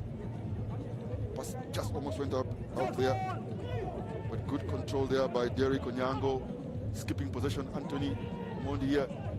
A bit late, but nice dummy by Anthony. Kicks this time, he chooses to go deep with the kick. Does Anthony?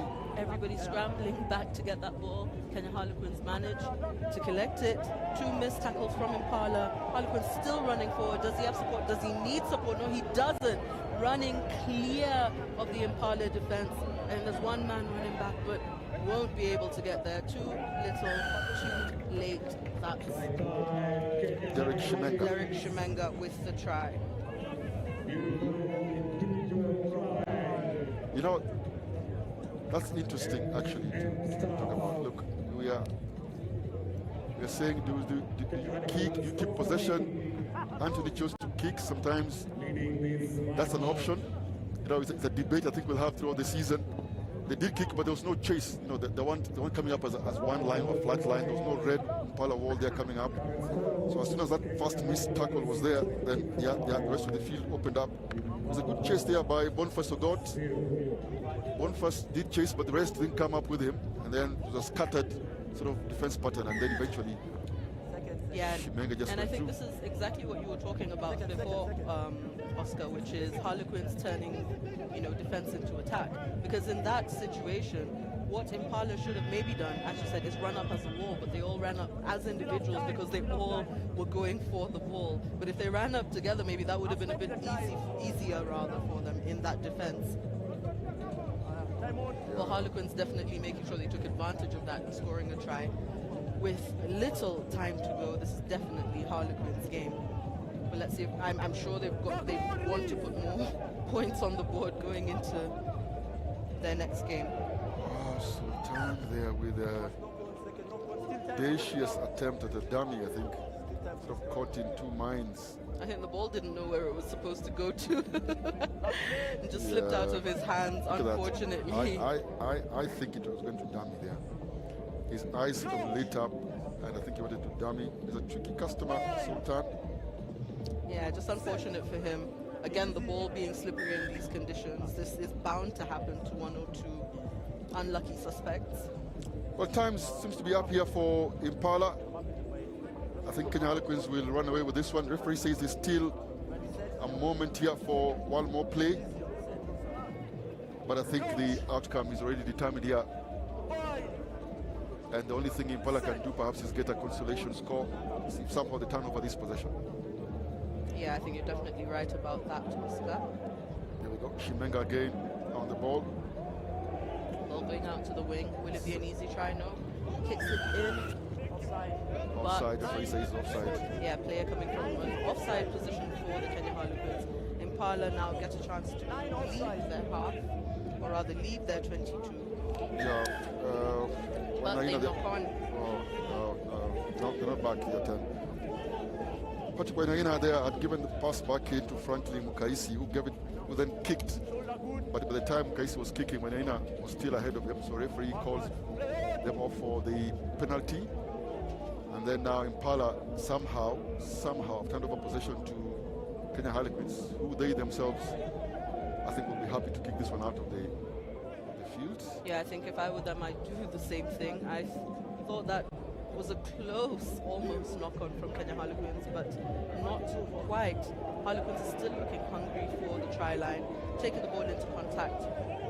Yeah, the lanky Keith Ofula there just carrying that into contact and meeting his fellow forward Ofula. Shimenga. Oh, it's a good show and go there by Victor Gishana. Try, run in for Harlequins. Yes, I thought Victor was well defended there, and Sultan sort of had covered. It was the second time was stop and go against Sultan. And like I said earlier, I think the result is already written on the wall. Written all over on the Ruff and Tuff sevens wall here. Conversion is also good for Kenya Harlequins. And that's it for the first of the fifth place semi-final. That was a very convincing performance from the Kenya Harlequins against their arch nemesis, the Impala. Going into this next game, I see Nakuru versus Black Blood coming onto the pitch in a couple of seconds. But Oscar, as we said, convincing performance from Kenya Harlequins, definitely deserved that win. Definitely deserved that win, and Impala will be upset about that. Remember, they haven't won any games since this morning. They played the first game, earlier lost to the team coming onto the field now, Nakuru, 29-0. Were convincingly beaten by Mwamba, 52-0. Quite a bit of a score there on their third game, I think, against Daystar. But now they leave the tournament having lost to Kenya Harlequins by 32 points to 0 there in the semi-finals of that fifth place playoff. Next game here is a second semi-final for Nakuru and Black Bloods. Nakuru won the first game against Impala, as I mentioned earlier. And then came short against Daystar, losing that one by 34 points to 5. And then eventually losing the second game to Mwamba. Close game, that one, close encounter, 12 points to 5, but unfortunately ended up here in the fifth place playoff. Black Blood, they themselves did have a good outing, lost 22-0 to Kenya Harlequins.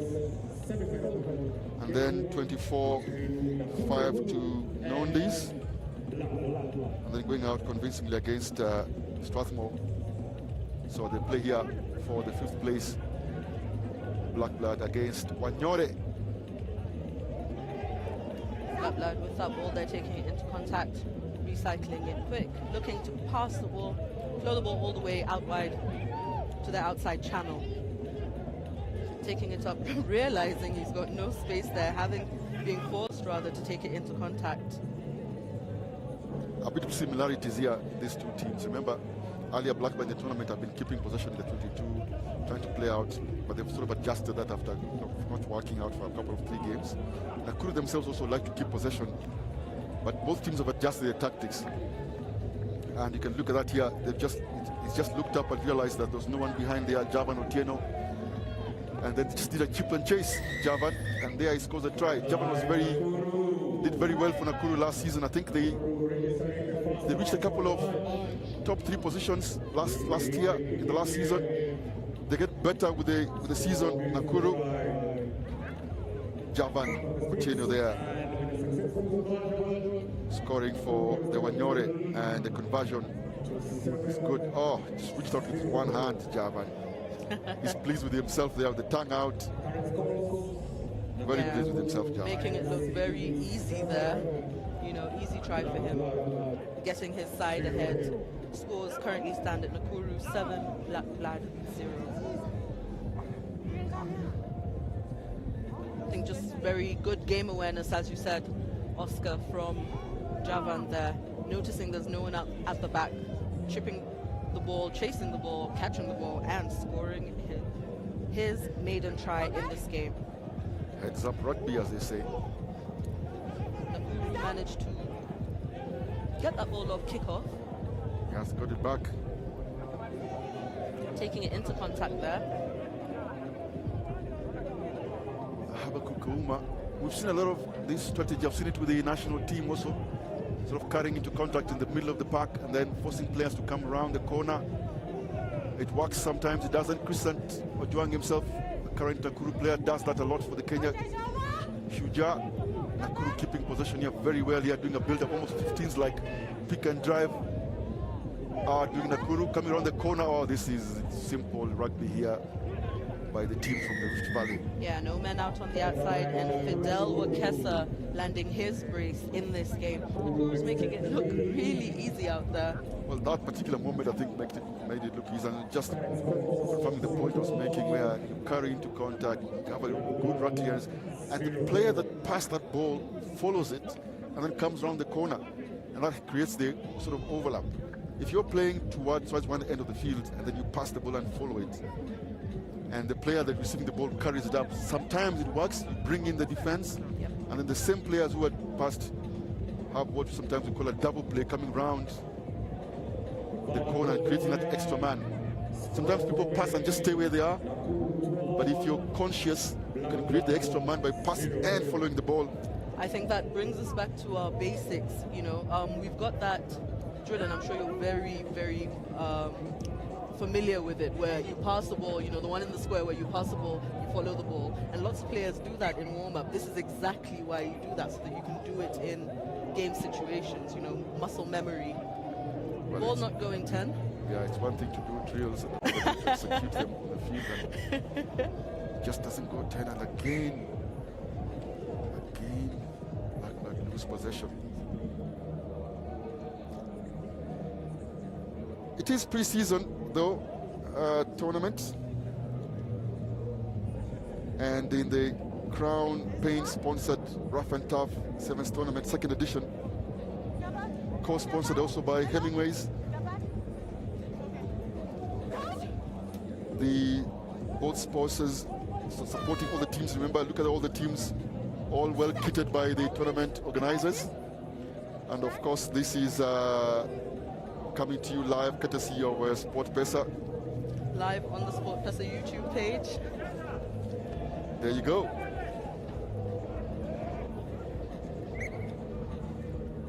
Just running out of the ball, going out there by, I think it was Fidel Wakesa, tried to kick and chase, and then the ball is a winner there.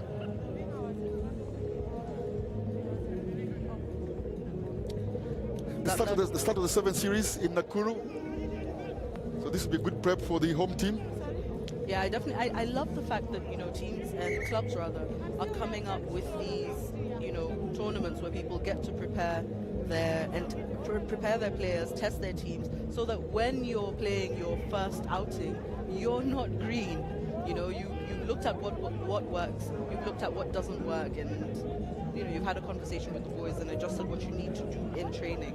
So, you know, I love to see tournaments like this that prepare players for the Sport Pesa National 7th Circuit. That's a good point, Amima. Before, clubs just used to hold tournaments amongst themselves, as we see here. A kick there from Javan. Another kick and chase, doesn't goes out all the way. Yeah, ball just going into touch a little bit too much. To your point, yes, it's easy to train and try to bring friendlies But then tournaments like this make it possible. It is tough a bit because it's just a one-day tournament, but it's only 8 teams to be fair. So they're able to deal with that. It's only 3 or 4 games in the day. As we see a line break here by Black Blood, but it's well covered. He's alone. Support eventually comes. See the keep possession here.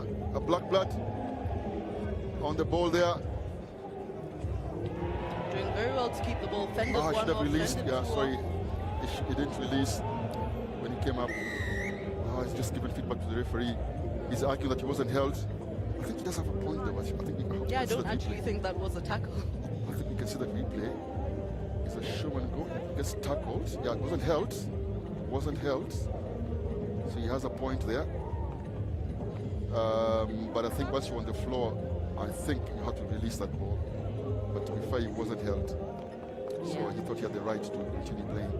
Well, referee's call is final, and unfortunately for Black Blood, first time they've got the ball there, seemed to just string a couple of passes along. I mean, he fended off one before going into that point of contact, and then losing the ball there to Nakuru. So Nakuru's scrum we see there on the screen.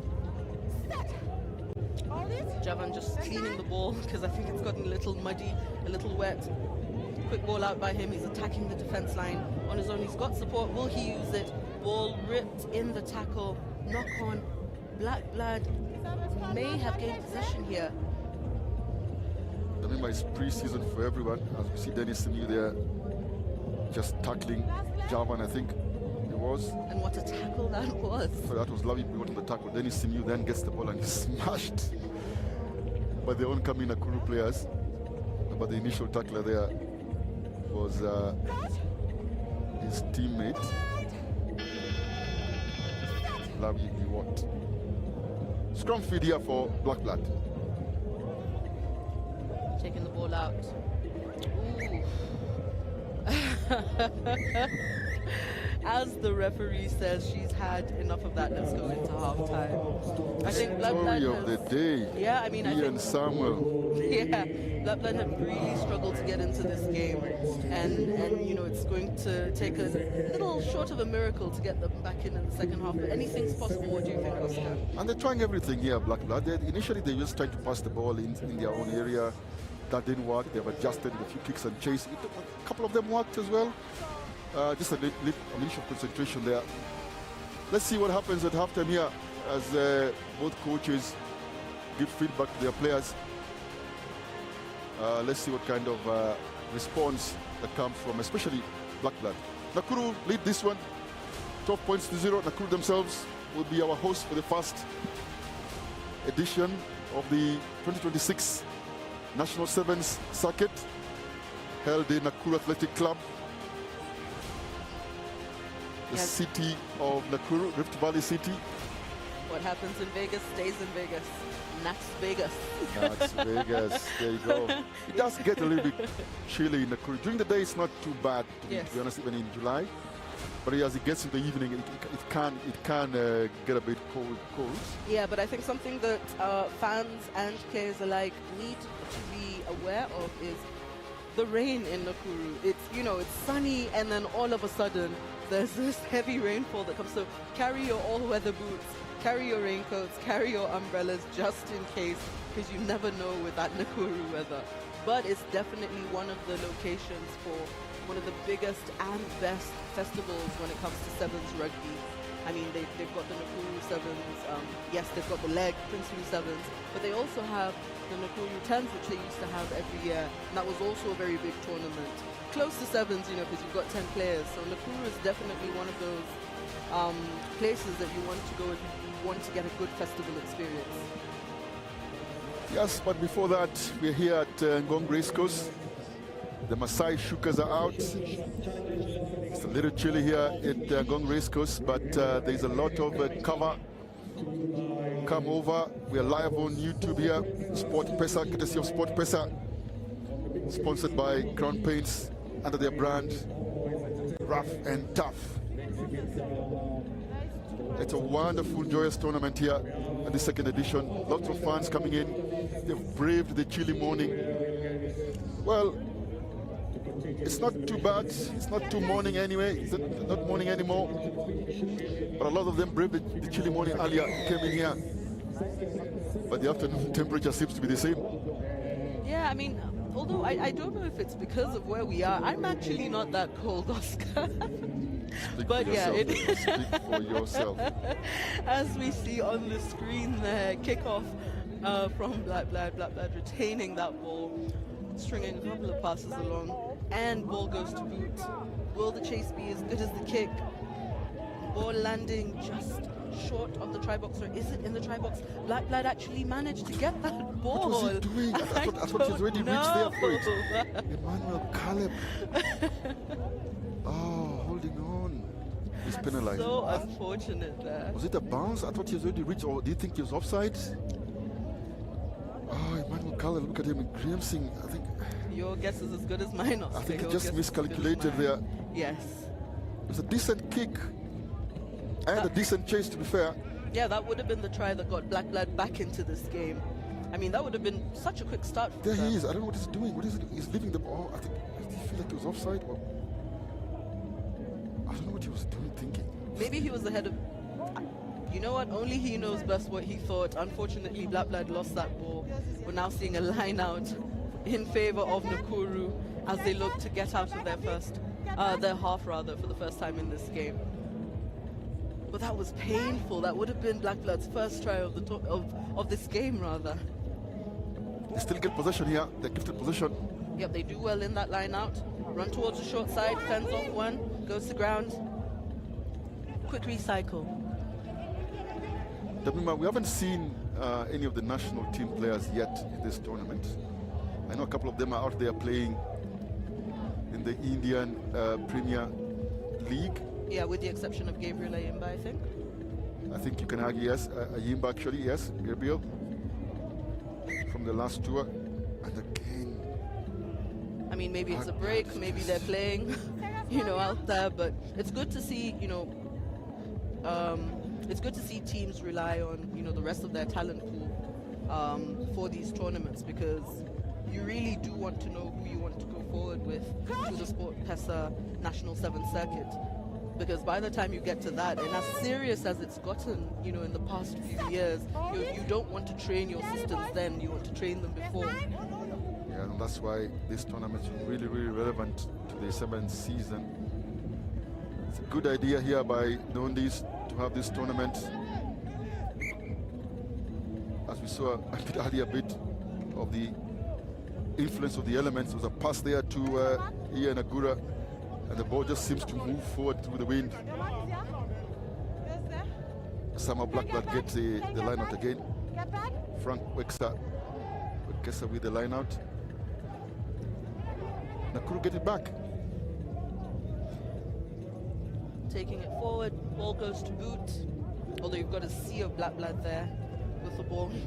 You can just see the Blackblood player struggling to run because of the ground, and then I think focusing on his footing and forgetting that he was holding the ball, and we see a knock on there from Blackblood. So unfortunate for them. I think the young player definitely thought he'd seen a path.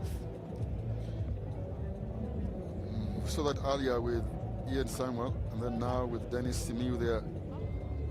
Just a bit of a loss of concentration, or lack of it.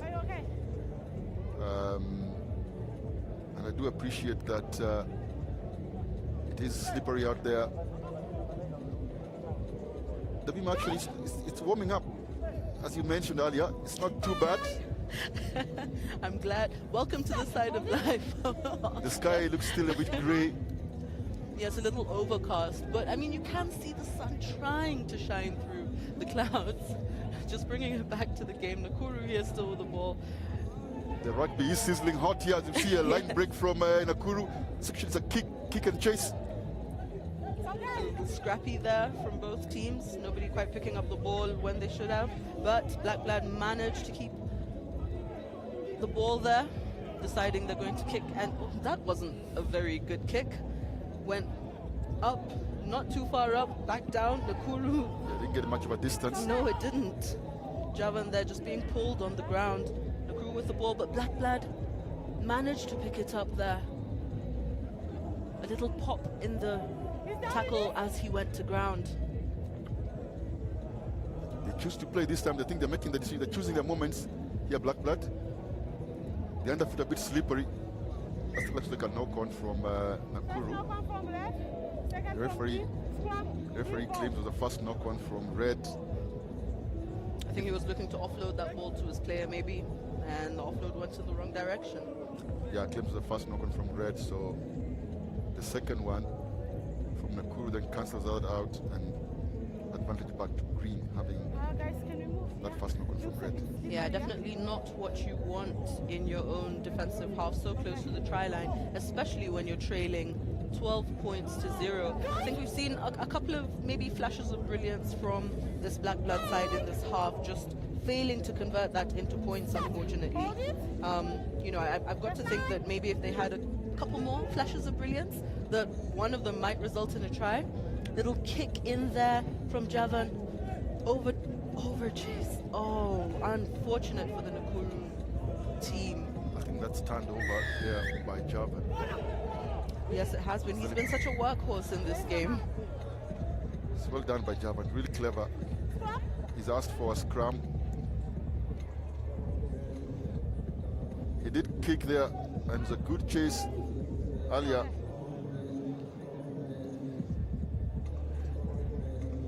And that's turned over by Javan there.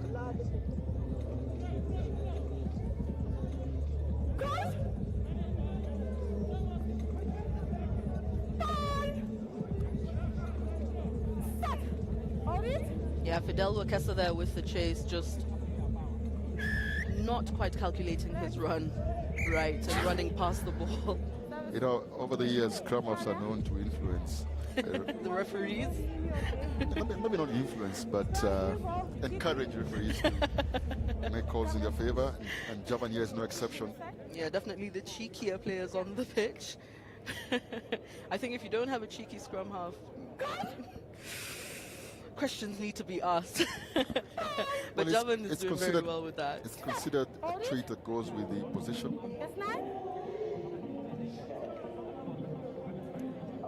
Put in there from Nakuru. Spreading the ball out wide. Little loop around pass. Will they manage to get the ball through? No. Black Blood do well. Take that tackle. The referee says he should have released for that. Oh, it's the yellow card, I think.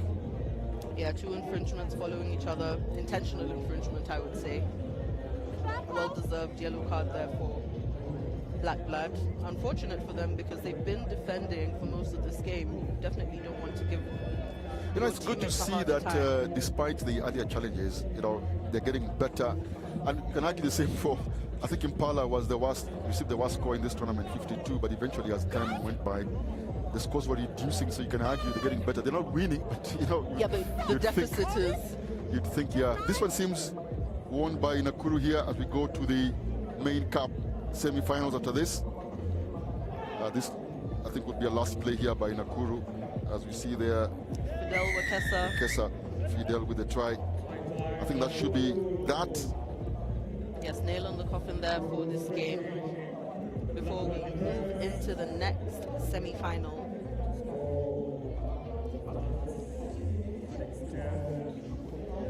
Yes, so the main cup semi-finals, Strathmore taking on Mwamba, the defending champions, playing Mwamba, which will be a repeat of last year's final. And then Daystar will take on the host Nondis at 3 p.m. I think Nondis have done well to get into that semi-final, and they're definitely going to look forward to, in their own tournament, getting into that final. So it's going to be a high-pressure game for them as the hosts. They just missed out last year for that, get to the final last year, and this year I think they'll pick that opportunity. Last year's finalists playing in the semi-finals here of this tournament. Hopefully we're going to see something interesting here between the two teams, and look forward to the knockout games. So Nakuru win that one, the 5th place semi-finals against Black Blood. Nakuru winning that one 17 points to 0.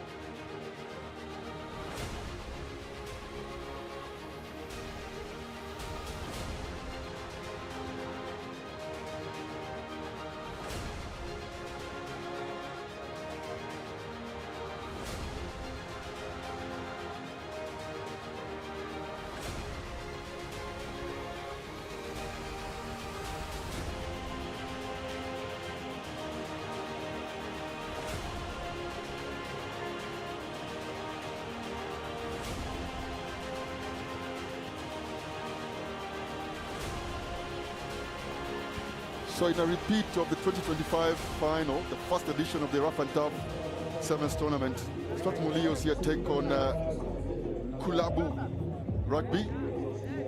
The second edition of the Ruff and Tuff Sevens tournament, sponsored by Crown Paints, Coca-Cola, Sport Pesa, Hemingway's, Famous Grouse, and of course well supported by the Kenya Rugby Union and our host here, Nondis.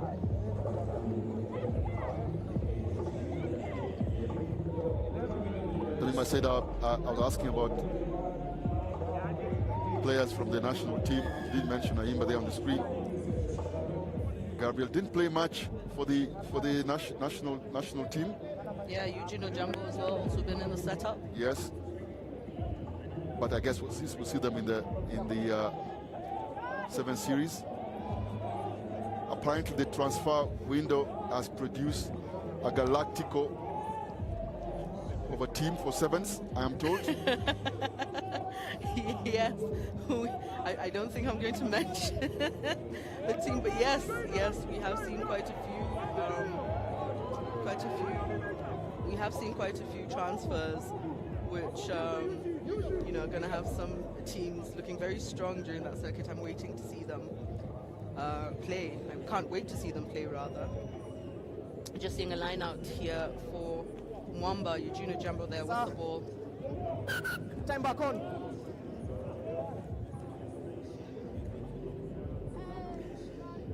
On the Strathmore 10-meter line.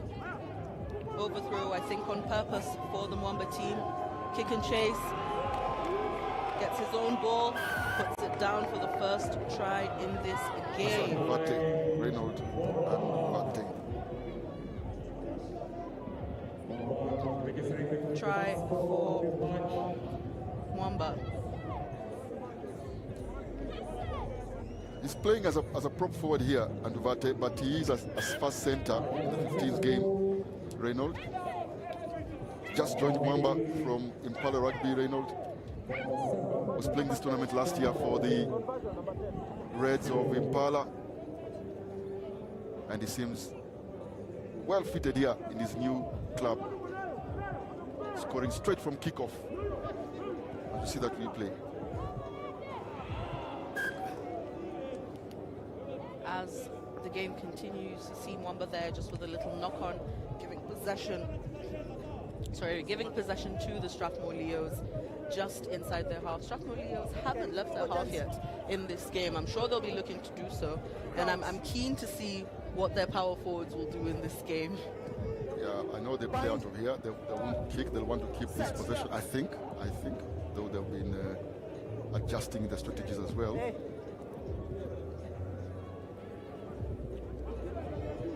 Arnold Muto with that ball out.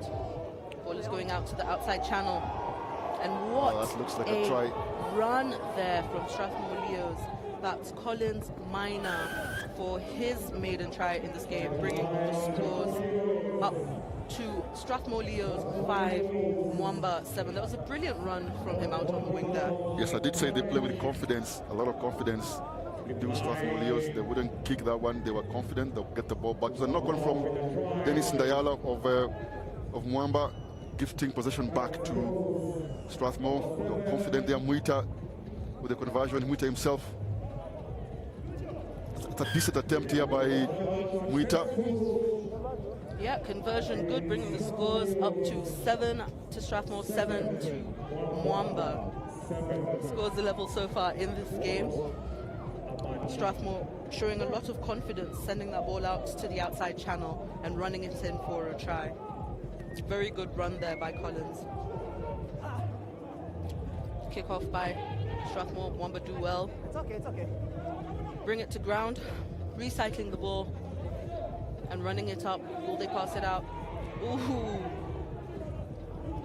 Just missing out on that, slippery surface as we talked about. That's good adjustment there by the Mwamba player. Was trying to pass to Anduvate. Anduvate just slipped and then decided to keep possession. And lucky for him, Shakwil Busire. But unfortunately, they've turned it over. Yes, and we're seeing what might result in another try. They've got numbers on the outside. Gabriel Ayumba there, yes, just with the quick shimmy there. And another try for the Strathmore Leos. Mwamba trailing for the first time in this game. Well, you'd think the average forward would just sort of go straight and try and bat over themselves into the try area, but not. Gabriel Ayumba steps over his left foot as the defender, rather the sweep was coming across hard, and eventually it was just easy, broke that tackle. It's difficult to defend when this player steps back in if you're running across, as we see the conversion attempt here by Mwita. It's short. So as you said, Strathmore on top here. Look at that. The defender is going across and then it just steps back in. Yeah, I think Gabriel Ayumba is one of your more agile forwards. So that's not, something that we are very surprised with. That's something I think I came to expect from him. But did very well to bring that ball in and, go in for that try. Strathmore there, still with the ball, just powering forward, ball string through. Talking about agility, Damima there, that was a good kick-off take by Elton Amalemba. And then in the end here is the same man coming to score the try. Oh, that was a wonderful kick-off by Mwita, well taken by Elton Amalemba. And then Mwita and distributing, here we go, here's the rowing, there we go. Oh, beautiful scene. Second try there for the young man for the Strathmore Leos side. And they're doing very well with their ball distribution, the Strathmore side. I mean, that's what's getting them those spaces and getting them away from the Mwamba defense, or creating the mismatch in some cases. Yeah, but the forwards also doing their bit. The kicker is doing his bit in the kickoffs. We've seen people kicking short, not going 10. We need to make sure that kickoff just goes high and is contestable. And then we saw the Amalemba just getting off the ground there. Real good aerial skills, showing good aerial skills and carrying, and then keeping possession all the way. Mwita back again to the ball, doing a distribution right all the way to the edge, and then we see that try there by the try scorer. As we see them celebrating. Collins Minor benefiting from all that good work from the players on his inside to score his second try. He too also doing his job here to score the try, because he still has to beat his mind, still has some work to do there. Yeah, Mwamba spreading the ball out to the wing. Norman taking the ball down to deck. They'll kick and chase there from Mwamba. That's Reynolds Anduvate. But ball collected rather by Strathmore. I did say they play out of here. They do play out of here, as we see Mwita Ayumba on the floor, because they can string those long passes. They are confident in their passing ability. Is that Minor again? I think it is Minor. Mwita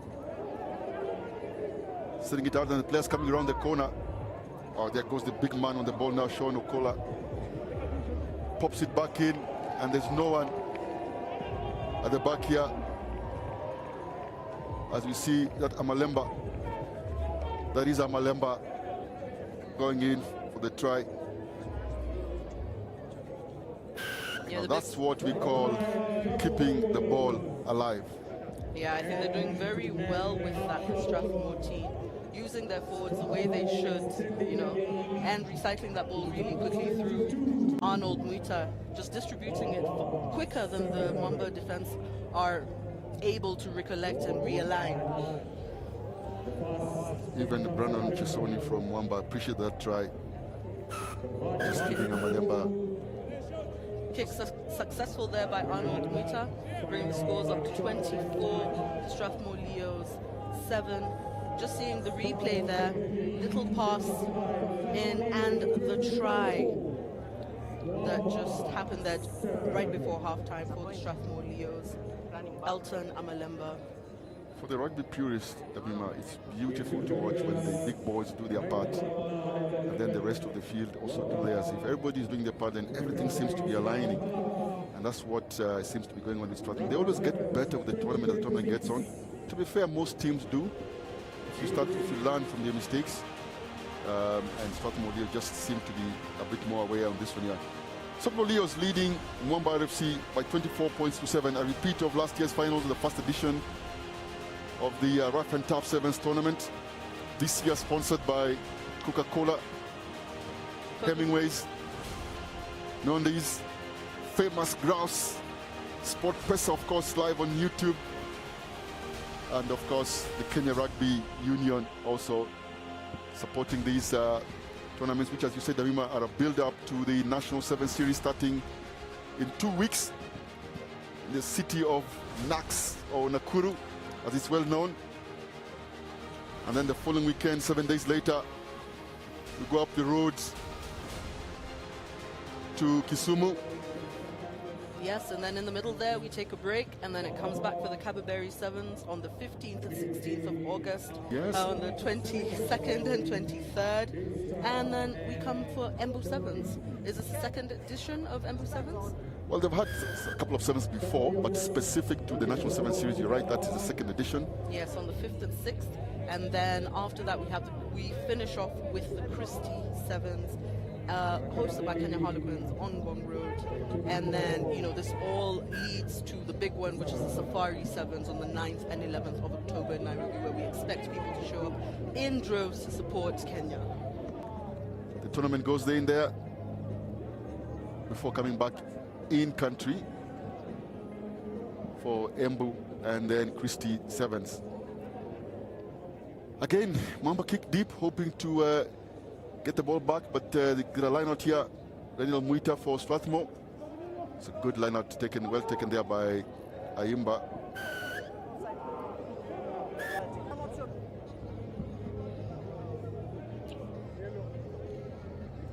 Yes, Ayimba gets the yellow card. And then scrum option taken by Mwamba. They've spread the field. Chair. They run the slide play here. Mwamba, it's like good line break, but a good equally good tackle here. Coming from the side, I think, yes. The referee says you're coming from the side. The ball was open, just I think the entry level was the issue. They have an overlap here, Mwamba. You would have thought Eugene or Jambo there would have distributed the ball out wide, decided to take it in by himself, one step too many and got caught. That's Mwamba, good. I know, would... It's good line speed. I'm just going to say that's good line speed from Strathmore Leos on Wambok. That Branson at the end there. That Shakil Basire rather, with the try from Mwamba in the corner, captain of this team for the day. I think this is the try that Mwamba were looking for. Shakil Basire there. Yes, it is Shakil Basire with that try. And I think you can argue that that yellow card by Gabriel Ayimba would have contributed to that try. Remember, Strathmore have been defending well here, even against. That's a good carry there by Shackle. Simple pass in the end by Eugene Jambo there, yes. For an easy try, they were looking for that, little sort of overlap. I don't think they actually got it, but Shakil Basire is such a powerful player that he just powered through and, grounded the ball. I thought he fell short there. I was just trying to look. I thought he fell short, but the referees on the field, I think they have a better view of that. Yeah, definitely. I mean, Strathmore is still one man down, so Mwamba definitely looking to get an advantage out of that. It's interesting. Mwamba feel like they're coming back into the game here. Strathmore just seem to be struggling. We see Ayimba coming back. Remember, it's only 2 minutes yellow cards when it's in seven-a-side rugby. So I think that you can argue they've only considered 5. There could have been more. But Gabriel is back. Yeah, with just under 3 minutes, keep that ball. A little shove there in the ruck, but not quite decent calls for releasing in the tackle. Strathmore still with the ball. Running out of options a little there, Strathmore. But they've got 2 players out on the outside. The referee says ball went back, unfortunately, for Mwamba there. I think it's a lucky boy there, Wafula Samuel. As we see Hamilton Amalemba, nice ball player to Muita. Keeping the ball alive here, back to Wafula again, right at the edge. Muscling his way through, Mwamba making sure to bring him to deck.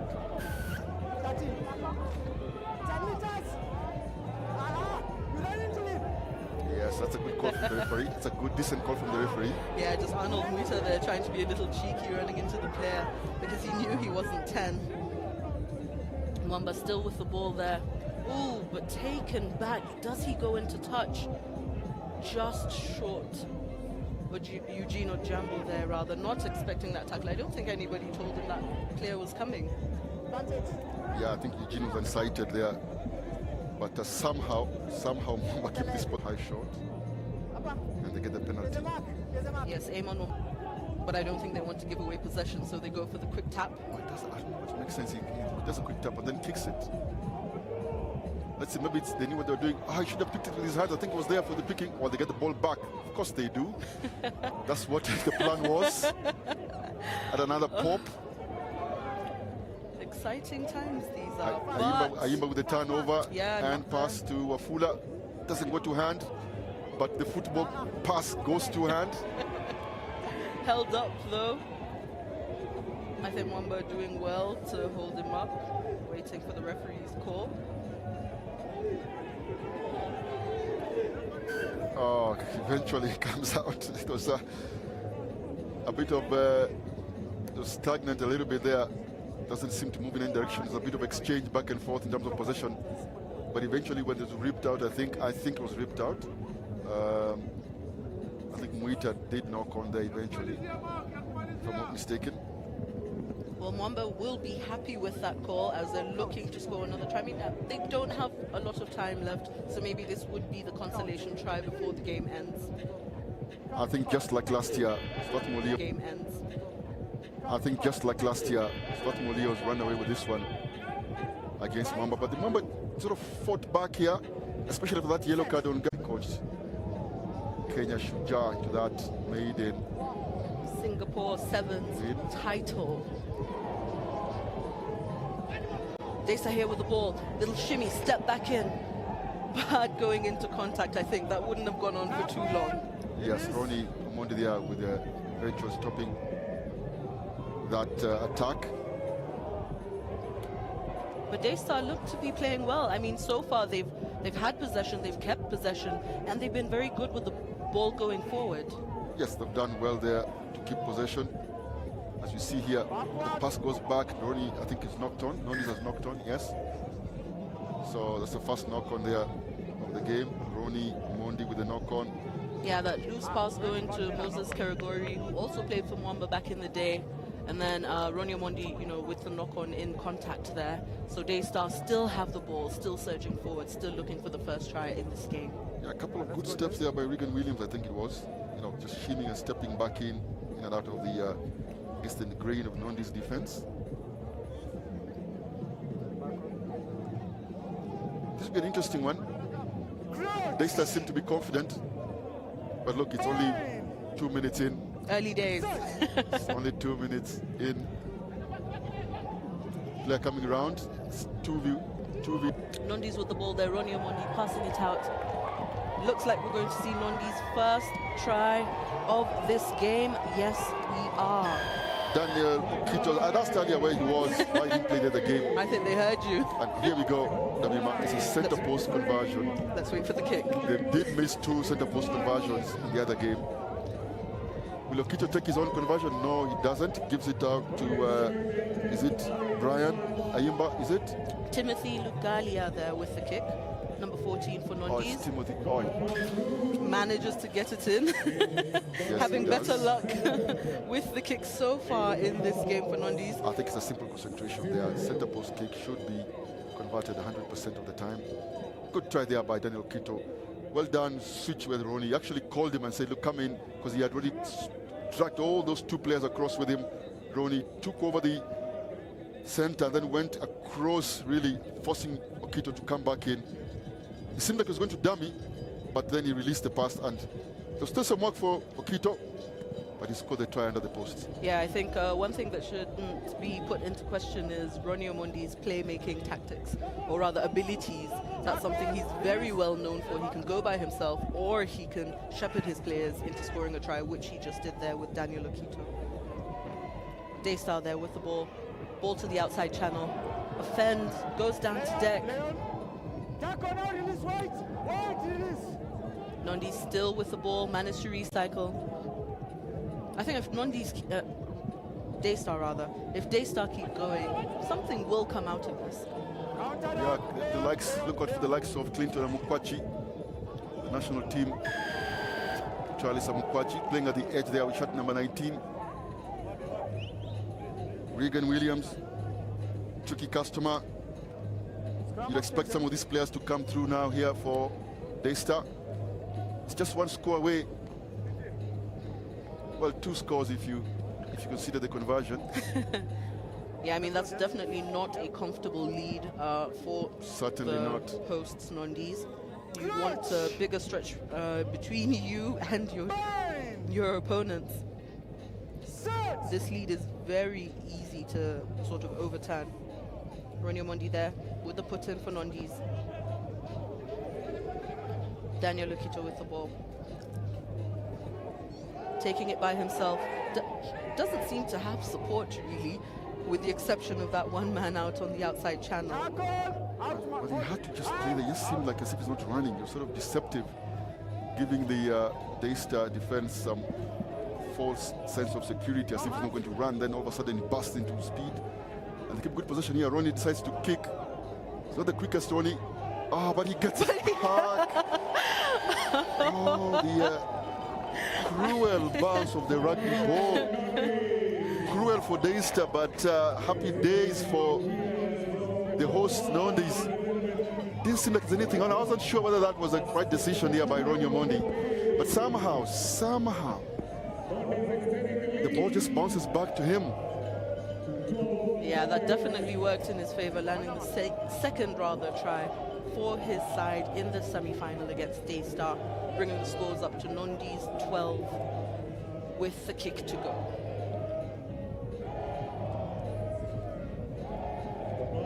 Kick short, wide, but they've got a more comfortable lead now. Daystar still on 0, waiting to see if they're going to put any points in this half. I thought he sort of missed the kick and the kick was away from him. But the defender missed it. Yes, I think that was it, because the kick sort of went on the outside of his boot. Yes, Paul Mura there just missing that bounce, and I don't think he thought that Ronnie was there to collect it. I mean, he was aware just that the bounce, he expected the bounce to come to his hand, and unfortunately that didn't happen.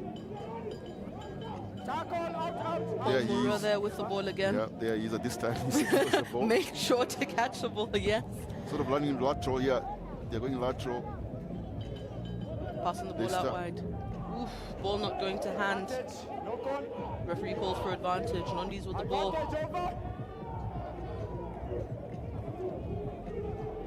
I think Nondies just kind of taking their time there. As Ronnie Omondi, I think, with the kick. Running through, only one Daystar player there. Has he been isolated? Oh, there's Cranto. I think that was Amukwachi, if I'm not mistaken. Clinton. He is a national team player. Amukwachi is a really good, strong power player. Amukwachi. National team charlist.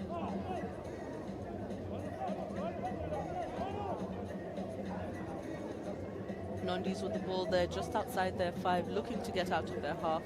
Augustine Owino caught in possession, but the referee says I think it was illegally. Aga, they call him. Augustine Owino. Coming back from injury, Augustine, I think he was injured last season. Towards the end of previous season rather, and then last season just getting back into playing. It's good to see him back here for Daystar University. Aga. Yeah, I mean, it's good to see teams taking the rehabilitation of players seriously, so that, a player can get injured and be reassured that, with the work, you're going to get back in. We see a brilliant run there from Daystar, running in for their first try of the game. Daystar there with their first try of the game, bringing the scores to 12 to Daystar. I think that's Regan Williams. Sorry, 12-5 to Nondies. Daystar are down, but definitely not out in this game.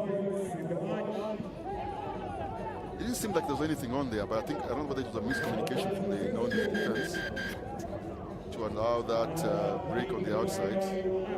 I don't think it was anything on here, but they're back. As we said, it's a game of sevens. Anything can happen. And here we are. Nondies seem to be cruising. with the 2 tries, especially after Ronnie scored that one. But Daystar, don't count them out. They are back. Daystar with that try, and it's under the post. Conversion is good, so the scores are close now. But Nondi is just putting the nose ahead here in the Ngong Racecourse and leading this one by 12 points to 7.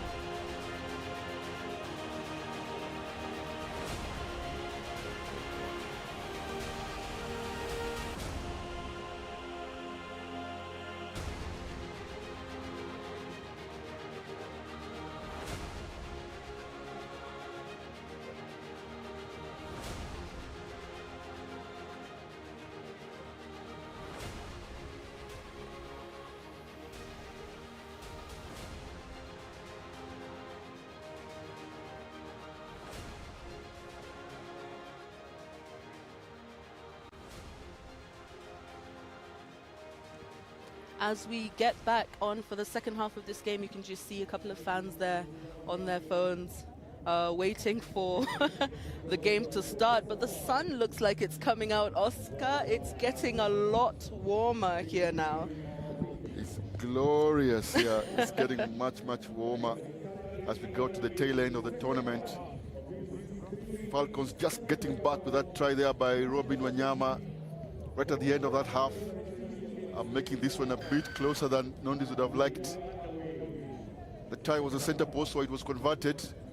As we see this deep kickoff here by Lugalia Timothy. Yes, five points rather between the two teams. Something that Nondis definitely don't want. And Daystar will be happy about. Moses Karagori there just going to deck. Ball out for Daystar, spreading the ball out. Good carry there by oh, it's a line break here by Paul Murwa. Paul Murwa has given the ball out there to Brian again. Robin Wanyama. Oh, it's good turn of speed there by Robin Wanyama. It was a show and go there by, I think it was Paul Murwa, show and go. Received the pass from Augustine on the inside. And they thought they were going to send it out initially, but he just sort of damn it as if it's going out. Then the defense opened, assumed that the ball was going out, and he entered into that space, Paul Murwa, and then Robin just supported the line there and just took off here, put the jets on, no cooling the jets here, and burst into speed, did Robin Wanyama. And another try under the posts. Scores 12. Did he convert? I thought he converted 12. that. No. Did he miss it? He missed. Seems he missed it. Did he miss a conversion? Well, scores are 12 apiece at the moment. Nondis are definitely not happy with that as the hosts of the tournament.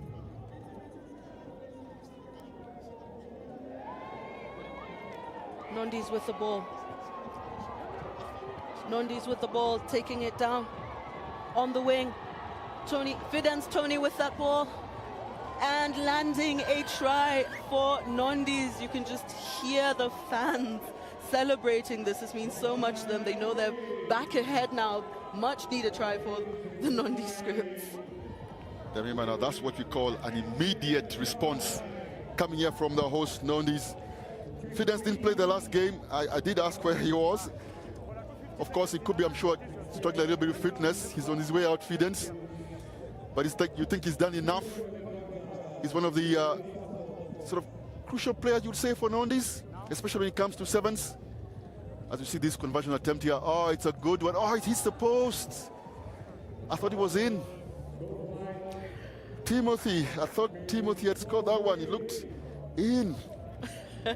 So it's still one score away. As we see Fidens just scattering at the edge of the field there.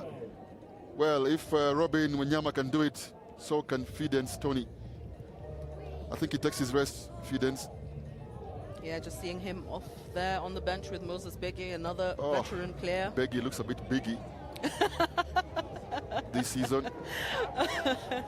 Yeah, but I mean, he's definitely played. He's given his best years to the sport, so you know, it's allowed. Well, he's still playing, as we see a good career by Augustine. Aga, I think that's standover, is it? Yeah, it's standover. Ah, the referee says yes, you have it. But let it go. He let it go. Here we go. Is he out?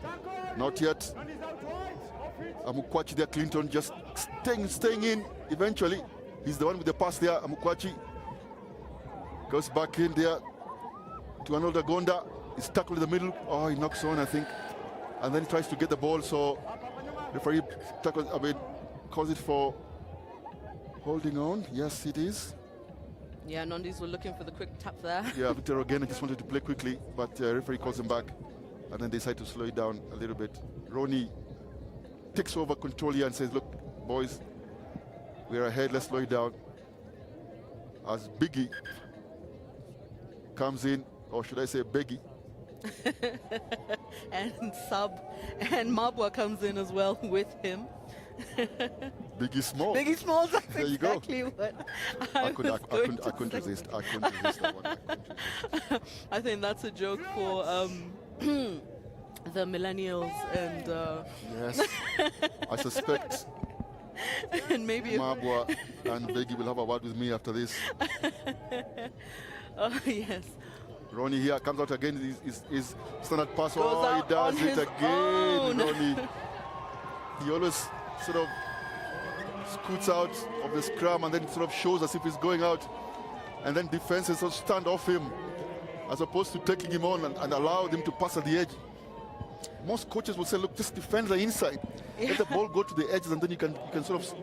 I think what's so elusive, or, you know, something that's so hard to predict with him is one would assume that, you know, since Ronnie's maybe put on a bit of weight, he's not as quick. And so as a defender, when you watch him, you don't actually think he'll slice through the defense line, but he does. And Nondis make sure to add the extra twos, giving them comfortable. I think it's just defense discipline here. If you're defending off your scrum, you just defend the inside from where the ball comes from and allow the ball to go on the outside. You know, because the outside you have the touch line, you can always scramble and push the play on the outside, because once he breaks on the inside, then it becomes really difficult to defend. Again, they still allow that ball to bounce and it goes out. I think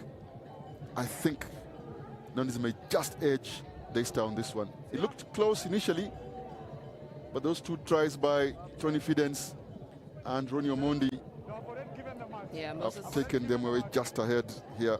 Yeah, Moses Kiragori rather there with the ball for the Daystar put in.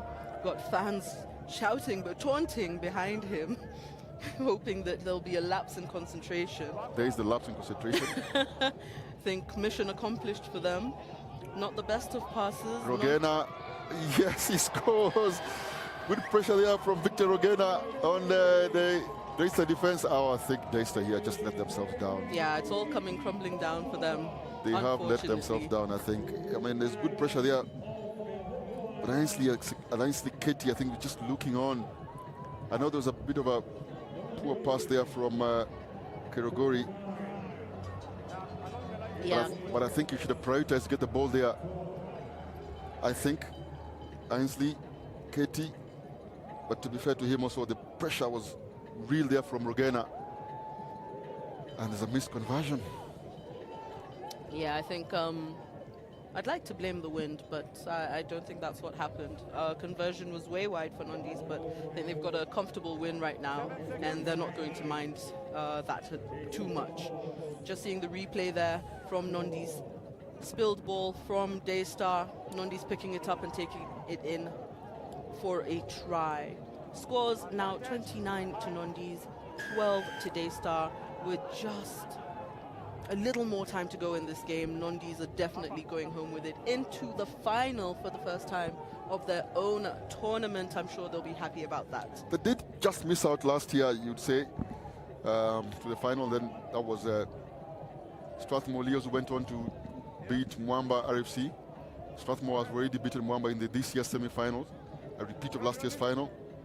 And this looks like a definitely visit to the final for the first time, as you said, Damima, for the hosts, Nondis. It's definitely good to see, you know, different people in the final, so that when you go into the final, you've not really got a prediction. You have to have watched the games, you have to have watched the poolings, see how the teams had progressed to get there. I love to see different finalists in every tournament. On the screen there, you can see Daystar with the ball. A couple of missed passes again.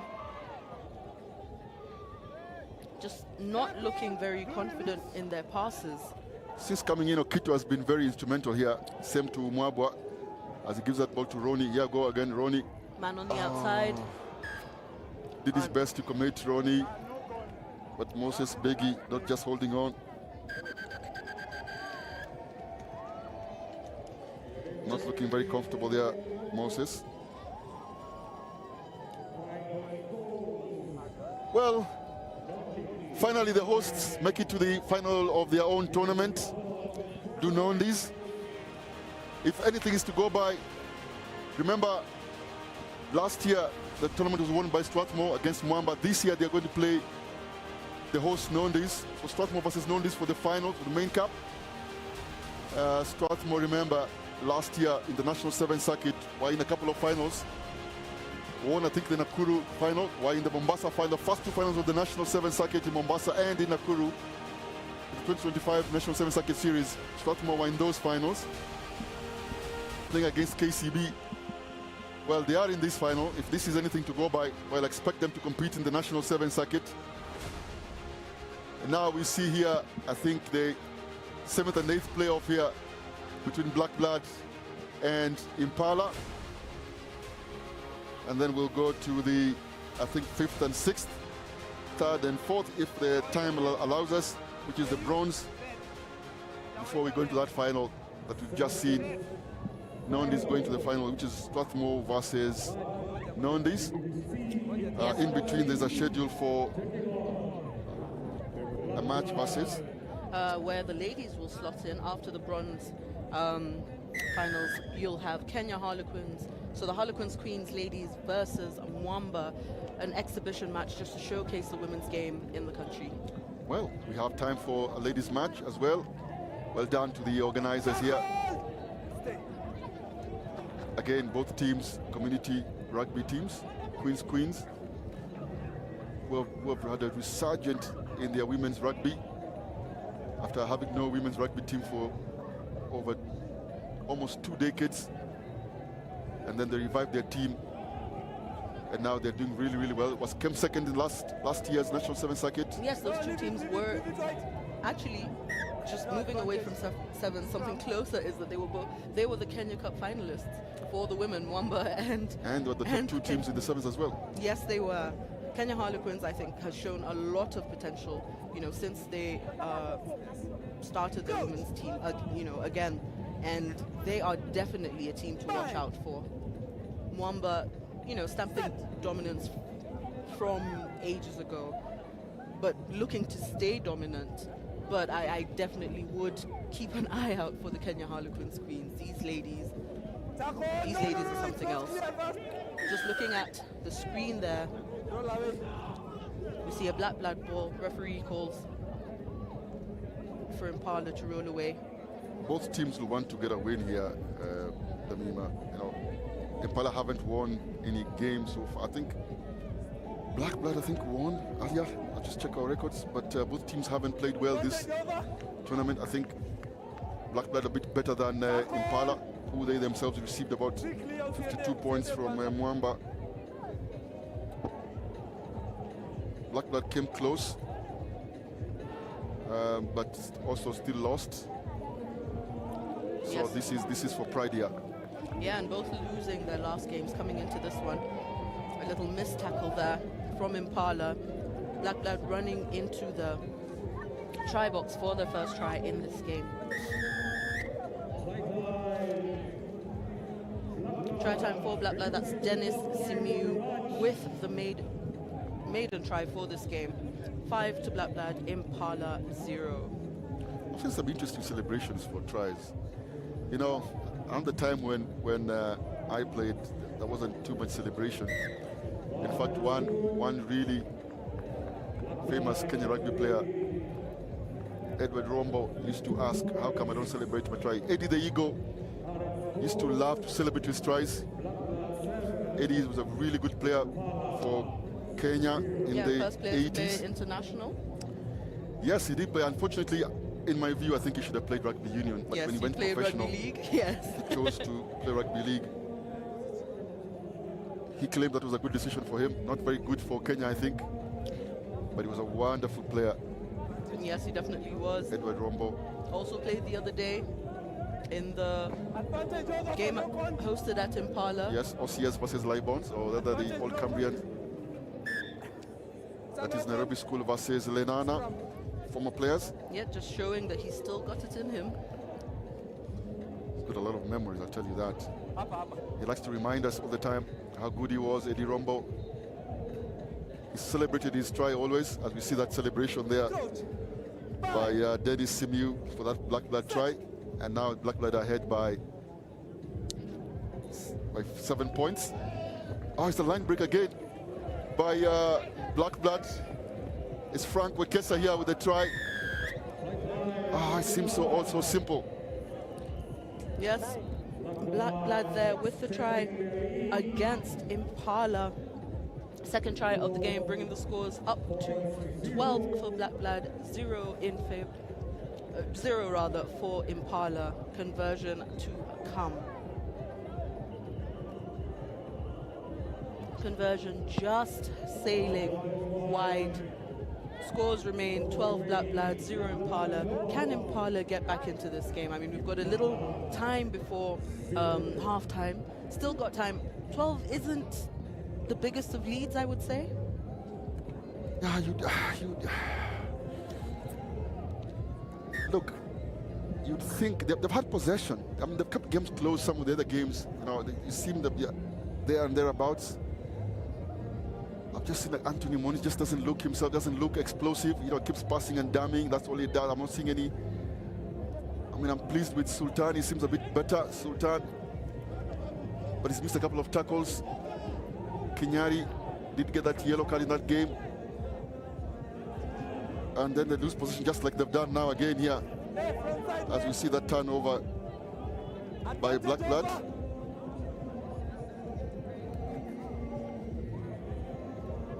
Just a little late tackle there, but referee doesn't call for it. Black Blood still with the ball going forward. And that's the thing, the Impala defense doesn't get structured. So when the ball goes to one end, they're sort of scattered on the field. They're not coming back as a red wall. They're not together. You know, I'd like to see teams defending at least. Not too worried about the outside if they're defending really good from where the ball is. But as soon as there's a line break, Impala just seem to be losing their defensive structure. But look, this is preseason. It's easy to be critical of these teams when you're watching from the outside. But I'm sure they'll get better as we go along. Yeah, this is definitely, I'm sure, something that the coach has noted and is going to work on with the boys, because playing against a well-drilled side, that will definitely cost them. We see a break there That's from what I'm saying. That's what I'm saying. They're spreading too wide. They need to come closer to where the ball is coming from, because when the ball goes to one end, the Impala defenders are sort of scattered. The defenders on the outside are assuming that the guys on the inside will defend, but the distance between the defending players is too wide. So it's a simple shot and go there by Ian Samuel. And then it's easy, because as soon as you do that, then because the space is too wide, the recovery is a bit more difficult. Yeah, definitely. I mean, you talked about that, and that's exactly what we saw happening on the screen. Bringing the scores up to 17 to Black Blood, 0 to Impala. Kick to come. Kick sails wide, however. So Black Blood is still in the lead. Impala looking to put their first points on the board. And there you see it, ladies and gentlemen, on the screen. The try from Ian Samuel, where he burst through that Impala defense. Easy, cool runnings for the young man.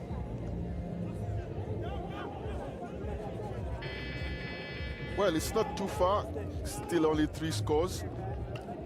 you'd think Impala would think about that, as we see this stepping here from Michael. They call him Sultan. Impala there with the ball, just breaking the defense. With a little pop pass there in the tackle, going to ground. Ooh, not recovering that ball very well, Impala there.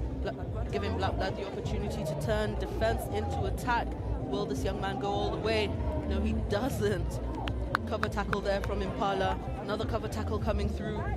He's looking for support, running out of options, but he does find support in Lawi Biwot, going in for a try there for Kenyatta University's Black Blood, just stretching that lead before half-time. Again, I said, look, they've done enough there. There was enough cover defense there. Madaga came out and tackled. Kalyango Michael was there as well. But the support players just kept coming from Black Blood. But the defenders didn't keep coming for Impala. Then eventually they scored the end there. Yeah. I think at some point Impala just sort of gave up in that defense. They covered what they could and the rest was just left to God, as they say. I think they'll be disappointed in how they're playing Impala, but I assure you, look at Madaga holding on. They're just trying to bring the defender down. And the cross-cover tackle from Denzel Juma just a little too, came in a little too late. Yeah, Denzel just joining Impala from Kisumu RFC. Denzel, I'm sure he's still running his way around the Impala field. Well, Black Blood seem to have done enough to lead this one the first time, as they go ahead with that try, leading Impala RFC 22 points to 0.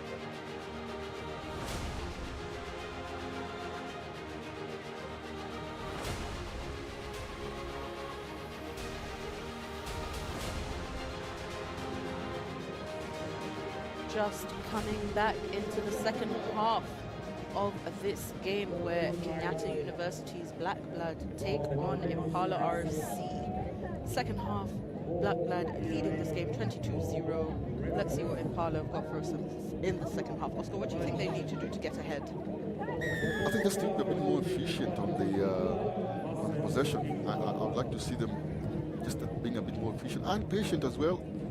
You know, they're doing the right things in terms of how they want to play, but just not executing, I would argue. As we see Anthony Omondi here on the ball, I'm not convinced about Anthony himself. He's a really clever player, Anthony Omondi. Just doesn't look as explosive as they would expect. But he's decent. Sultan as well on the ball.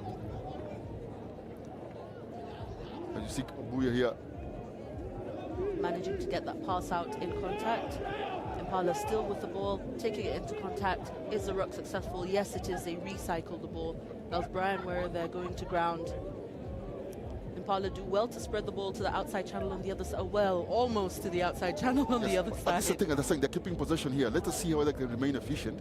This is good play. This is good sevens rugby. Oh, but Sultan decides to kick it. It's not a bad option. It's not a bad option if they can get the ball back.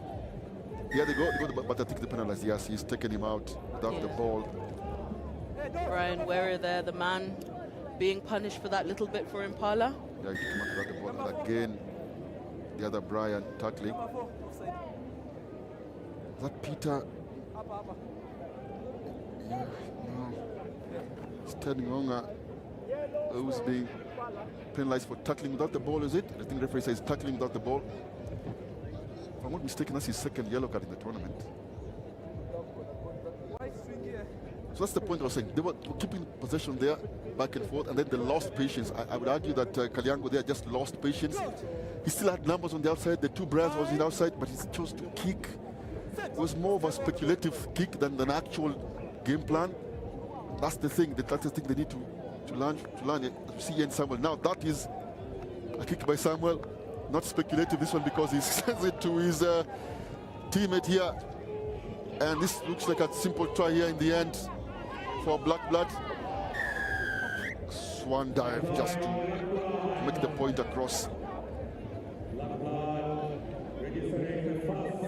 Bringing the scores up now to 27 to Black Blood, 0 to Impala. Kick to come.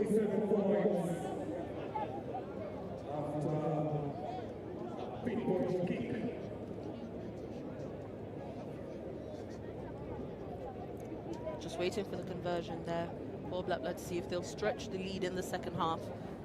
Drawing first blood, which is exactly what they'd wanted to do. Kick is unsuccessful, 27 to Black Blood, 0 to Impala.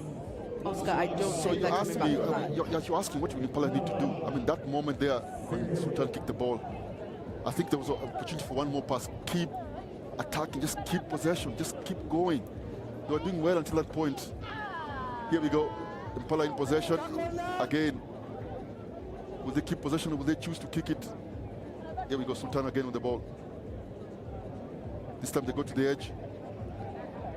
Will they manage to get round? No, taken down in the 5-meter channel there. Impala recycling that ball, but going right back to where the breakdown was. I think he was looking for a little pass in. It was clever, it was good enough, I think, by Tony. Will he get the pass out? I don't think so. Oh no, his lack of communication there. Yeah, well done, Sultan there. He works hard to bring the ball back. Sultan. He's played well, I think, in this tournament. Michael Kalyango, they call him Sultan. Yes, I think I would definitely agree. Black Blood there You with can't play on the floor there. You can't play with the ball the on the counter floor. ruck. I think Impala weren't quite sure who's going to, take the ball out of that ruck, and that's cost them. No, that's the point I was making. Impatient. He was just impatient. Just needed to put the ball on the floor. His teammates were already racking, and they're coming to clear up, but he felt that he needed to still pass while on the floor.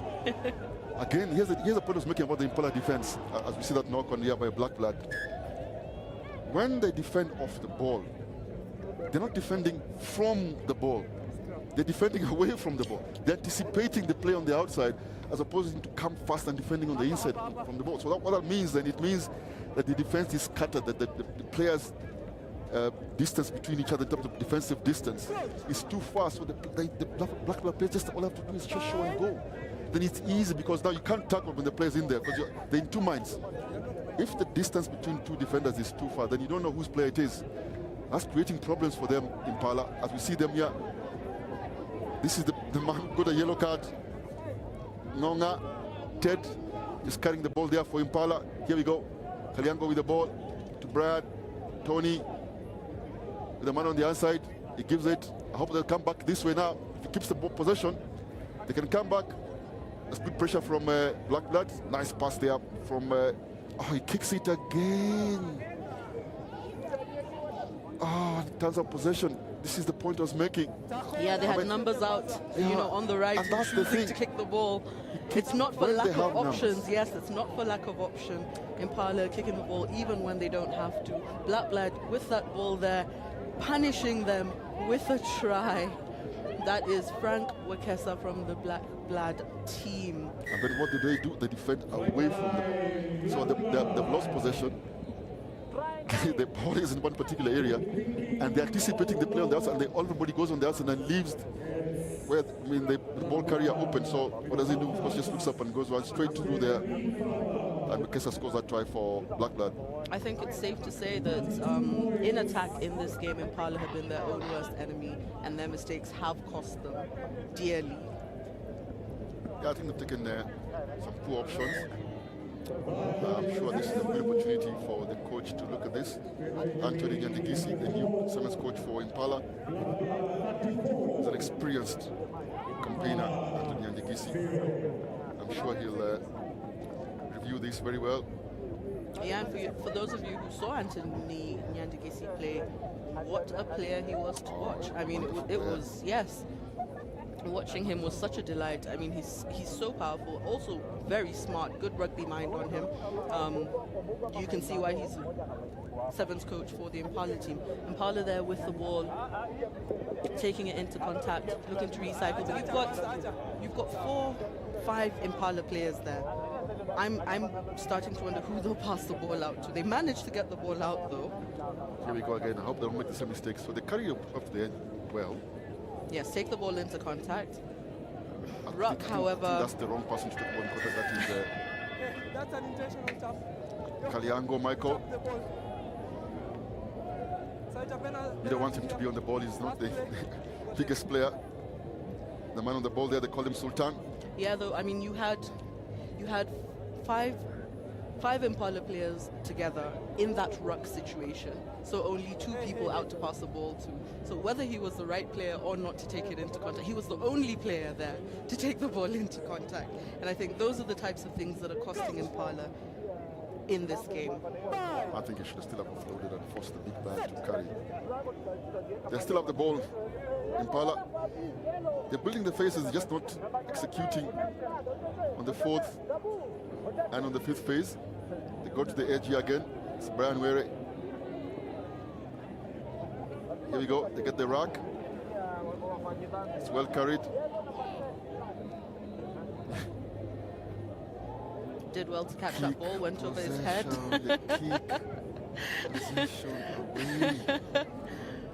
Do they manage to regain it? No, they don't. Black Blood with that ball there in their own 22, still running the ball. Will they manage to run it out of their own 22? Taken down by Impala. Is the counter ruck good? No, it's not. I think referee had said time was over and Black Blood decided we're not going to let you score, not before we finish. Black Blood do well to win that game, 34-0. I don't think Impala are very happy with their performance in this game, but I'm sure Black Blood are happy with theirs. Well, they've finished 8th out of 8 teams, Impala, so definitely not too happy. But I'm sure the coaches will have a lot of data here for them to work on. Anthony Nyandigisi, a former St. Mary's player, talked about smart player. Recently, Impala lost one of Nyandigisi's former teammates in St. Mary's, Robert Aringo, the late Robert Aringo. May he rest in peace. And that smart player from Impala. Aringo himself played for Kenya as well, part of the team that won the 7 series in 2016. Impala here will be definitely not happy with that outcome, and they lose that one to Black Blood, 34 points to 0.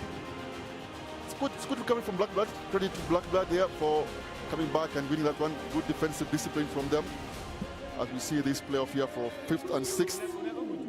Kenya Harlequins taking on the Wanyore from Nakuru. The Wanyore, our host in the first 7th tournament of the National 7 Series. I was about to say World Series. Yes, first leg of the Sport Pesa National 7 Series. This year, Nakuru will be our first hosts. So they are taking on Kenya Harlequins here. Kenya Harlequin with first possession. Alela there taking the ball into contact. Recycle there from Kenya Harlequins, looking to run the ball out of their own 22. But taken down just outside their 22. Harlequin still with the ball, quick recycle. But just losing his footing there a little. Ground is still a little muddy despite the sun battling to come through. Harlequin still with the ball, coming up to the 10-yard line. Spreading the ball nicely there, all the way to their outside channel.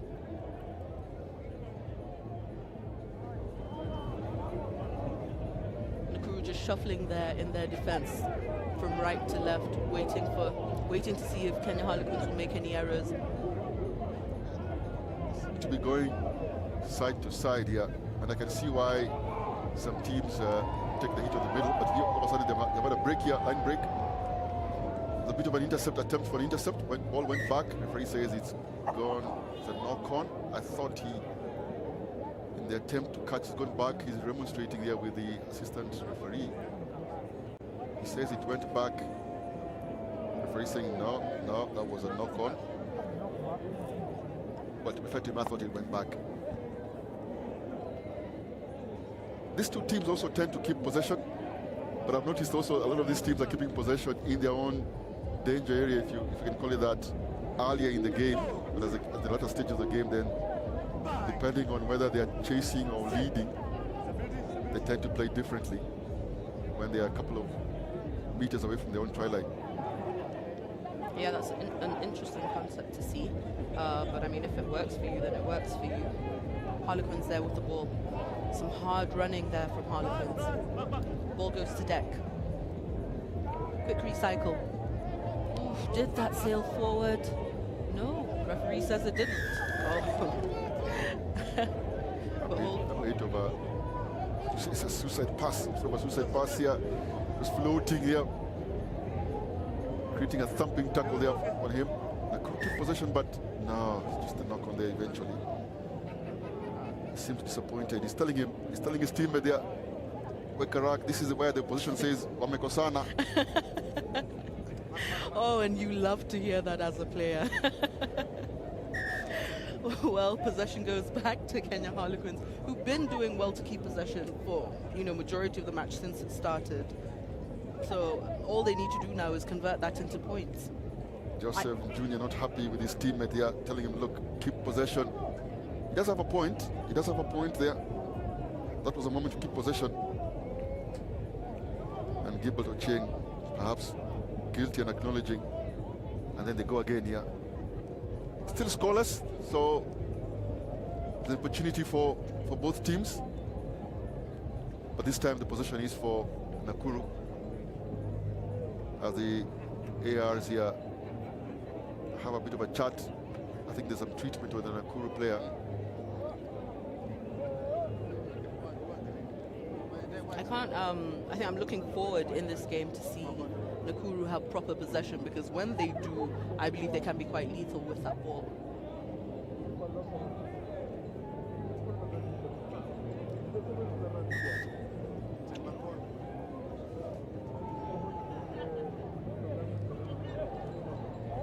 I think going by current form, from what I've seen since the morning matches, I think these teams are evenly balanced.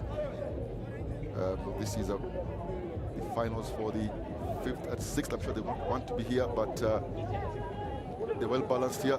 Oh, it's a good tackle there from Nakuru. Yeah. Kenya the Harlequins boys doing well to keep that ball there. Taking the ball into contact. It's taken quite a bit to bring the man down. Ball being spread out wide. They choose to take it in through the center.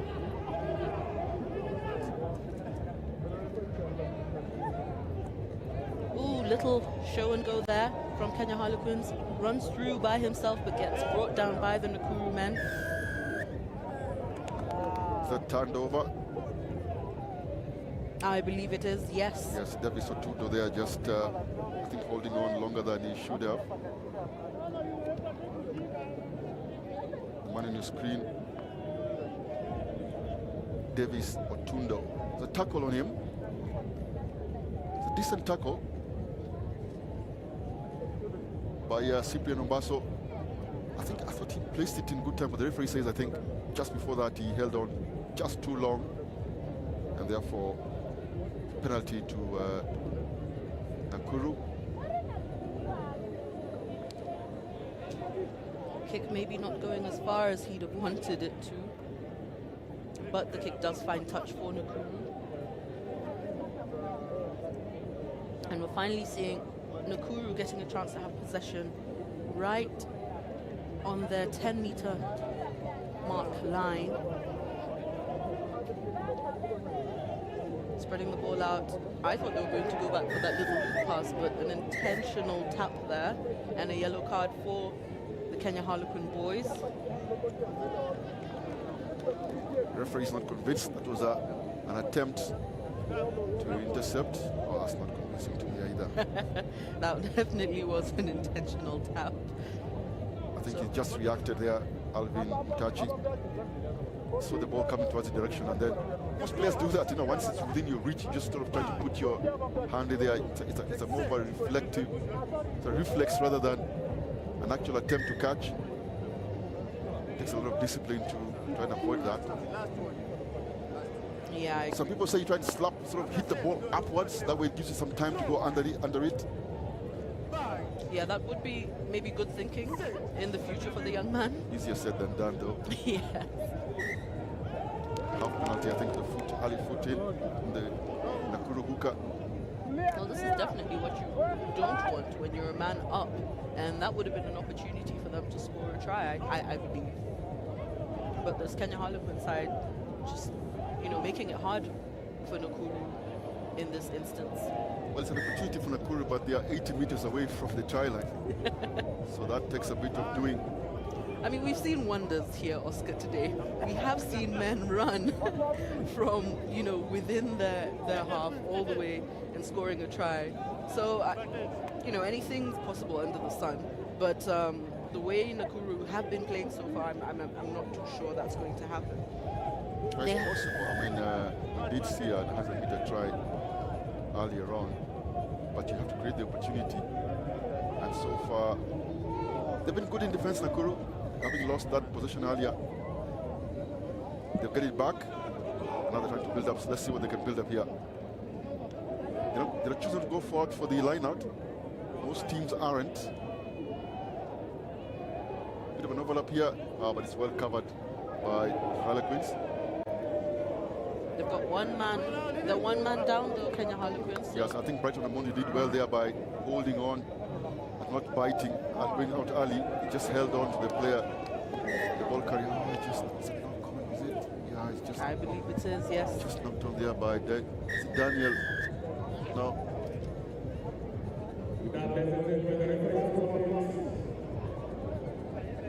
I think that was a knock-on by Wilson. Okay, I think. No, sorry, it was Gilbert Uche, that knock-on. It takes us to halftime. No scores, Daima. No scores. Remember, it was the same thing for Nondis and Daystar. No scores at halftime. Somebody has to win this one. Yeah, we have to get a winner because it's the final. But at the moment, in this second edition of the Ruff and Tuff Sevens tournament, the 5th and 6th final.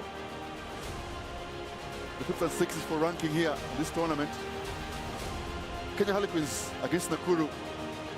And at the moment, no scores from either side.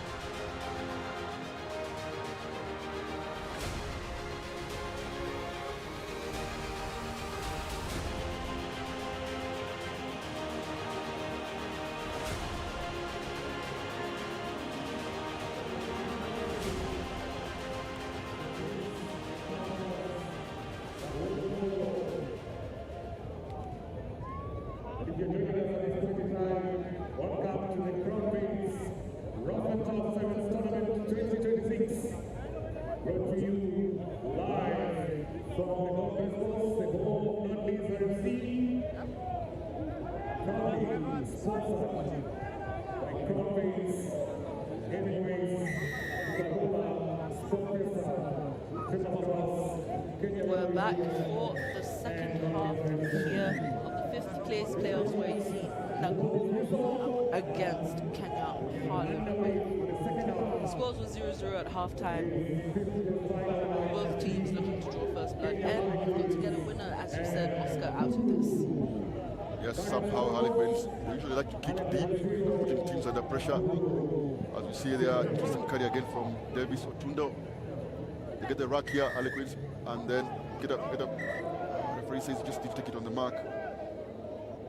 He says it's a quick tap. It's a good decision for the quick tap there by David Mwangi. But the referee says, look, get back on the map. You can take it behind the mark, certainly not ahead of the mark. Some referees allow you to take it just beside the mark, but you can't be too far out. I think if you're more than a meter, some referees are not too happy about that. But most of them like you to take the penalty behind the mark.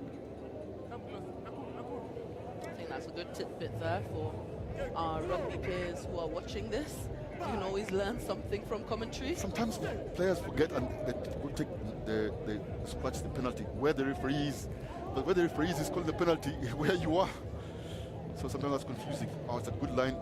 Up around here. He's kicked it. Is that a good decision? Maybe it is because he's getting the ball back here. Oh, yes, he has. It's a try in the end there. A good decision eventually. I think that's Brighton Omondi eventually gets the ball. I was not so sure about that kick. Yeah, I think it was Patrick Wainaina who decided to kick. I'm not so sure about that. But I think he had seen what I had not seen, obviously. Brighton was alone, but again, he got a lucky bounce, Brighton. And then eventually gets that try. That's the first try of the game. Breaks the deadlock. It was 0-0 to this point. Conversion. It's a good attempt. It's a good attempt, but doesn't get it. Yeah, I think Kenya Harlequins have been knocking on the door the whole of the first half, and finally, that has culminated to a try. That was very good, foresight from the young man, as you said, kicking the ball forward and resulting in that try from Kenya Harlequins. Remember, we did talk about the Kenya Harlequins officials here just next to us in the commentary box. They're all up on their feet now. Nekesa, the club secretary, Nekesa Were, and the chairman, Victor Sudi, director of rugby, Joel Ngong, all up and anxious about this one. Yes, 5 meters out for Kenya Harlequins, but they lose possession here, turned over by Nakuru. Yeah, this is definitely a game that the club officials can't watch while sitting, and understandably so. Recently, 2 years ago, I'd say, Kenya Harlequins were champions, the National Sevens circuit. Last year, didn't do too well. Wasn't too bad either. The women came second, Queens. Nakuru decide to exit here, they kick it out. Ball doesn't quite go out though. No, it doesn't kick it out of the area. Yes, just out of the red zone. Ball bouncing back into play, or rather into the middle of the pitch. Kenya Harlequins there with the ball, trying to spread it out wide. It's a nice switch there, it's a nice cut. The missed tackle. It's a good chase here, it's a decent chase now. But he has the legs. It's a wonderful try there by Victor Gichana. It's a leg switch there by Victor. Nakuru defense just running across. And the catch-up defender not coming through. When the players keeps running across, there has to be a catch-up defender as well. Because sometimes the last two defenders are caught in. And then when the cut comes in, or rather the switch comes in, that catch-up defender has to take that responsibility. Sometimes it's the first receiver or the flyer, if you want to say that, or the hooker coming across. And in this case, Nakuru didn't have a catch-up defender. So the two players on the outside were taken out by a simple switch. And eventually Victor Gichana had a 40-meter dash, still had to do some work there. And scores that second try for Kenya Harlequins. I thought it was almost the middle of the field, but conversion was good. So conversion was good, was it?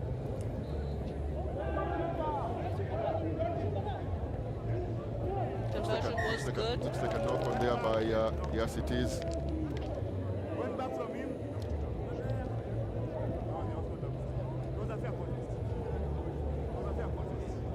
I thought that was a Yes, I thought it was a bit of a collision there. Fair call to the referee, says it was a fair contest. Yeah, just hearing him there explaining that to the players. I think that's something that the the Nakuru players are not happy that the record was taken up the air. It'd be good to see a replay. Referee says he wants to consult with his assistant referee. A replay would help. We do have a big screen here. If a referee can have a look at that replay, he may make a decision on that one. But let's listen in.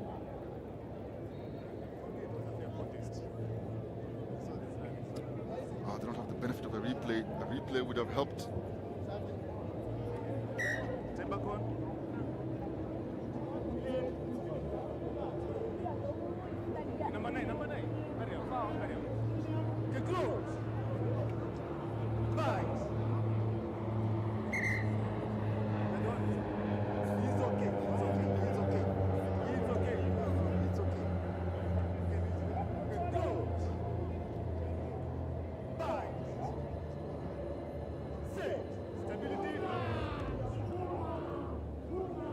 Harlequins with their Putin. Here we go. Sticking it up well.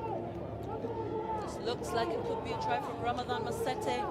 Out on the wing there, Speedy Gonzalez, Mr. Ramadan Masete, doing what he's known to do best. Has played some rugby league as well.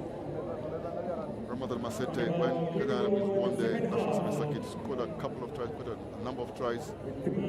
Ramadan Masete was really good for the quadrant colored team, as it sometimes they are called. Definitely showing a little bit of experience there out on the wing. Conversion unsuccessful for the Kenya Harlequins. Lawrence over there with the conversion attempt. It's wide.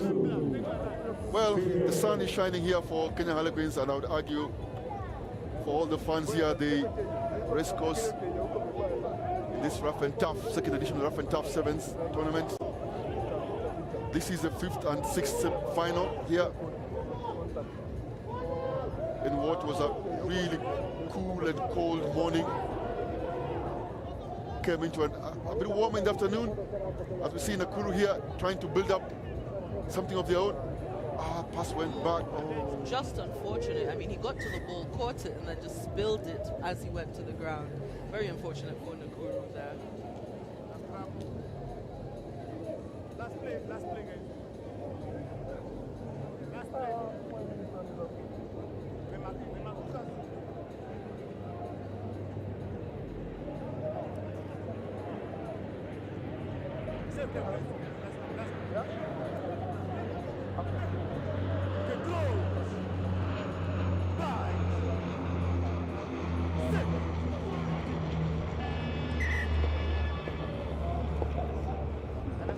They look like they're going to play out of this one. Nakuru.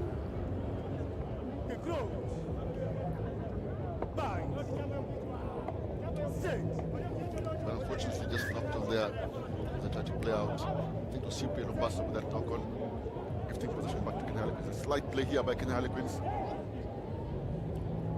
Good defense here by Nakuru. Really great defense here by the team from the Rift Valley City of Nakuru. Harlequins keep the position well here. Does well to cut back in. Fends and puts one down. Yeah, referee says he leads with a forearm there. I think that's one of the things I'm seeing that some players are really struggling with. You know, the change of that rule. You've got so many players, even when I was watching the women's games in the Rugby Africa Cup for the 15s, you'll see a couple of players who haven't quite switched from, you know, with your palm open to leading with the elbow or forearm rather. Yeah, I think it's penalized. It's a bit dangerous. There you go. I think the palm was open, yeah?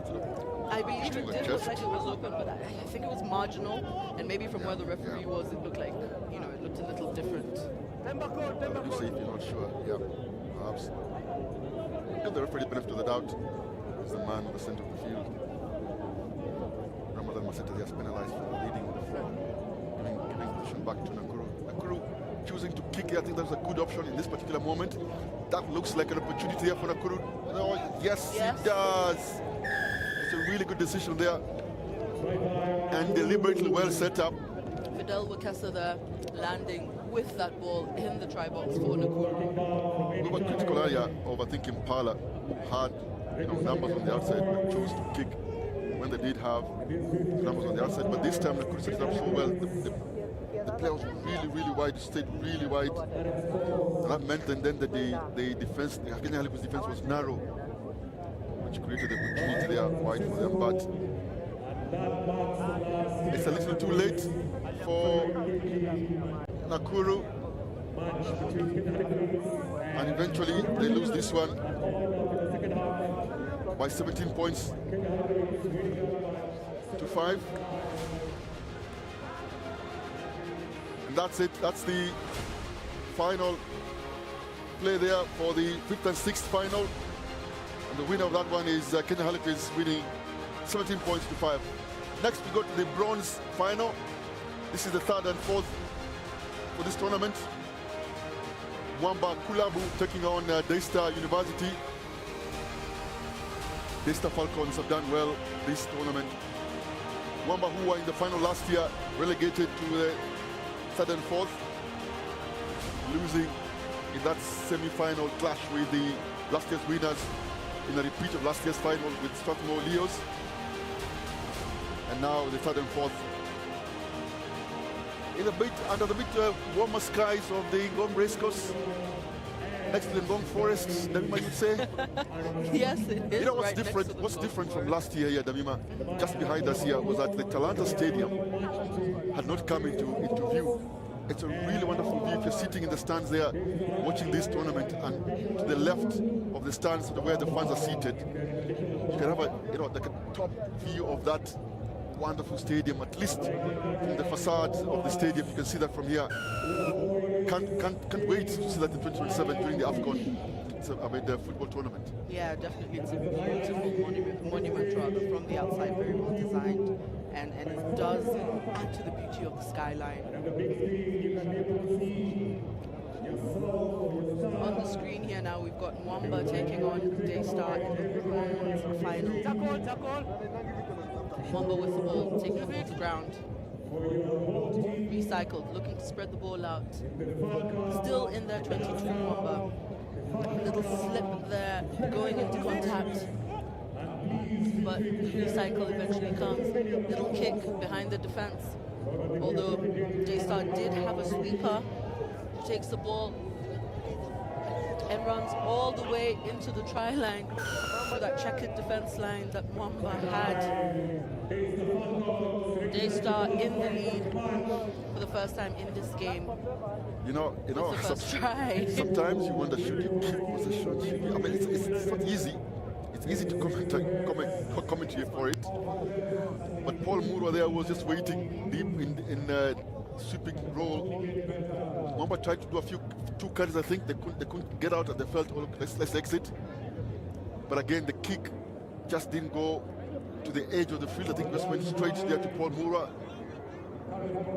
who came back. There you go. Just caught it there. That was a missed tackle.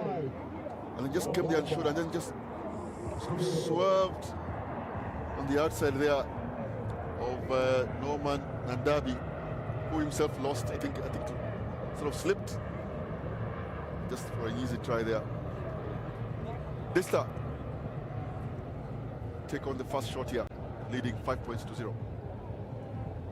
Daystar with the kickoff, taking it deep, choosing to play from deep within the Mwamba half.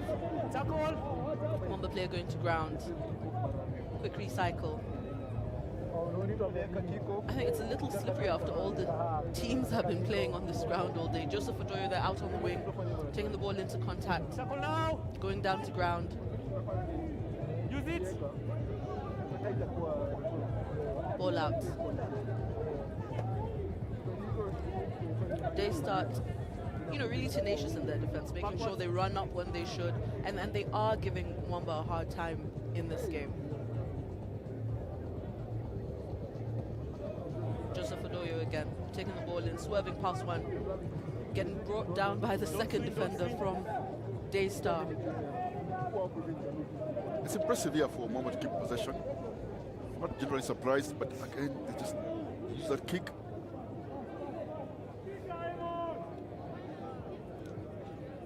That's Mukwachi at the edge there, taking that ball. Yes, and Paul Moura doing well to collect that ball, giving it to Moses Kiragori, who looks like he's going to run it by himself. No, he doesn't.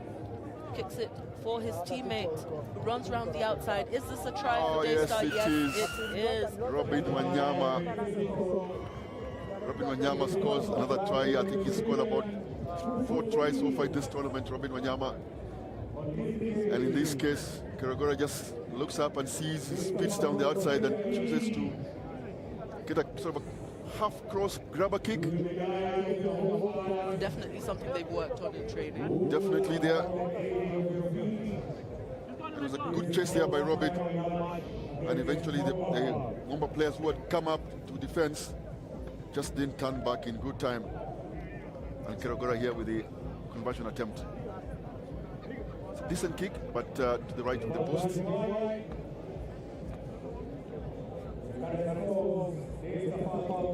There it is again. We see Moses Kiragori with that kick. You know, without almost telepathy, without talking, just look at just eye contact. You know, just look at each other and they feel like, yes, this is the opportunity. Send it, I'll go.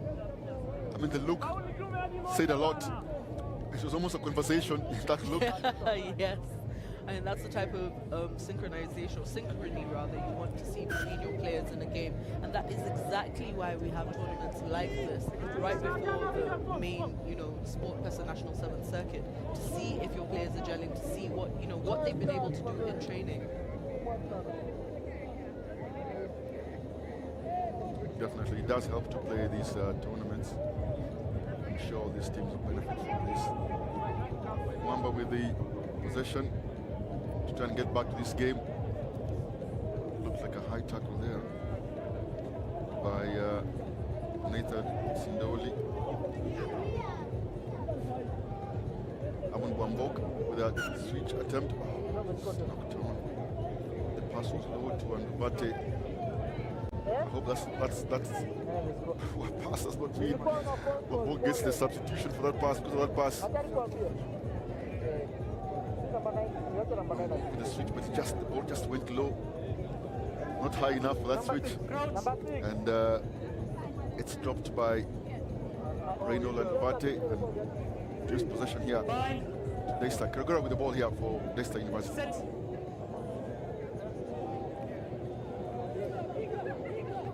Paul Moura seems to have played something here. I think it's a slide play. Yes, Paul gets it back from Kiragora, takes the space there. Paul.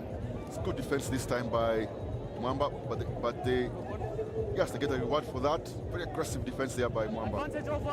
Yes, that was very well done by Mwamba.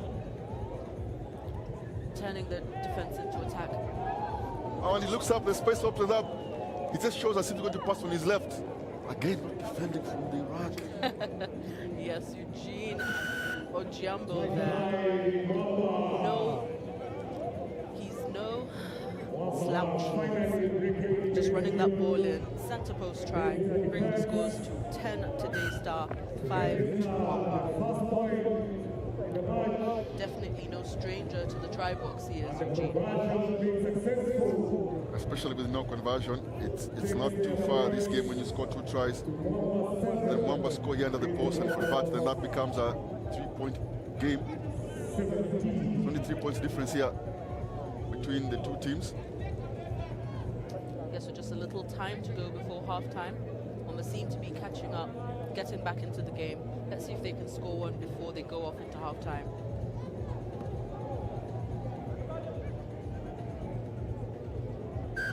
Eugene Ojambo there with the kick from Wamba.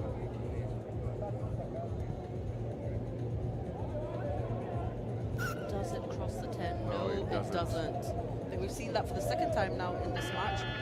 First time was with Daystar, now with Wamba. Just having that ball not cross the 10-meter line and gifting the opposition possession. Forced error there by Gene. They had scored. I think they come back and continue with the pressure. Try and get battered, but Daystar give them an opportunity here to make amends as we go into halftime. It's a close contest here in this bronze final between last year's finalist Mwamba against Daystar. Daystar just leading there, barely leading here with a difference of 3 points. But they are in control here so far as the scores are concerned. Leicester University 10, Mwamba 7.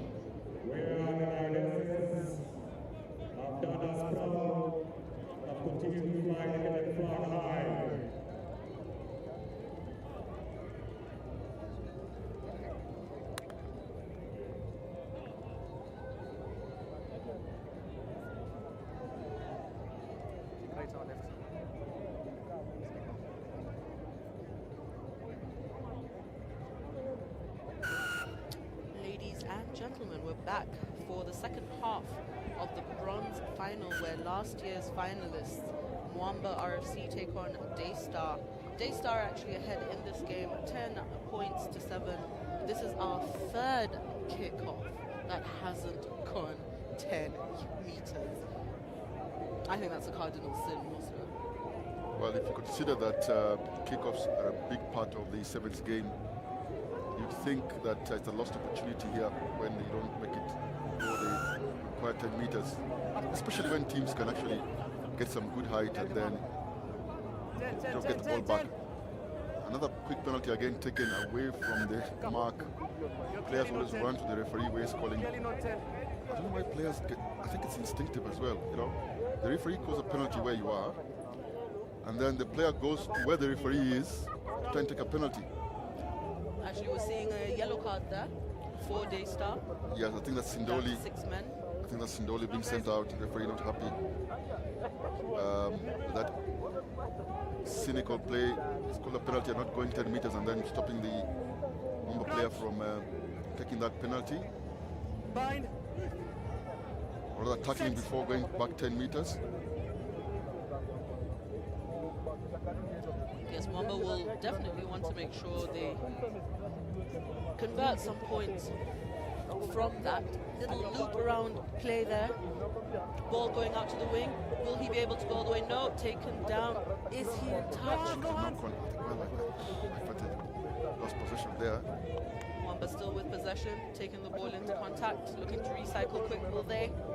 Oh, that's a good coming around the corner by Eugene there. Show and go. Eugene, not the biggest players to take the ball into contact. It's good to keep this good possession here by Mwamba. Very good possession. And there we are, seeing a try from Mwamba. Quickly for change, I think, with the try. Back in pass there. I think it was Ndayala who gave it back into him.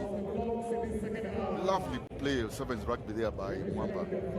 Yeah, and you had mentioned, Oscar, you know, the fact that Mwamba are keeping possession or managing to string along a couple of passes, a couple of phases. That's definitely worked to their advantage, even coming up to that try. Yeah, it's good, wonderful interplay from the Mwamba player. Again, the good demonstration there. When the player sends the pass and he follows it, there you go. The player would give it the pass earlier, has followed it. I think that was Wycliffe. He had sent that pass, then the show and go, and a good wrap around there. Play with Joseph Ochayo. Odoyo, sorry.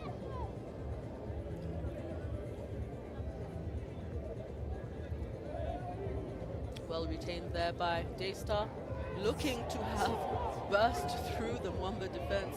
Ball going out wide. Will they manage to go all the way? Powerful player out on the wing there. Looks like Augustine. Running around. Oh, and he stopped just before the line, and his foot goes into touch. That was really good defense from Mwamba. And they play quickly. Try saving defense. It was. They go quickly to Mwamba. Scores are so narrow at this time. Anybody who scores gets ahead. The play just goes straight and bang to the floor. I'm not sure about that. He just ran straight into the defense. Bumped the player, it's Byron Webo. Then now all of a sudden, they're struggling here to defend. And Vate not happy. And Vate was on his outside. Robin Wanyama there, turning on the afterburners. Look, as he does on that wing. I mean, that's probably his 5th try of the day, Robin. But and Vate here demonstrating with his teammate, saying, look, I was on the outside, Byron Weber, but he chose to just go straight into the defense. But then the battle is outside. He seems to be apologizing there on your screen. You can see on the left of your screen with the knee brace here, Byron, and the battle not happy. But because he did that, he gives an opportunity here for Robin to score that try at the end. Wanyama, I think that's his 5th try of the tournament, if I'm not mistaken. 2nd of the game and 5th of the tournament. And the battle not happy. On your screen there, got Speedy Gonzalez from our Kenya Shujaa team. Patrick Odongo with a Mwamba sympathizer, if you can call him that. He's more of a sympathizer than a fan. Stephen Musyoka there with him. They call him Sioks. Sioks will remind you every day that Mwamba Kulabu is the best team, or the best thing that ever happened to Kenya Rugby. Understandably, of course. It being the first indigenous club. First club to have a women's team. I mean, he speaks sensible. Jamima, you seem to be persuaded by the likes of Sioks. I think in yourself, you're a former Mwamba player, aren't you? Yes, I am. Yes, I am. However, I mean, we've got lots of great clubs, lots of clubs who've done brilliant things, just like Nondi's in this case, who have put together this tournament. It's a wonderful tournament here, Ruff and Tuff, sponsored by Crown Paints, Coca-Cola, Hemingway's, famous grouse, as we see here. Mwamba trying to rumble their way into the try line. Remember, looks like it is. Is it a try there by Eugene? Yes, it is. They keep possession for ages here, Mwamba. They'd gone ahead, then there's a bit of a seesaw here with the Daystar. Yep, just playing ping pong with the scores. Mwamba back ahead now. Daystar out. Daystar. Out. 15. Let's go.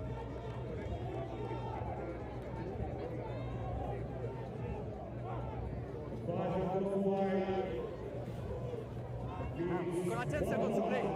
10 seconds to play.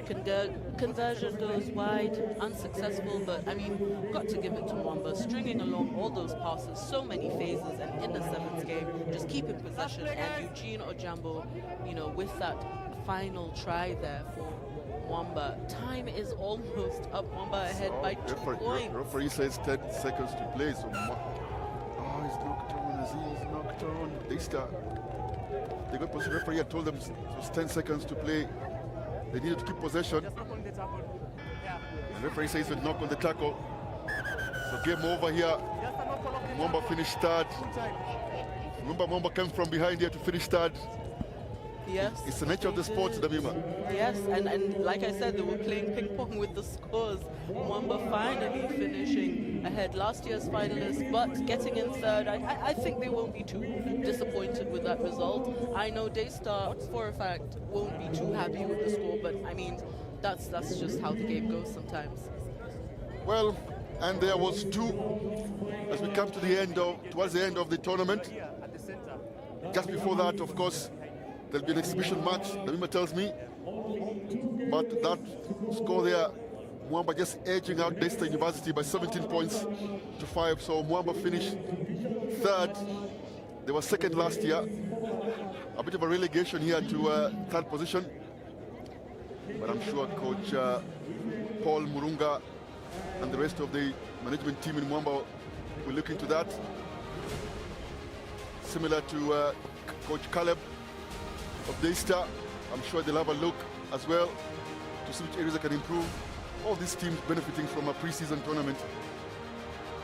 Even those who are finishing the sort of lower levels of the tournament will always use this as a good prep for the National 7 circuit.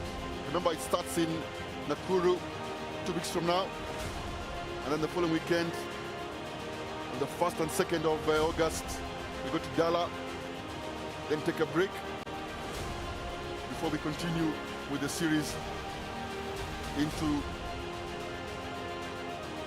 the RFA grounds for the Kabeberi Sevens. And then the following weekend, on 22nd and 23rd of August, we go to Mombasa, city of Mombasa, and the Mombasa Sports Club. We'll then take another break before we resume Embu Stadium, where we get to the Embu Sevens on the 5th and 6th of September. The following weekend, on the 12th and 13th, we are back at the RFA grounds for the final round of the National Sevens circuit for 2026 with the Christie Sevens. We take about a month break there before now we all congregate at the Nyayo National Stadium for the Safari Sevens,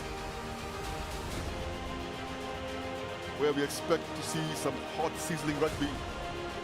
We expect it to be a bit cooler. It's a short train season then in October. Not as cold as July, but hopefully cooler, not the hot. Yeah, hopefully going to be better weather for the players, so you're not out in the scorching sun the whole day. But yeah, I mean, let's wait to see how it goes. I'm sure it'll be wonderful rugby, end-to-end stuff. People should definitely plan to attend. Just seeing the fans here, really happy to be here. A couple of, I believe, Nondi's fans there. Yes, Peter Tyrell, that's the Nondi's vice chairman. Peter on your left, having a good time here. Sun's out, so all the shades are on. Yeah. Yep, ladies out here having fun, supporting their teams. Well, it's the new rivalry, I'd say, in the women's rugby. The Queens taking on the Mercurial Kulabu ladies team, who won everything last season. Oh, they were wonderful last season. Look out for Faith Livoy on the Mwamba side, Edith Naliaka as well.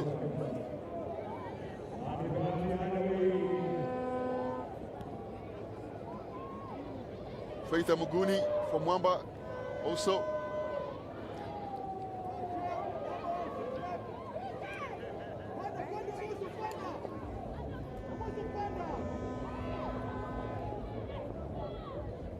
I beg your pardon, I meant Naomi.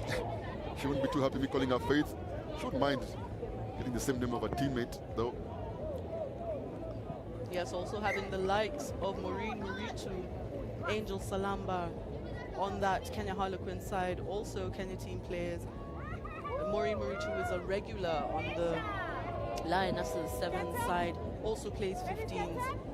You've also got Dillon Indombo, who was the top try scorer for the women in the Kenya in the 15s Kenya Cup League, Ladies Kenya Cup League. Yes, a big field here of national team players. Maureen Muritu herself, from a former Nakuru player, moved from Nakuru to Kenya Harlequins last season, and she's done well, fitted in very well as part of the leadership on the Kenya Harlequins Queen side. Yes, they call her the teacher because she's always teaching, a little stern, but you know, I'm sure the players have a lot to learn from her.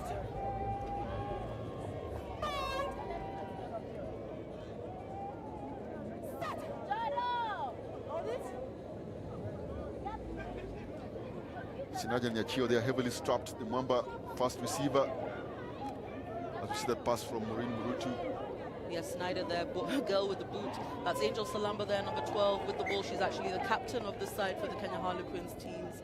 One of the younger ladies playing on the squad. So powerful. She reminds me of a prime Philadelphia Orlando. Packs a punch, fast, can pass. You know, I love that about her. Philly was quite aggressive. Philly now a coach out there in the Middle East, the city of Dubai. Yes, recently helping with Tanzania, set up their, you know, squads down there, set up their rugby. She's doing, you know, astronomical things for rugby in general. One of the standout players for the Kenya Lionesses, of course, she was a captain as well. And just, you know, out there spreading the rugby gospel. Wamba with the ball there, quick recycle. Celestine Ojembo there, with the ball out, Faith Liboy with the boot. Not Faith something kicking. we are used to seeing from Faith, but Kenya Harlequins is grounding the ball there in the try. That's interesting. She does play center in sevens. 15s, I think recently that's what they put her in 15s, but she was always a forward, Faith Livoy. Sometimes she goes to prop in the sevens as well, or back row in 15s. However, in the just concluded Rugby Africa Women's Cup, we did see Faith Livoy playing as a center, a number 12, and she did very well in that role. Yes, she did. She's a multi-skilled player, Faith Livoy. You see, that's good to the edge there.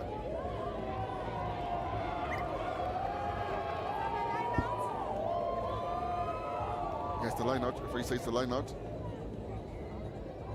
I think she tried to scoot there at the edge, but Beatrice Asimbo there on the screen, just running away from the ball. the Kenya Harlequins players had nothing, did nothing of the sort.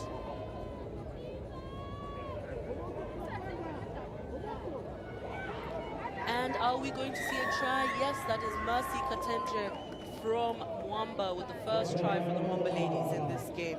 Just over the line out. She's such a quick, powerful runner, but she had no one in front of her. That was an easy one for Mercy Katenje. I would argue that those in front of her just stepped away because she's a powerful runner, yeah, Mercy. Yeah, she definitely is one to look out for. Mwamba with the drawing first blood in this game. Sinaida and Chio there with the attempted conversion. Dan also there actually with the attempted conversion. That was Chio. Just in shot there, we saw Maxina Buga with that line out put in for Harlequins.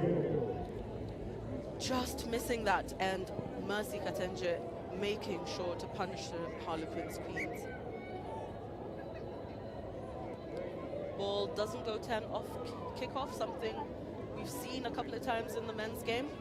Kenya Harlequin queens granted the ball there, the center of the pitch. Let's see what they can do with it.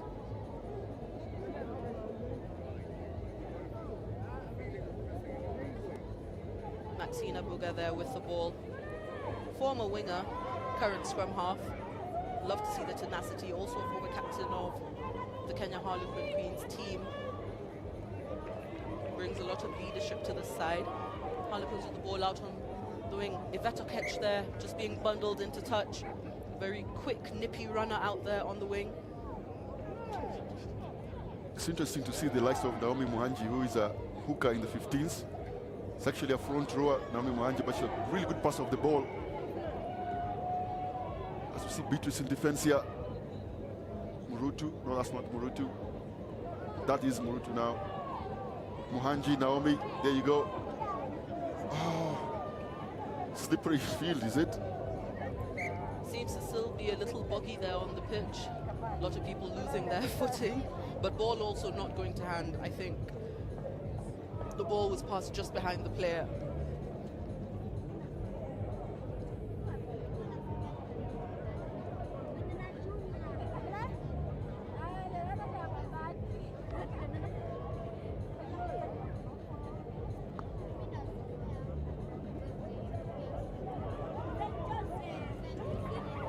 Good defense there by Mwamba. The try, is it? Dylan Ndombo, the top try scorer for the Kenya Cup Women's Championship, just showing you why she's here. She's actually vice captain for this team on this day. This is is her second season with Kenya Harlequins. Hasn't been a footballer before. Yeah, we see the skills here. Judy, Impala player, also national team captain as well, a former footballer. A lot of players come from football into rugby. It's not too difficult a transition. A good number of them have moved from football to rugby. Milka Chitechi there from the Kenya Harlequins team Good conversion with the kick. Yes, Milka's boot is definitely something to watch out for. This girl works wonders and works magic with that. I mean, it unfortunately didn't go her way in the Kenya Cup final when they played Wamba, but today you can see why she's a kicker on the team. That's interesting because all these Kenya Harlequins queens are actually new players. At Kenya Harlequins, all of them actually 100% because the team was just formed about 3-4 years ago. And look at how well organized and drilled they are. Naomi herself from Western part and also played for Impala, then moved to Kenya Harlequins. Yes, you had the likes of Maxine and Milka Chitechi, Angel Salamba coming from the AP team, yes, which now is defunct. And they did play rugby league as well. Yes, they all made the national team. They played the World Cup qualifiers. They did play the national team rugby league, Kenya Rugby League. And here they are at the second edition of the Ruff and Tuff Sevens tournament. Yes, Celestina Jambo there, passing it to her sister Edith Nariaka. Family affair here in Mwamba. It is family affair. There's also an Edith Nariaka in the Impala team, as we see. That Beatrice, is it? Yes, that is Beatrice Osimbo there with the try for Mwamba. She was actually one of the standout players in that Kenya Cup final as well for Mwamba. So it's no surprise seeing her running in points in this game. Scores are now up to 10 for Mwamba, 7 Harlequins. Remember, this is a wonderful exhibition of Kenya women rugby, or women rugby in Kenya rather. Both teams are doing very well currently in the national leagues, both for 7s and 15s. Remember last year, Mwamba pipped Kenya Harlequins in the final of Kenya Cup and as well winning the national 7 circuit. Mwamba, they won it by, I think the time went to Embu that won the national 7 circuit last season. Yes, Mwamba actually went through that 7th season undefeated. And same for the 15th season. So they are, at the moment, undisputed champions of 7s. But Kenya Harlequins have been knocking on that door right behind them. And I do expect to see big things from them this season. With the addition of Sheila Chajira. I mean, I know she was there last season, but I think now she's settled into the team. You can see what she's doing with them, with her support staff, you know, the likes of Leon and, you know, just everybody on that team. These girls are gelling well together and they're playing for each other. And you can see it when they play. Sheila Chajira herself also came from Ngong Boys, made a stopover at Impala Ruans, and then last season moved to Kenya Harlequins. Last season, she's barely a couple of months old at the club, but she's a player coach. She said she's at the tail end of her career and pursuing coaching. Sheila Chajira, wonderful servant of the Kenya Rugby. Still in the national team, Sheila, both 7s and 15s. Still a hard tackler. Sheila, you'd say she still has a couple of years on her legs, you think, Damima? I think she might be. I mean, she is also an Olympian. You can't, you know, forget that. We just saw Maureen Chebet there, also on the Mwamba team, just giving water to her teammates. Edith Nariaka there, just turning around. Edith is such a cheeky player. She's so fast. She's a good tackler, you know, really tenacious in tackling. Maureen Maritu there, also a Kenya Lioness, a leader in this game and on this Harlequin side. Just seeing her focus there. Yeah, on the screen that was Maureen Maritu.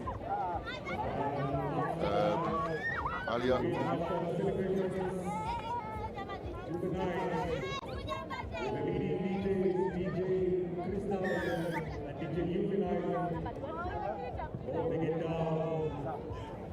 Kickoff there for Kenya Harlequins. Naomi Mahanji with the ball being brought to ground by Diana Omoso. Quick recycle there by Angel Salamba. Harlequins with the ball. Ooh, looking to spread it out wide, but just missing the mark with that pass.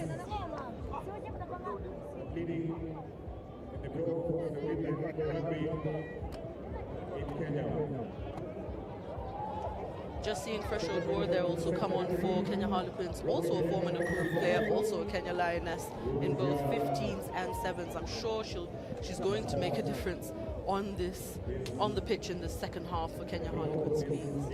Yeah, anyone watching the national team for women's 7s will have an idea of Fresh Odwar is. The Lioness team has enjoyed a lot of her services, especially scoring tries. Dan, I'm also there with the little show and go, getting caught there in contact. Good counter ruck there from the Kenya Harlequin Queens, forcing the turnover from Mwamba. I know they're not happy about that. Maxina Buga there with the ball. You know, coming from a winger and moving to a scrum half position. See, there we see in the replay, Dan also going down. The successful shove there. It was Maureen Murutu with that rack as well. Yes, she it's was. Good to see her in the grind as well. Maxina Buga there with the put-in.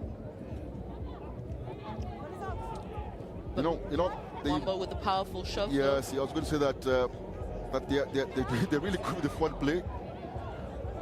Yes, yeah, Angel Salamba, ball out. Fresh Odwar out to the wing. Dillon and Indombo there taking it into contact.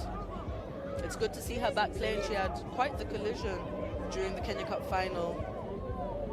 And she's coming from recovery. So good to see her playing. Fresh Odwar, they're not quite taking it from the mark, which is something you've talked about, Oscar, in the men's game as well. I know it's tempting to go where the referee is, and sometimes that's where there's fewer defenders. And you think that's the place where the referee will allow, but no referee has allowed those kind of penalties. But players keep trying. Faith Livoy there gathering that ball back for Mwamba. Going to ground.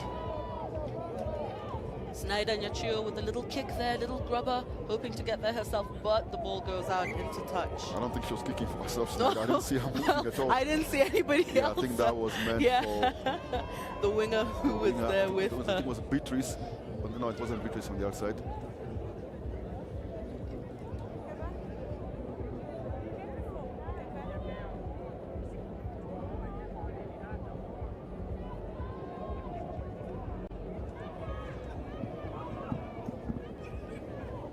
Harlequins with the ball, surging forward, taking the ball into contact.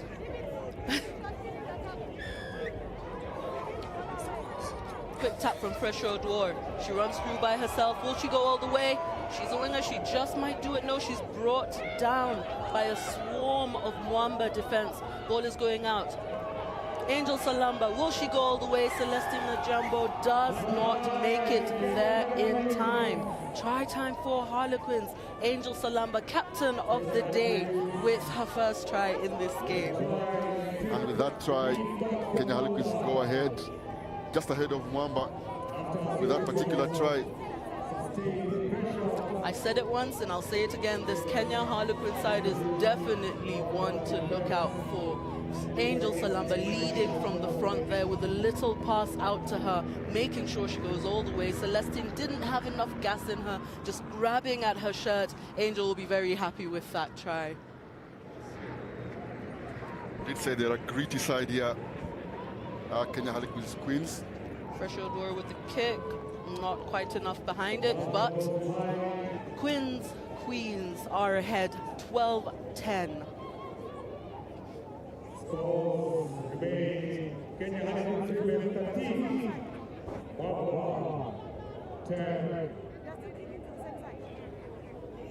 Harlequins have just acquired Fresh Odwar. I didn't see her last season, so she's just joined them.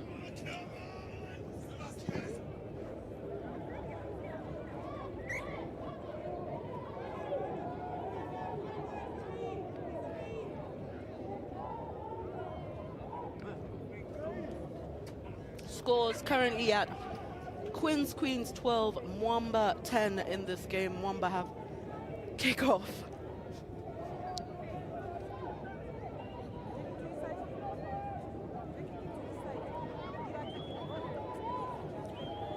Naliaka there just engaging with the referee. Referee asking for the kick, and it's a penalty.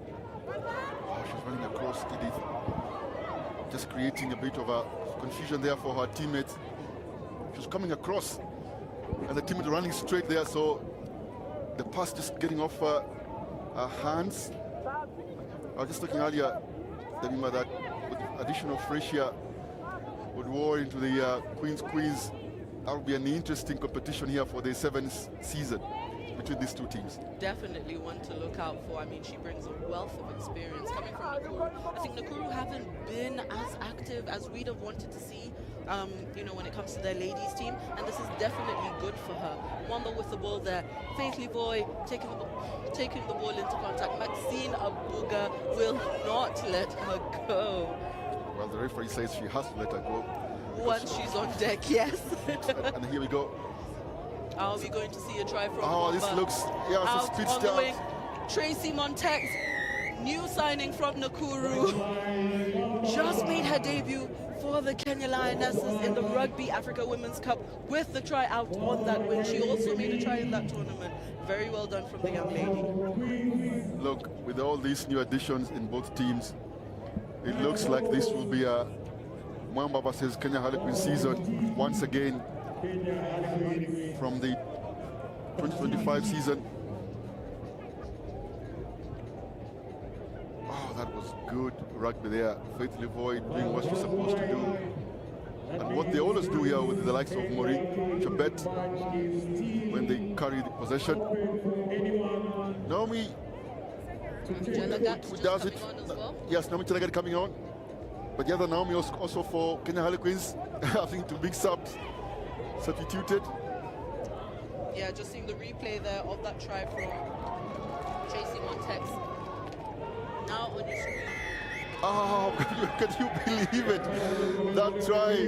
That try was just exactly what Mwamba needed. I've done that even last season. Just edging ahead here against the Kenya Harlequins Queens. What a wonderful display here of women's rugby and 7th rugby in general. I love to see the women's teams right now, especially. It's so competitive. You really don't know who's going to win or come ahead in the game. And this is exactly what Kenya Harlequins Queens and Wamba ladies are showing. These are beautiful scenes, showing the growth, showcasing rather the growth in women's rugby in Kenya. Yeah, that's true, but you'd expect that these two teams will be at the tail end of the national 7th season leaderboard, rather the top end, rather, I beg your pardon, as they were last year. There's about 15 or so, sort of 10 or so national team players on the field from both teams. That is high quality rugby that you're seeing there from those players. A couple of new players, young players coming through the ranks. It's good to see. Fantastic exhibition of 7th rugby, not just for women, but 7th rugby in general. Job well done by both teams. But eventually it's Mwamba who just edge out what I would call their new rivals here, Kenya Harlequins Queens, and win this one by 15 points to 12. You think Impala will have anything to say about that? You know, Impala have been... I think Impala rather are rebuilding, and every team goes through that phase sometimes, and they have been a standout team, you know, since their inception they've been doing well. Even when the ladies were really young, I remember playing, and those girls were something else. The likes of Judith Elma. I mean, right now, you've still got Naito Trauma with you, but you know, she joined a little later, but I am keen to see what Impala have in store for us. Those girls, I've watched them play. They're all really young girls, and if they stick together like that, I think they'll be a force to reckon with again. I think that's a fair point. Impala are in the rebuilding stage. They do have a lot of under 20 players, a couple of under 25 players, a lot of the new players, as you mentioned. Already 2 are in the national team already. Another Edith Naliaka. Yes, in the yes, national Edith team. Naliaka, yes. Yes. The likes of Nelly. You have Nelly yes, there. Nelly Chikombe as yes. well. Of course, the leader, Judith, as well, who, as you said, it'll be interesting to see. Kissa as well. you have got quite a few players at Impala. Yeah, but as you say, the young players are coming, and it's good to see. I mean, it's a wonderful display here of women's rugby. Fantastic, and looking forward to seeing them in the National 7 circuit. Apparently, they're supposed to play on the 2nd circuit. Yes, I think for the first time, they are supposed to play in all the legs. I mean, maybe the exception of one, but I think it's all the legs this season. Yeah, and that's really good to see. Usually we are struggling, especially going out of town, because you have no teams, you have resources. Yeah, but Kisumu are coming up with Kisumu Dolphins, so that's a new Kisumu team Dolphins, for the I saw ladies. Kisumu Dolphins, That is just brilliant to see. That means the game is growing. Look, I'll tell you what. If Kisumu have a team, any team in the western part of the country, we know that about 85% or even more of the players come from that part of the country. So if you have Kisumu Dolphins, you've got Chamberere down there as well. You have Chamberere, of course. You have a lot of teams from the western part of the country. Most of the teams actually come from that part of the country. But if you look at the spread across the country, there's a good balance, even from the central part of the country. A lot of teams come from there as well. And good academy. Black Blood also has an academy team as well. Yes, they do. I mean, that's so good to see, going into these games, because we've got a multitude of talent coming from the high school games. Yes, I've seen St. Kidimu from Embu, who also themselves do very well. I think won a couple of tournaments, in the age grade tournament. Also in the eastern part of the country as well, Kiambu also produces wonderful tournaments. But and Kinale girls, in the ladies. There you go. Yes, we've been dominating. And, all those Saint players Joseph have from nowhere to Kitale. go. Yeah, so you've got all these players and only a few clubs, and a lot of those clubs are in Nairobi. So it's good to see the game being spread, to other cities and other towns that are not centralized in Nairobi. Correct, and we all look forward to the National 7 circuit, not just for the men's game, but also for the women's game, whose exhibition we saw there earlier. Mwamba edging out Kenya Harlequins 15 points to 5. Wonderful display there of rugby.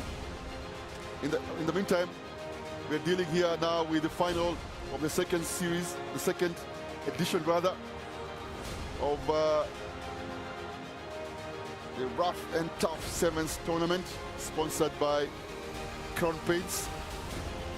This is the final.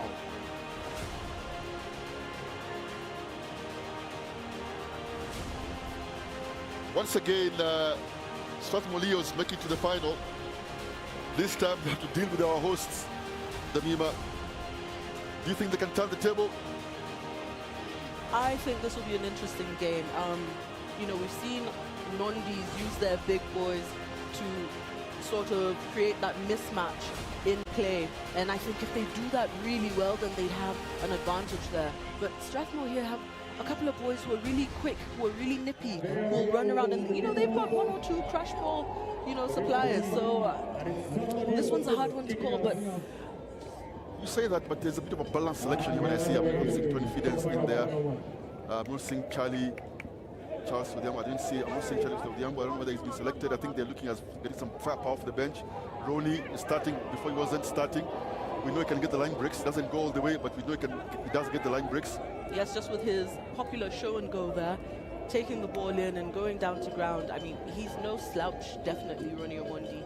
So we definitely expected that from him. Defenders just turning their back a little bit and not being sure whether he's going to go into the gap, but he does, and he knows when to take the chance. Taking it in, little chicken wing pass out.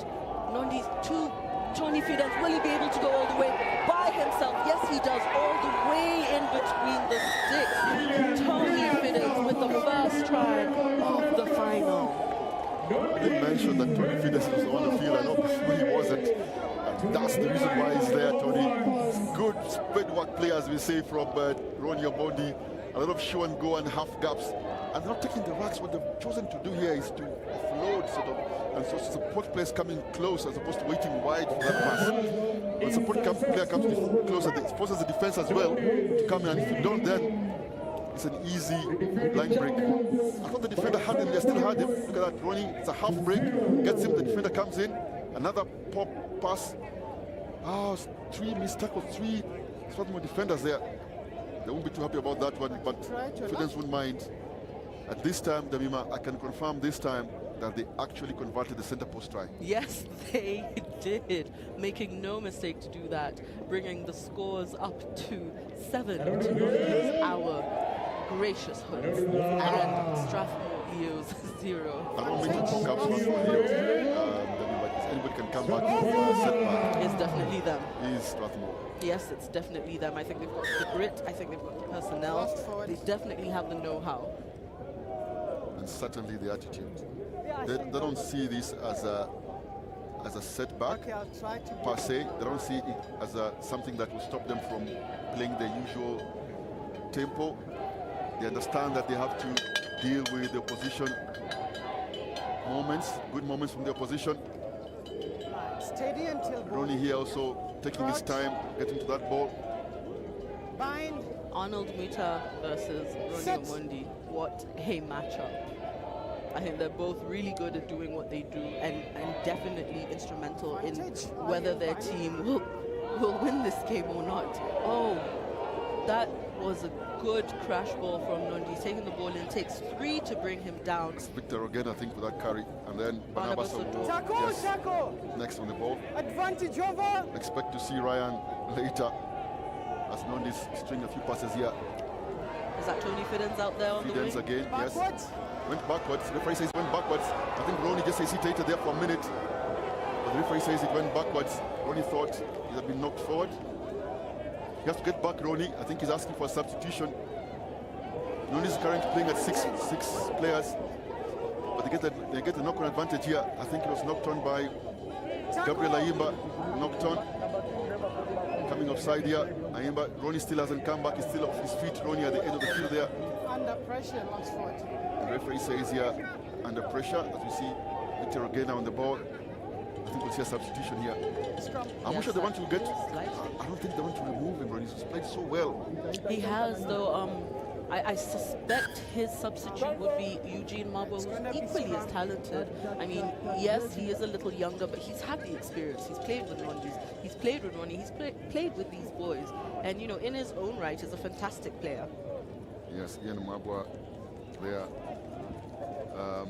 Another good creative player. Referee just checking on Ronnie. I think they have to make a substitution. And you called it, Damima. Mabwa is on the field.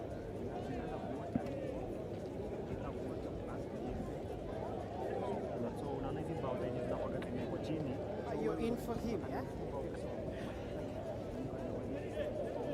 Set up and then I'll start. Ian Mabwa, they're definitely ready to join the troops on the pitch. And it's strong. I think that's a big loss here for Ronnie on this final. He's a really good creative player there. Ronnie seems to have a bit of a cramp, I think. Is it? Yeah, he seems to be walking gingerly, but he seems okay. It wasn't a bit of a knock. More of a muscle injury, as they call it. It's a big loss for Nandis because he did create very well. This is an opportunity, you know, now for Ian Mabwa to step up and, you know, show why he's on the squad as well. Ian Mabwa with the ball, sending it out. Tony Fiddens out there, taking it into contact. Good ruck from Nondis. Ball recycled quick. Will they manage to flow it all the way out? They've got a man out wide. Oh, it just steps back in. A couple of missed tackles, yeah. Yeah, just missed tackles, yeah. Little offload there as he went to ground. Nondis with their second try of the game. I think it's Victor Ogena for that try. But it looked that the first one with it was knocked on. I think he scored it. Oh no! Yeah. The referee says never grounded. Oh, we need a replay for this one. We would appreciate a replay. Which team had the ball after? Here we go. Here we go. The replay. This will show whether it was never grounded. I hope the referees can look at the screen. If they can look at the big screen, this will help them. Here we go. That's Victor Ogena. Does he ground the ball? Does he ground it? Of course he grounds it. It's a try. The big screen helped. The big screen did help this time. Big screen definitely helped there with serving as a TMO. the best the kick replay there. Oh, that was a bit of an... Nondies would definitely have been up in arms if they didn't get that I think try. it would have been more embarrassing for the officials. It's the problem sometimes when the player scores the try and then leaves the ball, which comes up after. Yes, it can look like a knock. It can look like a knock on, especially to the eye, but as soon as he has control of the ball, sometimes you can look, the player has control of the ball. It's unfortunate that the referee in the dead ball area was unable to make that decision. Yes, just seeing It the seems replay here straightforward now. And that's the first offload. Here we go. And he grounds that ball, although from that angle we couldn't quite see that. It's good grounding there. On your screen now we see Nondi's kickoff to Strathmore, who break on the line. Will he manage to go all his way? And he's still going all the way. That's Jerome Mukaisi taken down just before the try line. That is wonderful defense. That's Barnabas Award, I think. Barnabas. You could never write him out. Oh, Amon Mumawa there on the screen with the ball. Little pass out. Passing the ball, cutting back in, Strathmore. Oh, that was good scramble defense there by Nondies. Really wonderful was to watch. Try-saving defense. Good ball carried up from Sean Ogola, who releases it now to Ayimba, tries to do a chicken wing pass, but it's been caught out. It's a partisan crowd here from Nondies supporting their team. Yes, that I think he went off his feet. And Ayimba wants to play quickly, doesn't want to wait here. Ayimba is isolated. He's not allowed to come off. That's cynical. That would be cynical. Yeah, that would be cynical. That's a yellow card. I agree with the referee there. He didn't allow him to play quickly. And I think Rogena is guilty here for not allowing Ayimba to come off the ground. And he's sent out. Play.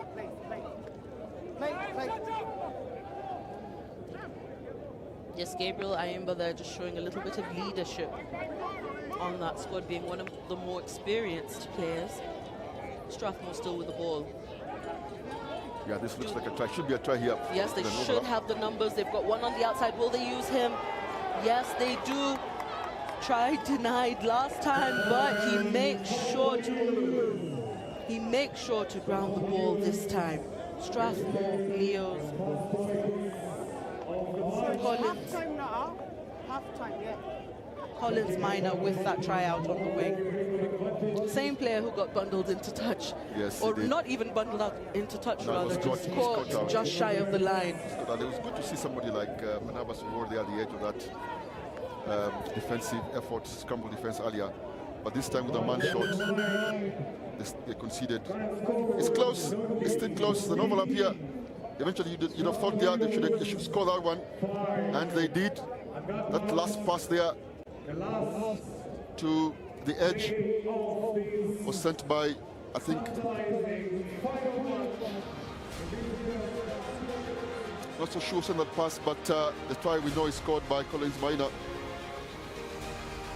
Fantastic comeback. Like I said, this is the team that if there's a team that can come back, then it's Strathmore's. Good start there by Nondies, the team in red, the home team, leading this one at halftime by 14 points to 5.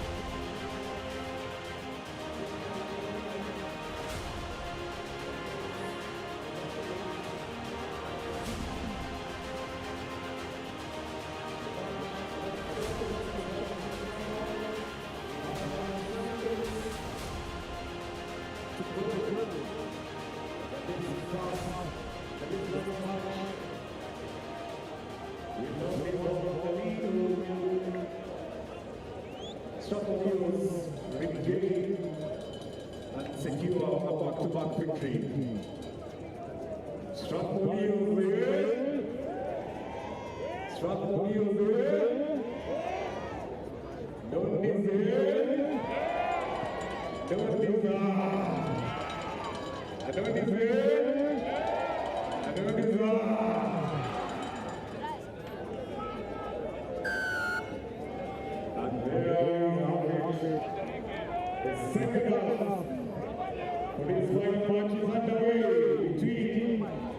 Ladies and gentlemen, we've got the second half of the final here.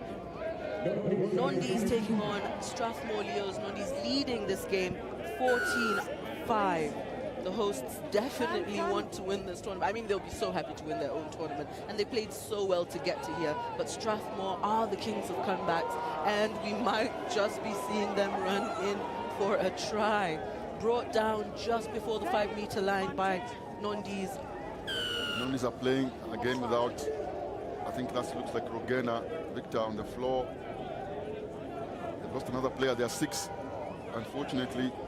And that's an easy, looks like an easy tap on the try at the edge there for Strathmore. Yeah, that's a try, it's given.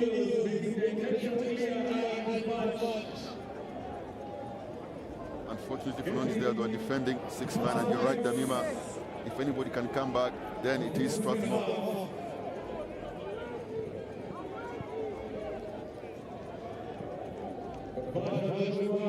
Conversion unsuccessful. The scores remain 10 to Leos, 14 to Nondi's. If Strathmore at the score, we're seeing a replay here where Arnold Muta passes the ball out, and that was easy sailing into the try box.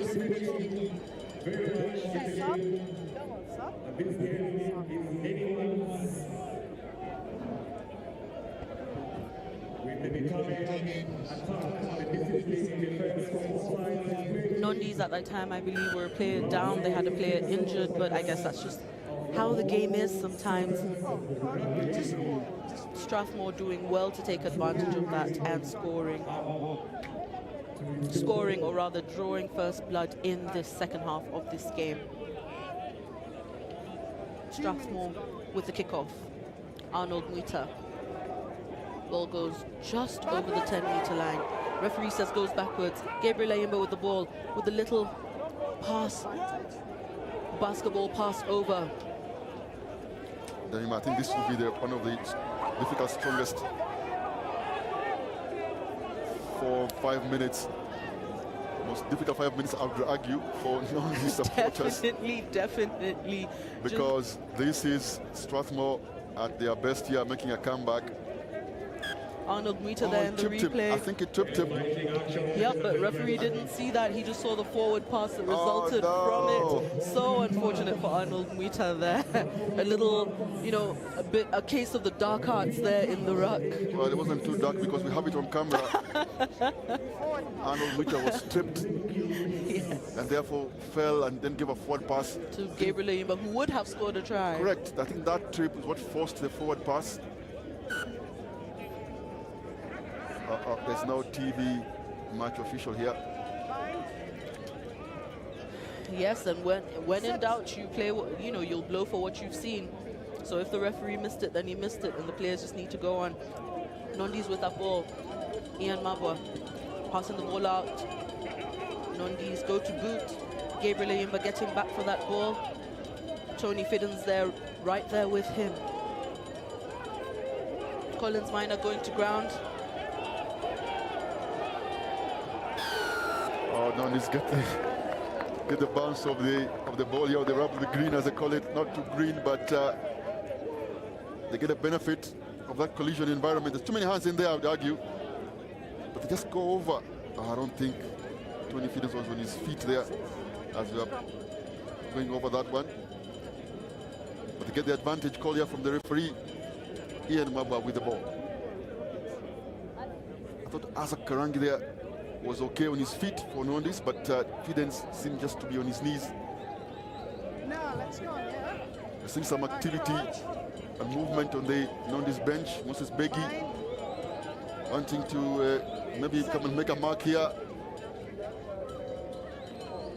Sankara Wafula as well, I think. Nondi's with the put-in, spreading the ball out wide. Has he got the space? Has he got the pace? Takes the ball into contact. Quick recycle. Oh, what they would do with the Ronnie Omondi at this point here. The distribution and with his elusive runs. Yes. But they've got numbers on the outside. Oh, but he chose to take it into contact. Yes, he did. I think that was Brian Ayimba. Was it? No. Ambetsa. Oh, it's a turnover here for Strathmore. And they've got numbers. Will they manage to go all the way? Collins Minor there. No stranger to the try box. This is exhilarating sevens rugby. I mean, this is really, really good. For the neutrals, of course, not so much for the Nondis or Leos fans. Yeah, I mean, we've had a couple of shots there of the Nondis, 15s players just so tense on the sideline. Yes, but you'd argue that Strathmore here are on the ascendancy and seem to be knocking on the door here. Should he have gone with the pass on the outside of Fuller Samuel? Oh, it's caught out. It's caught. But referee again. This looks like another. This looks like a yellow card. 11 is being called back here. It's a little bit cynical there. You're offside, and then you attempted to tackle him. You're going off.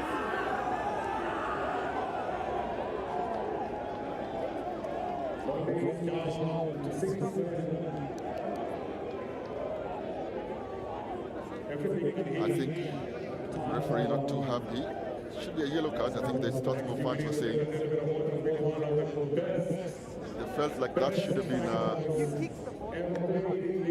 a yellow card. Fuller just stepping back in and then shoving off the Nondi's defender.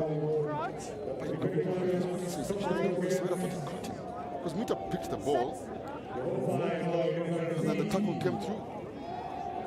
Well, anyhow, we've seen a Strathmore put in. They've got a man out on the outside. But the Strathmore player struggles to release that ball, takes the ball to ground. Collins picking it up, taking the ball in himself. Edge of your seat rugby here, sevens rugby. Really is. Oh, that is a penalty from Ghana. That is a penalty. And that's the second time. This should be a try, really, you'd think. And you're right. That is a try for the Strathmore Leos. With 20 seconds to go. And Damima, he has 30 seconds, I think, between this conversion and the kickoff. Referee says you still have to take a kickoff. Already there, Barnabas Award was already on the ball in his hand. Yes, quick tap there. Yeah, it's a quick tap there by Wafula. Himself and grounded the ball. That's very good awareness from him. I think he realized the Nondi's players weren't ready. They weren't back on their line.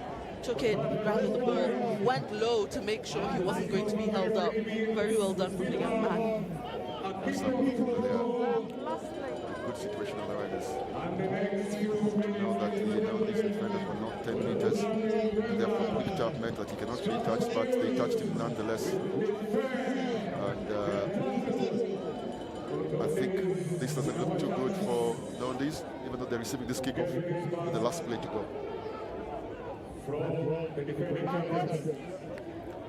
Ian Mabwa with the ball. Passing to Moses Begi, taking it to ground. This is an interesting last play. And the knock-on that ends the game. Oh, knock-on there from Timothy Lugalia right at the end. I know that the Nondi's players were really happy at the result, but they got to the final. This is a step better than last season. You know, I'm sure the young man will be gritting his teeth at this. The Strathmore Leos elated, as you can see on your screen. Yeah, anything of the sort. Timothy Lugalia there with the logo there. Any loss is painful. screen. That is a difficult moment for the hosts here. Now this losing their own tournament. Yes, they have improved this season, as you said, Demima. But I think they were on the lead throughout the game. Yes, I actually but think they they were played very dealing well. with the comeback. Prince says in Strathmore, or you can call them the comeback kings. Yes. They are young men. Yes, and they are kings, but yes, they and they are are the kings of the Rough and Tough Sevens this year. Yes, they are. Very well done to Strathmore, coming from behind, making sure to stamp their authority once again. This is brilliant. That is a wonderful win for Strathmore Leos. Edge of your seats, Rugby.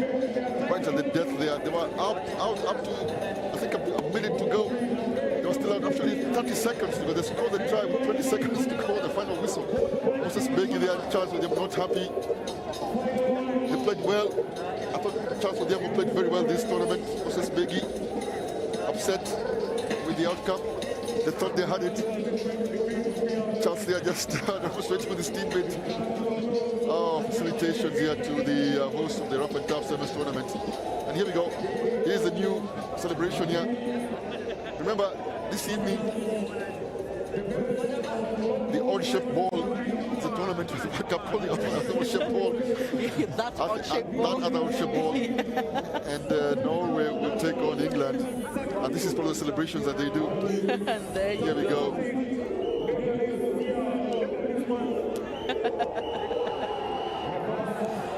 But it is really good to see them so happy. They have worked hard for this, and I believe they do deserve this win. Oh, it's a good display of Sevens Rugby.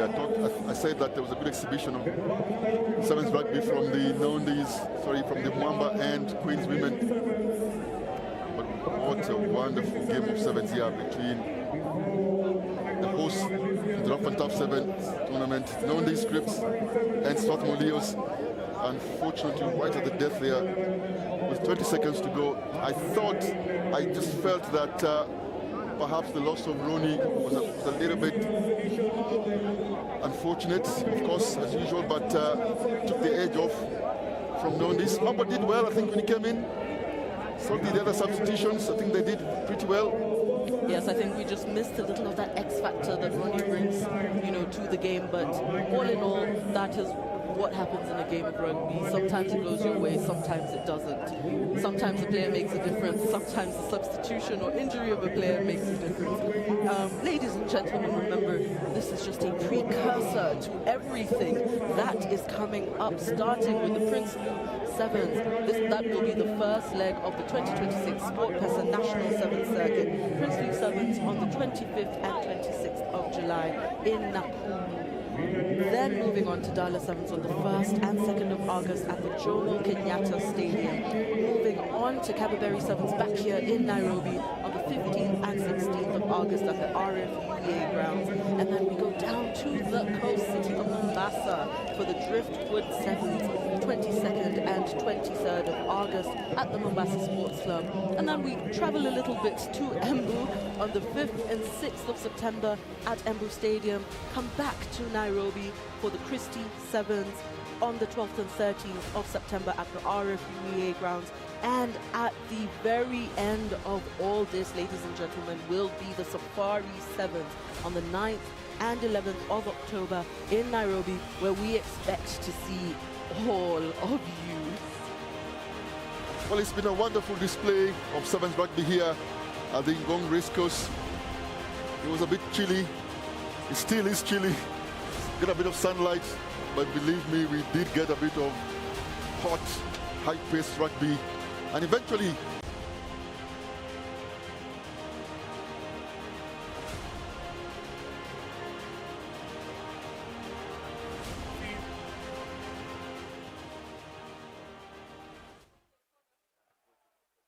Fidens, Tony, kindly make your way to the main dais to receive your most valuable player of this year's Crown Paints, Ruff and Tuff 7-a-side tournament.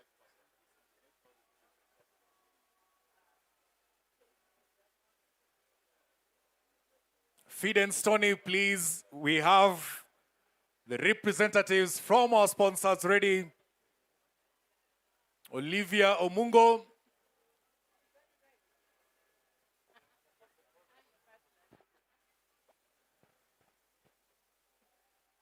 And this year's most valuable player of this tournament is none other than Fidens Tony.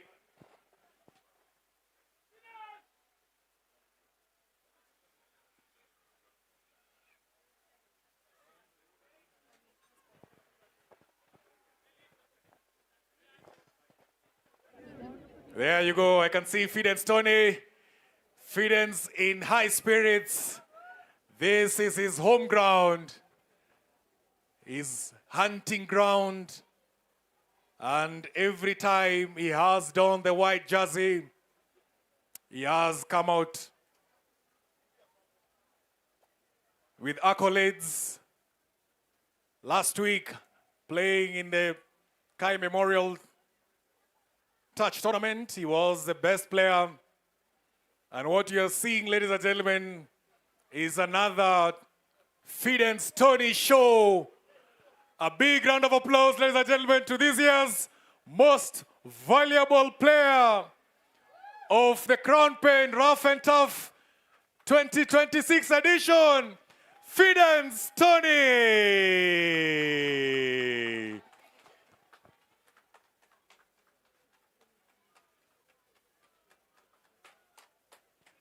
Congratulations, Tony. Well done.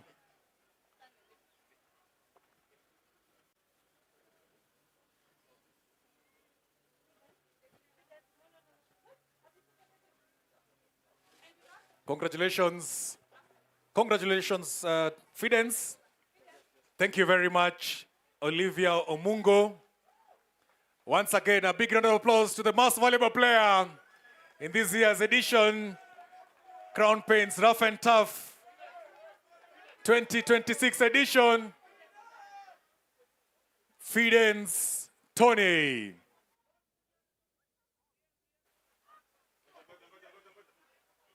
Next up, I will call upon Kelvin Munyi. Kelvin Munyi from Crown Paints. Please come forward and help us award the next category. And the next category, we will be awarding the top try scorer. This is an individual award that recognizes the individual with the top tries, the most tries in this Tri-Fest. And I will call upon Kelvin Munyi. Kelvin Munyi from Crown Paints, kindly step forward and help us award the next category.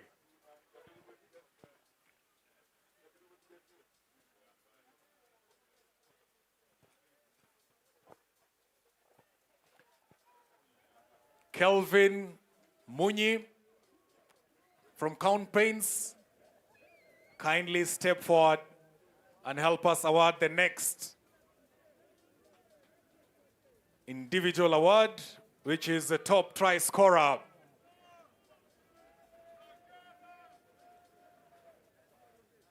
Kelvin Munyi, if you can hear me, please step forward. Kindly make your way to the main dais.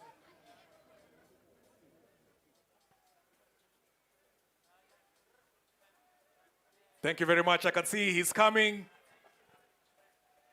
Let's give him a minute. He will be here. Kelvin Munyi from Crown Paints. Crown Paints has been our main sponsor for this year's Crown Paints Ruff and Tuff edition.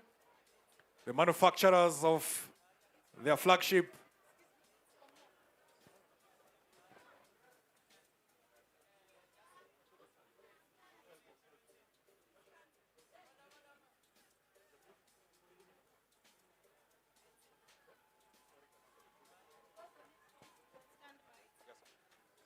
As Kelvin Munyi gets here, I would like to call upon Senorin from Sport Pesa, who will be helping us to award the next segment. Kindly, Senorin, step forward. And equally, I would like to call upon Geoffrey Waweru from Hemingways to come closer to the dais to help us award the runners-up. And there you go. I can see Kelvin Munyi is here. So for the next category, the next award is the top try scorer. And the top try scorer of this year's Crown Paints Ruff and Tuff 2026 will be awarded by Kelvin Munyi from Crown Paints. And it's none other than Ronnie Omondi of Nondes RFC. Another individual winner from the home side. Ladies and gentlemen, a big round of applause to this year's top try scorer of the Crown Paints Ruff and Tuff Sevens Rugby Tournament. It's none other than Ronnie Omondi. Congratulations, Ronnie. Taking a hit or a beating from the main cup. Getting off early in the final match with an injury at the back. But that doesn't stop the spirit. And you can see him being ushered by his teammates. Once again, the captain leading from the front. Congratulations, Ronnie Omondi, this year's top try scorer of the Crown Prince Ruff and Tuff Sevens Rugby Tournament 2026. A big round of applause to Ronnie.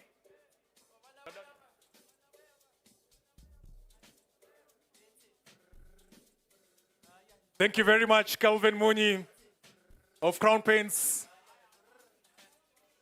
Congratulations, Captain Fantastic, for leading from the front and winning the top try scorer. Thank you very much. Congratulations once more again, Tony.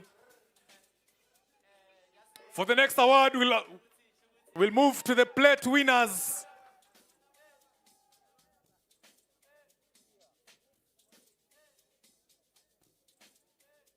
And for the plate winners, Senorin, I'll call upon Senorin from Sport Pesa.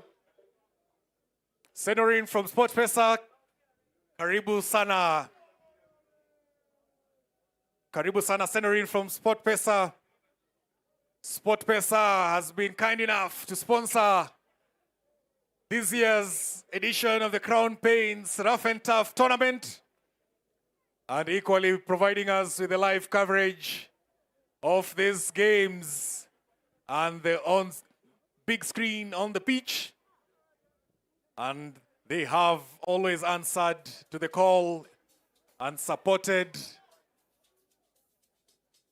the development of sports in Kenya, and specifically rugby, sponsoring the national side and also the main sponsor in the upcoming National Sevens Circuit.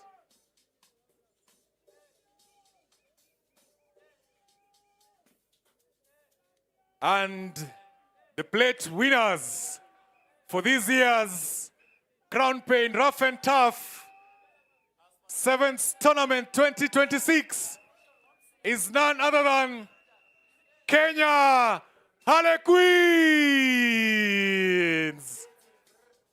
Congratulations, Kenya Harlequins, emerging the winner in a hard-fought bronze final against Nakuru RFC. And they will walk away with a beautiful plate winners trophy. I would like to call upon their representatives. I can see their representative.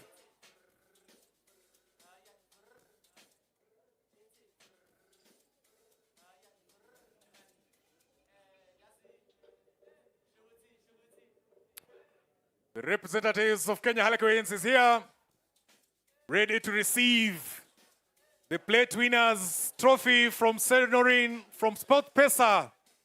Ladies and gentlemen, please join me in giving a big round of applause to this year's plate winners, Kenya Harlequins. Congratulations, Kenya Harlequins. Thank you for gracing this year's Crown Paints Ruff and Tuff Sevens tournament and winning the bronze medal match. Thank you very much, Senorin from Sport Pesa. Congratulations to Kenya Harlequins. And that means we'll now move straight to the next segment. And I'll call upon Geoffrey Waweru from Hemingways. Please come forward and help us award the runners-up of this year's edition of the Crown Paints Ruff and Tuff Sevens tournament. And we'll call the individuals.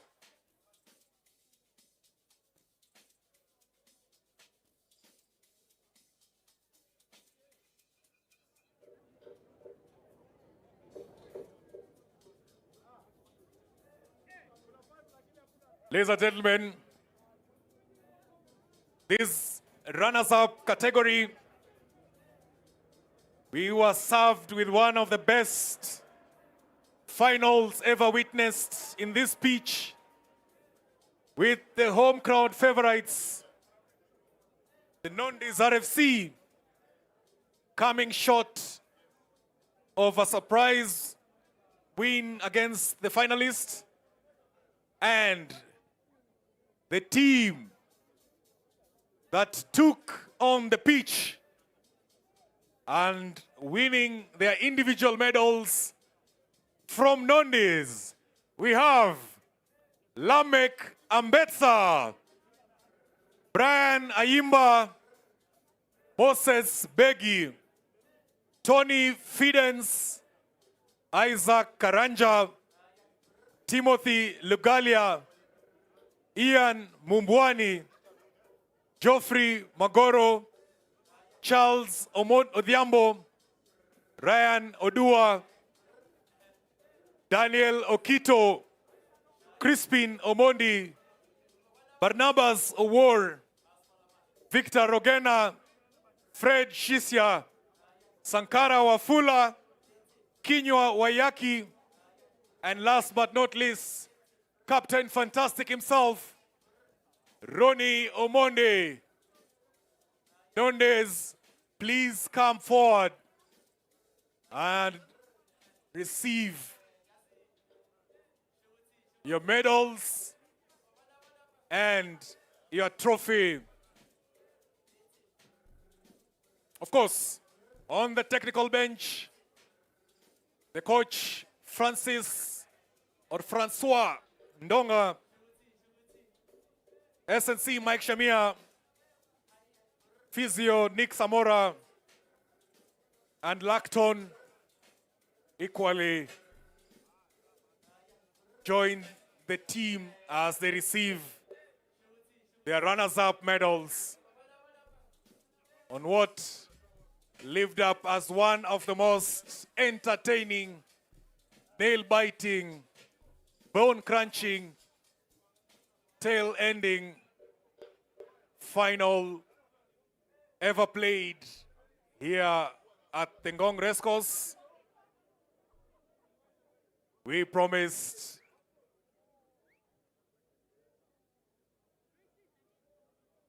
a remarkable tournament, and I believe the finals truly lived up to the billing.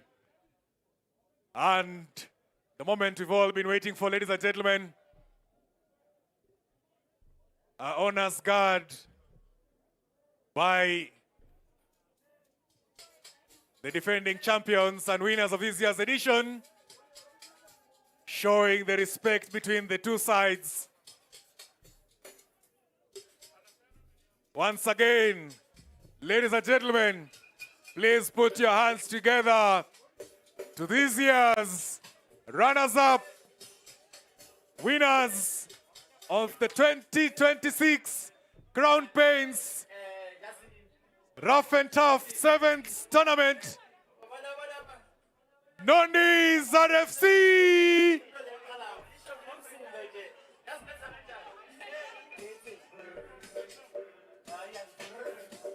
Congratulations, Nondes.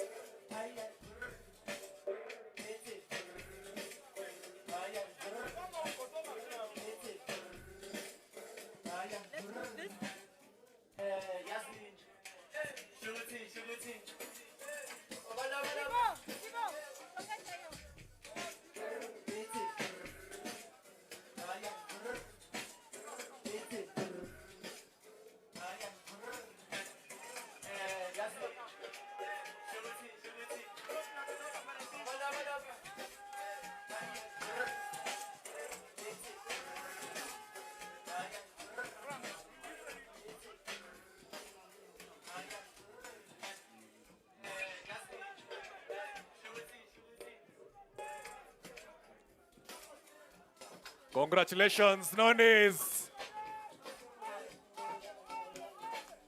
Well done.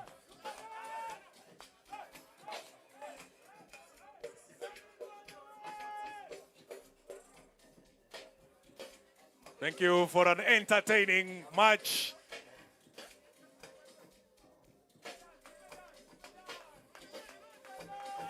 Keeping all the spectators on the edge of their feet. Delivering one of the best finals ever played.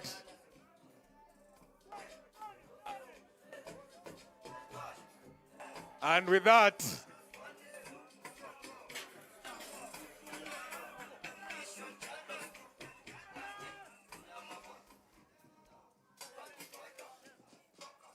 ladies and gentlemen, the moment we've always been waiting for. Of course, it wouldn't be a celebration without a few dance moves. And this is where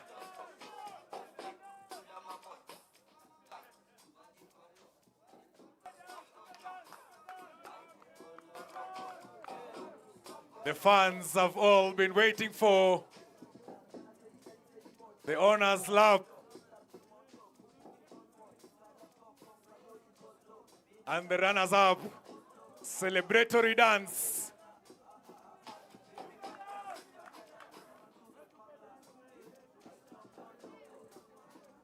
Thank you very much, Geoffrey Waweru from Hemingways.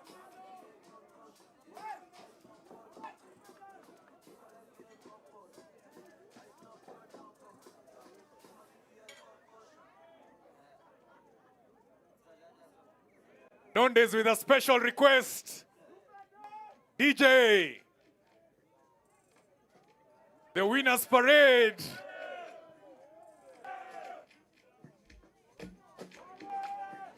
And there we go. The latest dance moves in town. Delivered to you in this year's Crown Paints Ruff and Tuff 7th tournament. Hey. Hey.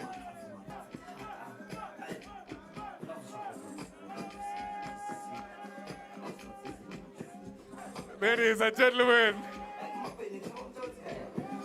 those shoes are real dancing shoes. Hey. Your latest dancing moves.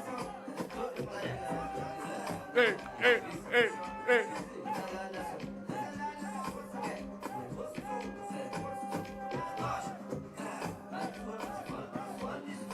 Ladies and gentlemen, a big round of applause to our runners-up.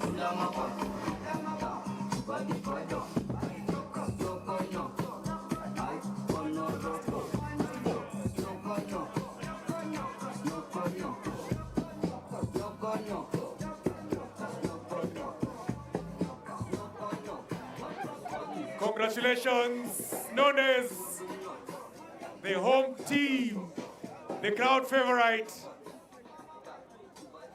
Thank you for a captivating final match. The best, one of the best matches we've had in the recent past. And with that, it will see the respect being reciprocated. Dundee's RFC setting our honors guard on ready for the finalists and the winners of this year's Crown Paints, Ruff and Tuff.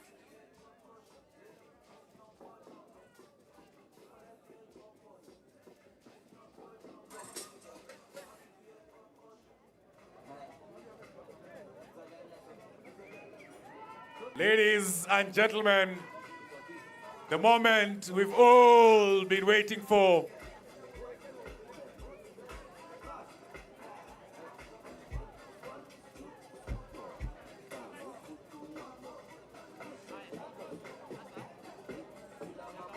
I'd like to call upon Pete Tyrrell. Pete Tyrrell, please. We would like you to help us in the next segment in awarding the winners of this year's Crown Paints Ruff and Tuff 7th Tournament 2026. And I'm reminded, the two-time champion. Hold on, your horses, ladies and gentlemen. Not a first-time winner, but a two-time winner of the Crown Paints Ruff and Tuff 7-a-side tournament. Kindly Pete Tyrrell. Pete Tyrrell, kindly join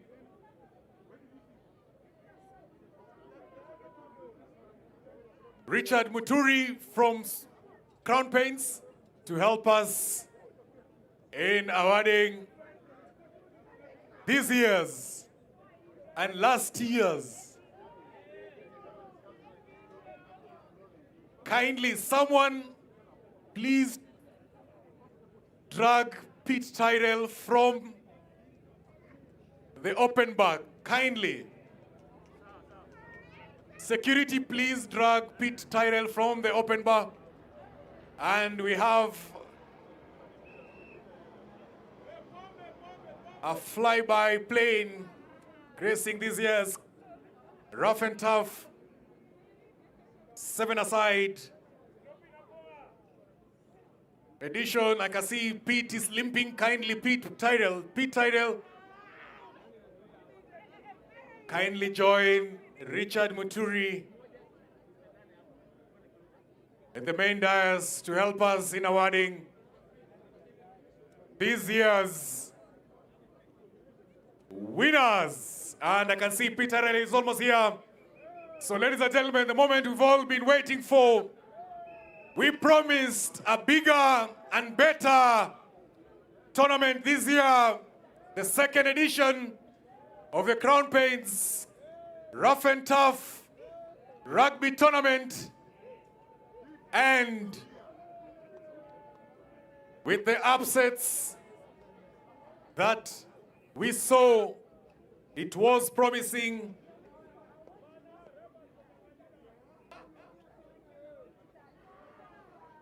And exciting, and I can see Pete is here. So ladies and gentlemen, I will not stay in between the winners and their trophy. And the winners of this year's Crown Paints Ruff and Tuff Rugby Tournament and two-time winner of this tournament, proudly led by Gabi Aimba, is none other than Stratmolios! DJ to you for the winners.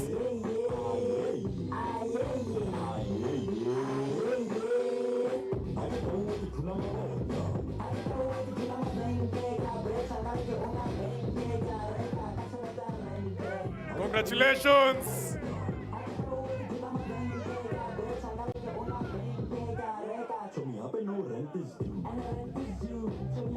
Hey, hey, hey.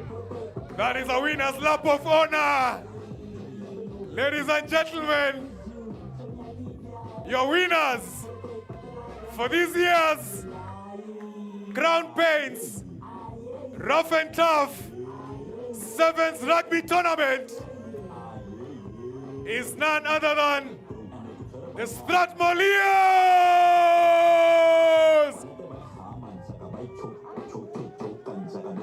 Strathmolleos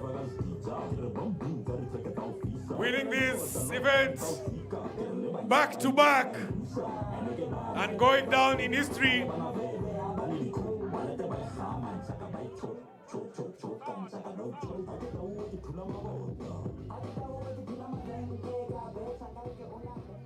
And in that team we had Gabriel Aimba, Samuel Wafula, Bethuel Anami, Patrick Kluivert, Shea Mokola, Thomas Opio, Dennis Tubey. And in the backs we had Amon Wamalwa, Daryl Wendo, Arnold Muita, Elton Amalemba, Morgan Ochiel, Salim Owino, Fitzcon Kamulomba, Collins Maina, Charles Abiero, Hamza Maise, Nahashon Mwangera, and in the technical bench, led by head coach Willie Zojal, TM Harold Tende, Physio Nahashon Owino, SNC Joseph Kashena, and the video analyst Evans Bet. Ladies and gentlemen, your winners and two-time winners of the Crown Pain Ruff and Tuff 7th tournament is none other than Strathmolleos.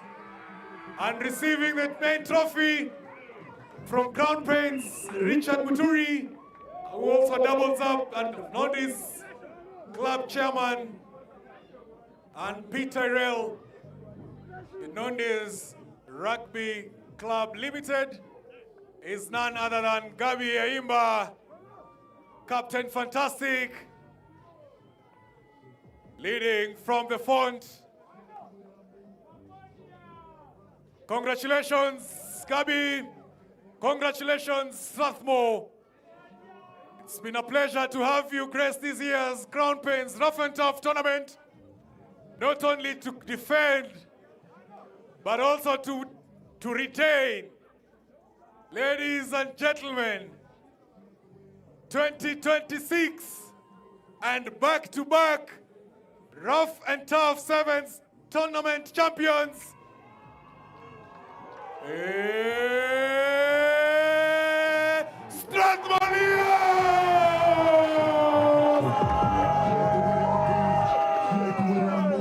What a way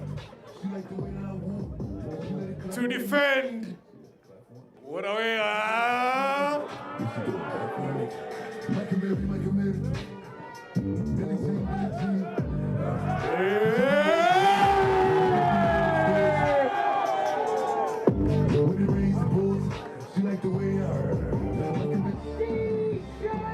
And of course,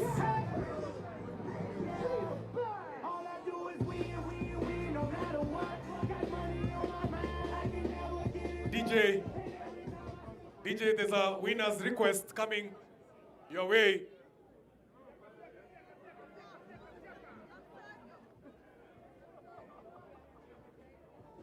DJ, you have a request from the winners.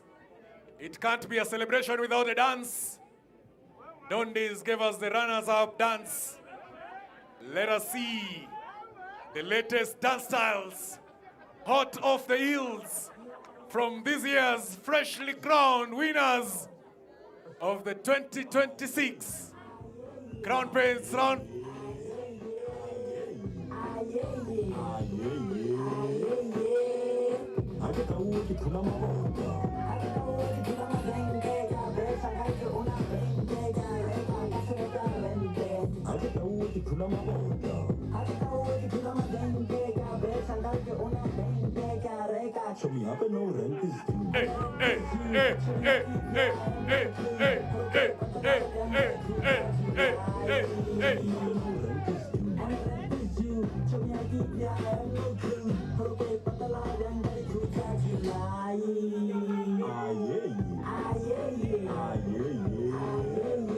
Ladies and gentlemen, your winners of this year's 2026 Crown Prince Rough and Tough Champ,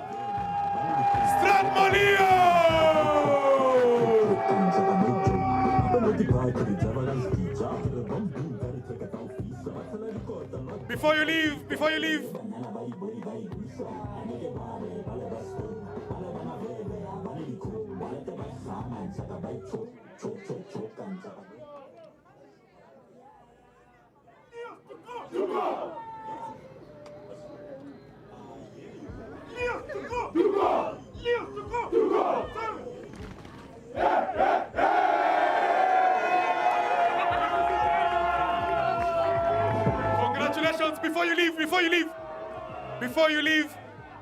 before you leave, we promised a big and better tournament. You won't walk away with just a trophy. We have some special assorted drinks from our sponsors today to usher in the celebrations, and a replica trophy for keeps, since the original trophy will retain and will be inscribed with your words. So, ladies and gentlemen, the winner once more for this year's Crown Prince Rough and Tough Tournament, Strathmore Leos. Congratulations, Strathmore. Congratulations, Nondes. Congratulations, Kenya Harlequins.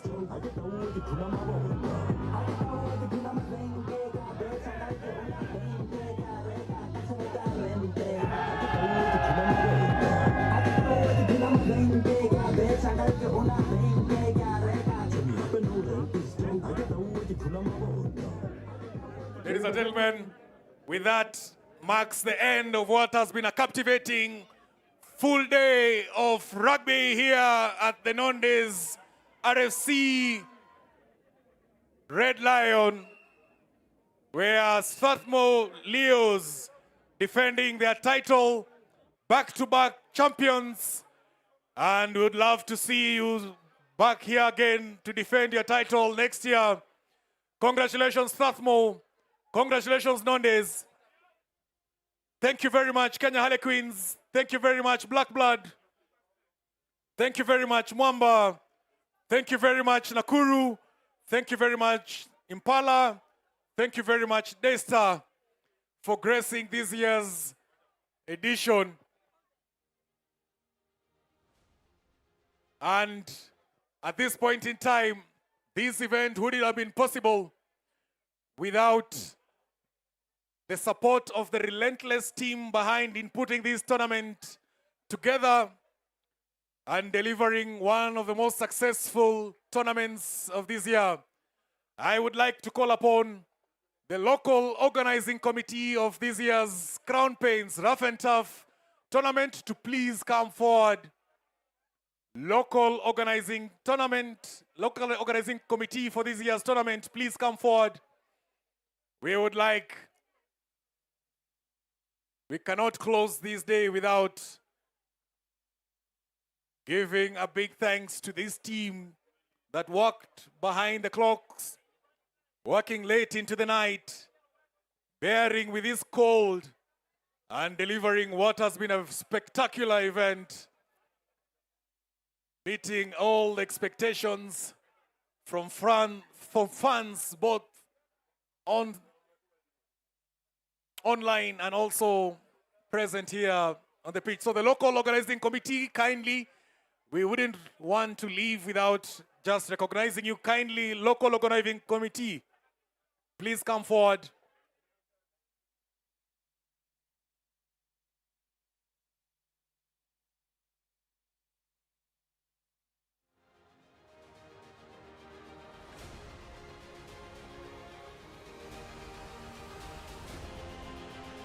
Local organizing committee, kindly come forward to the stage.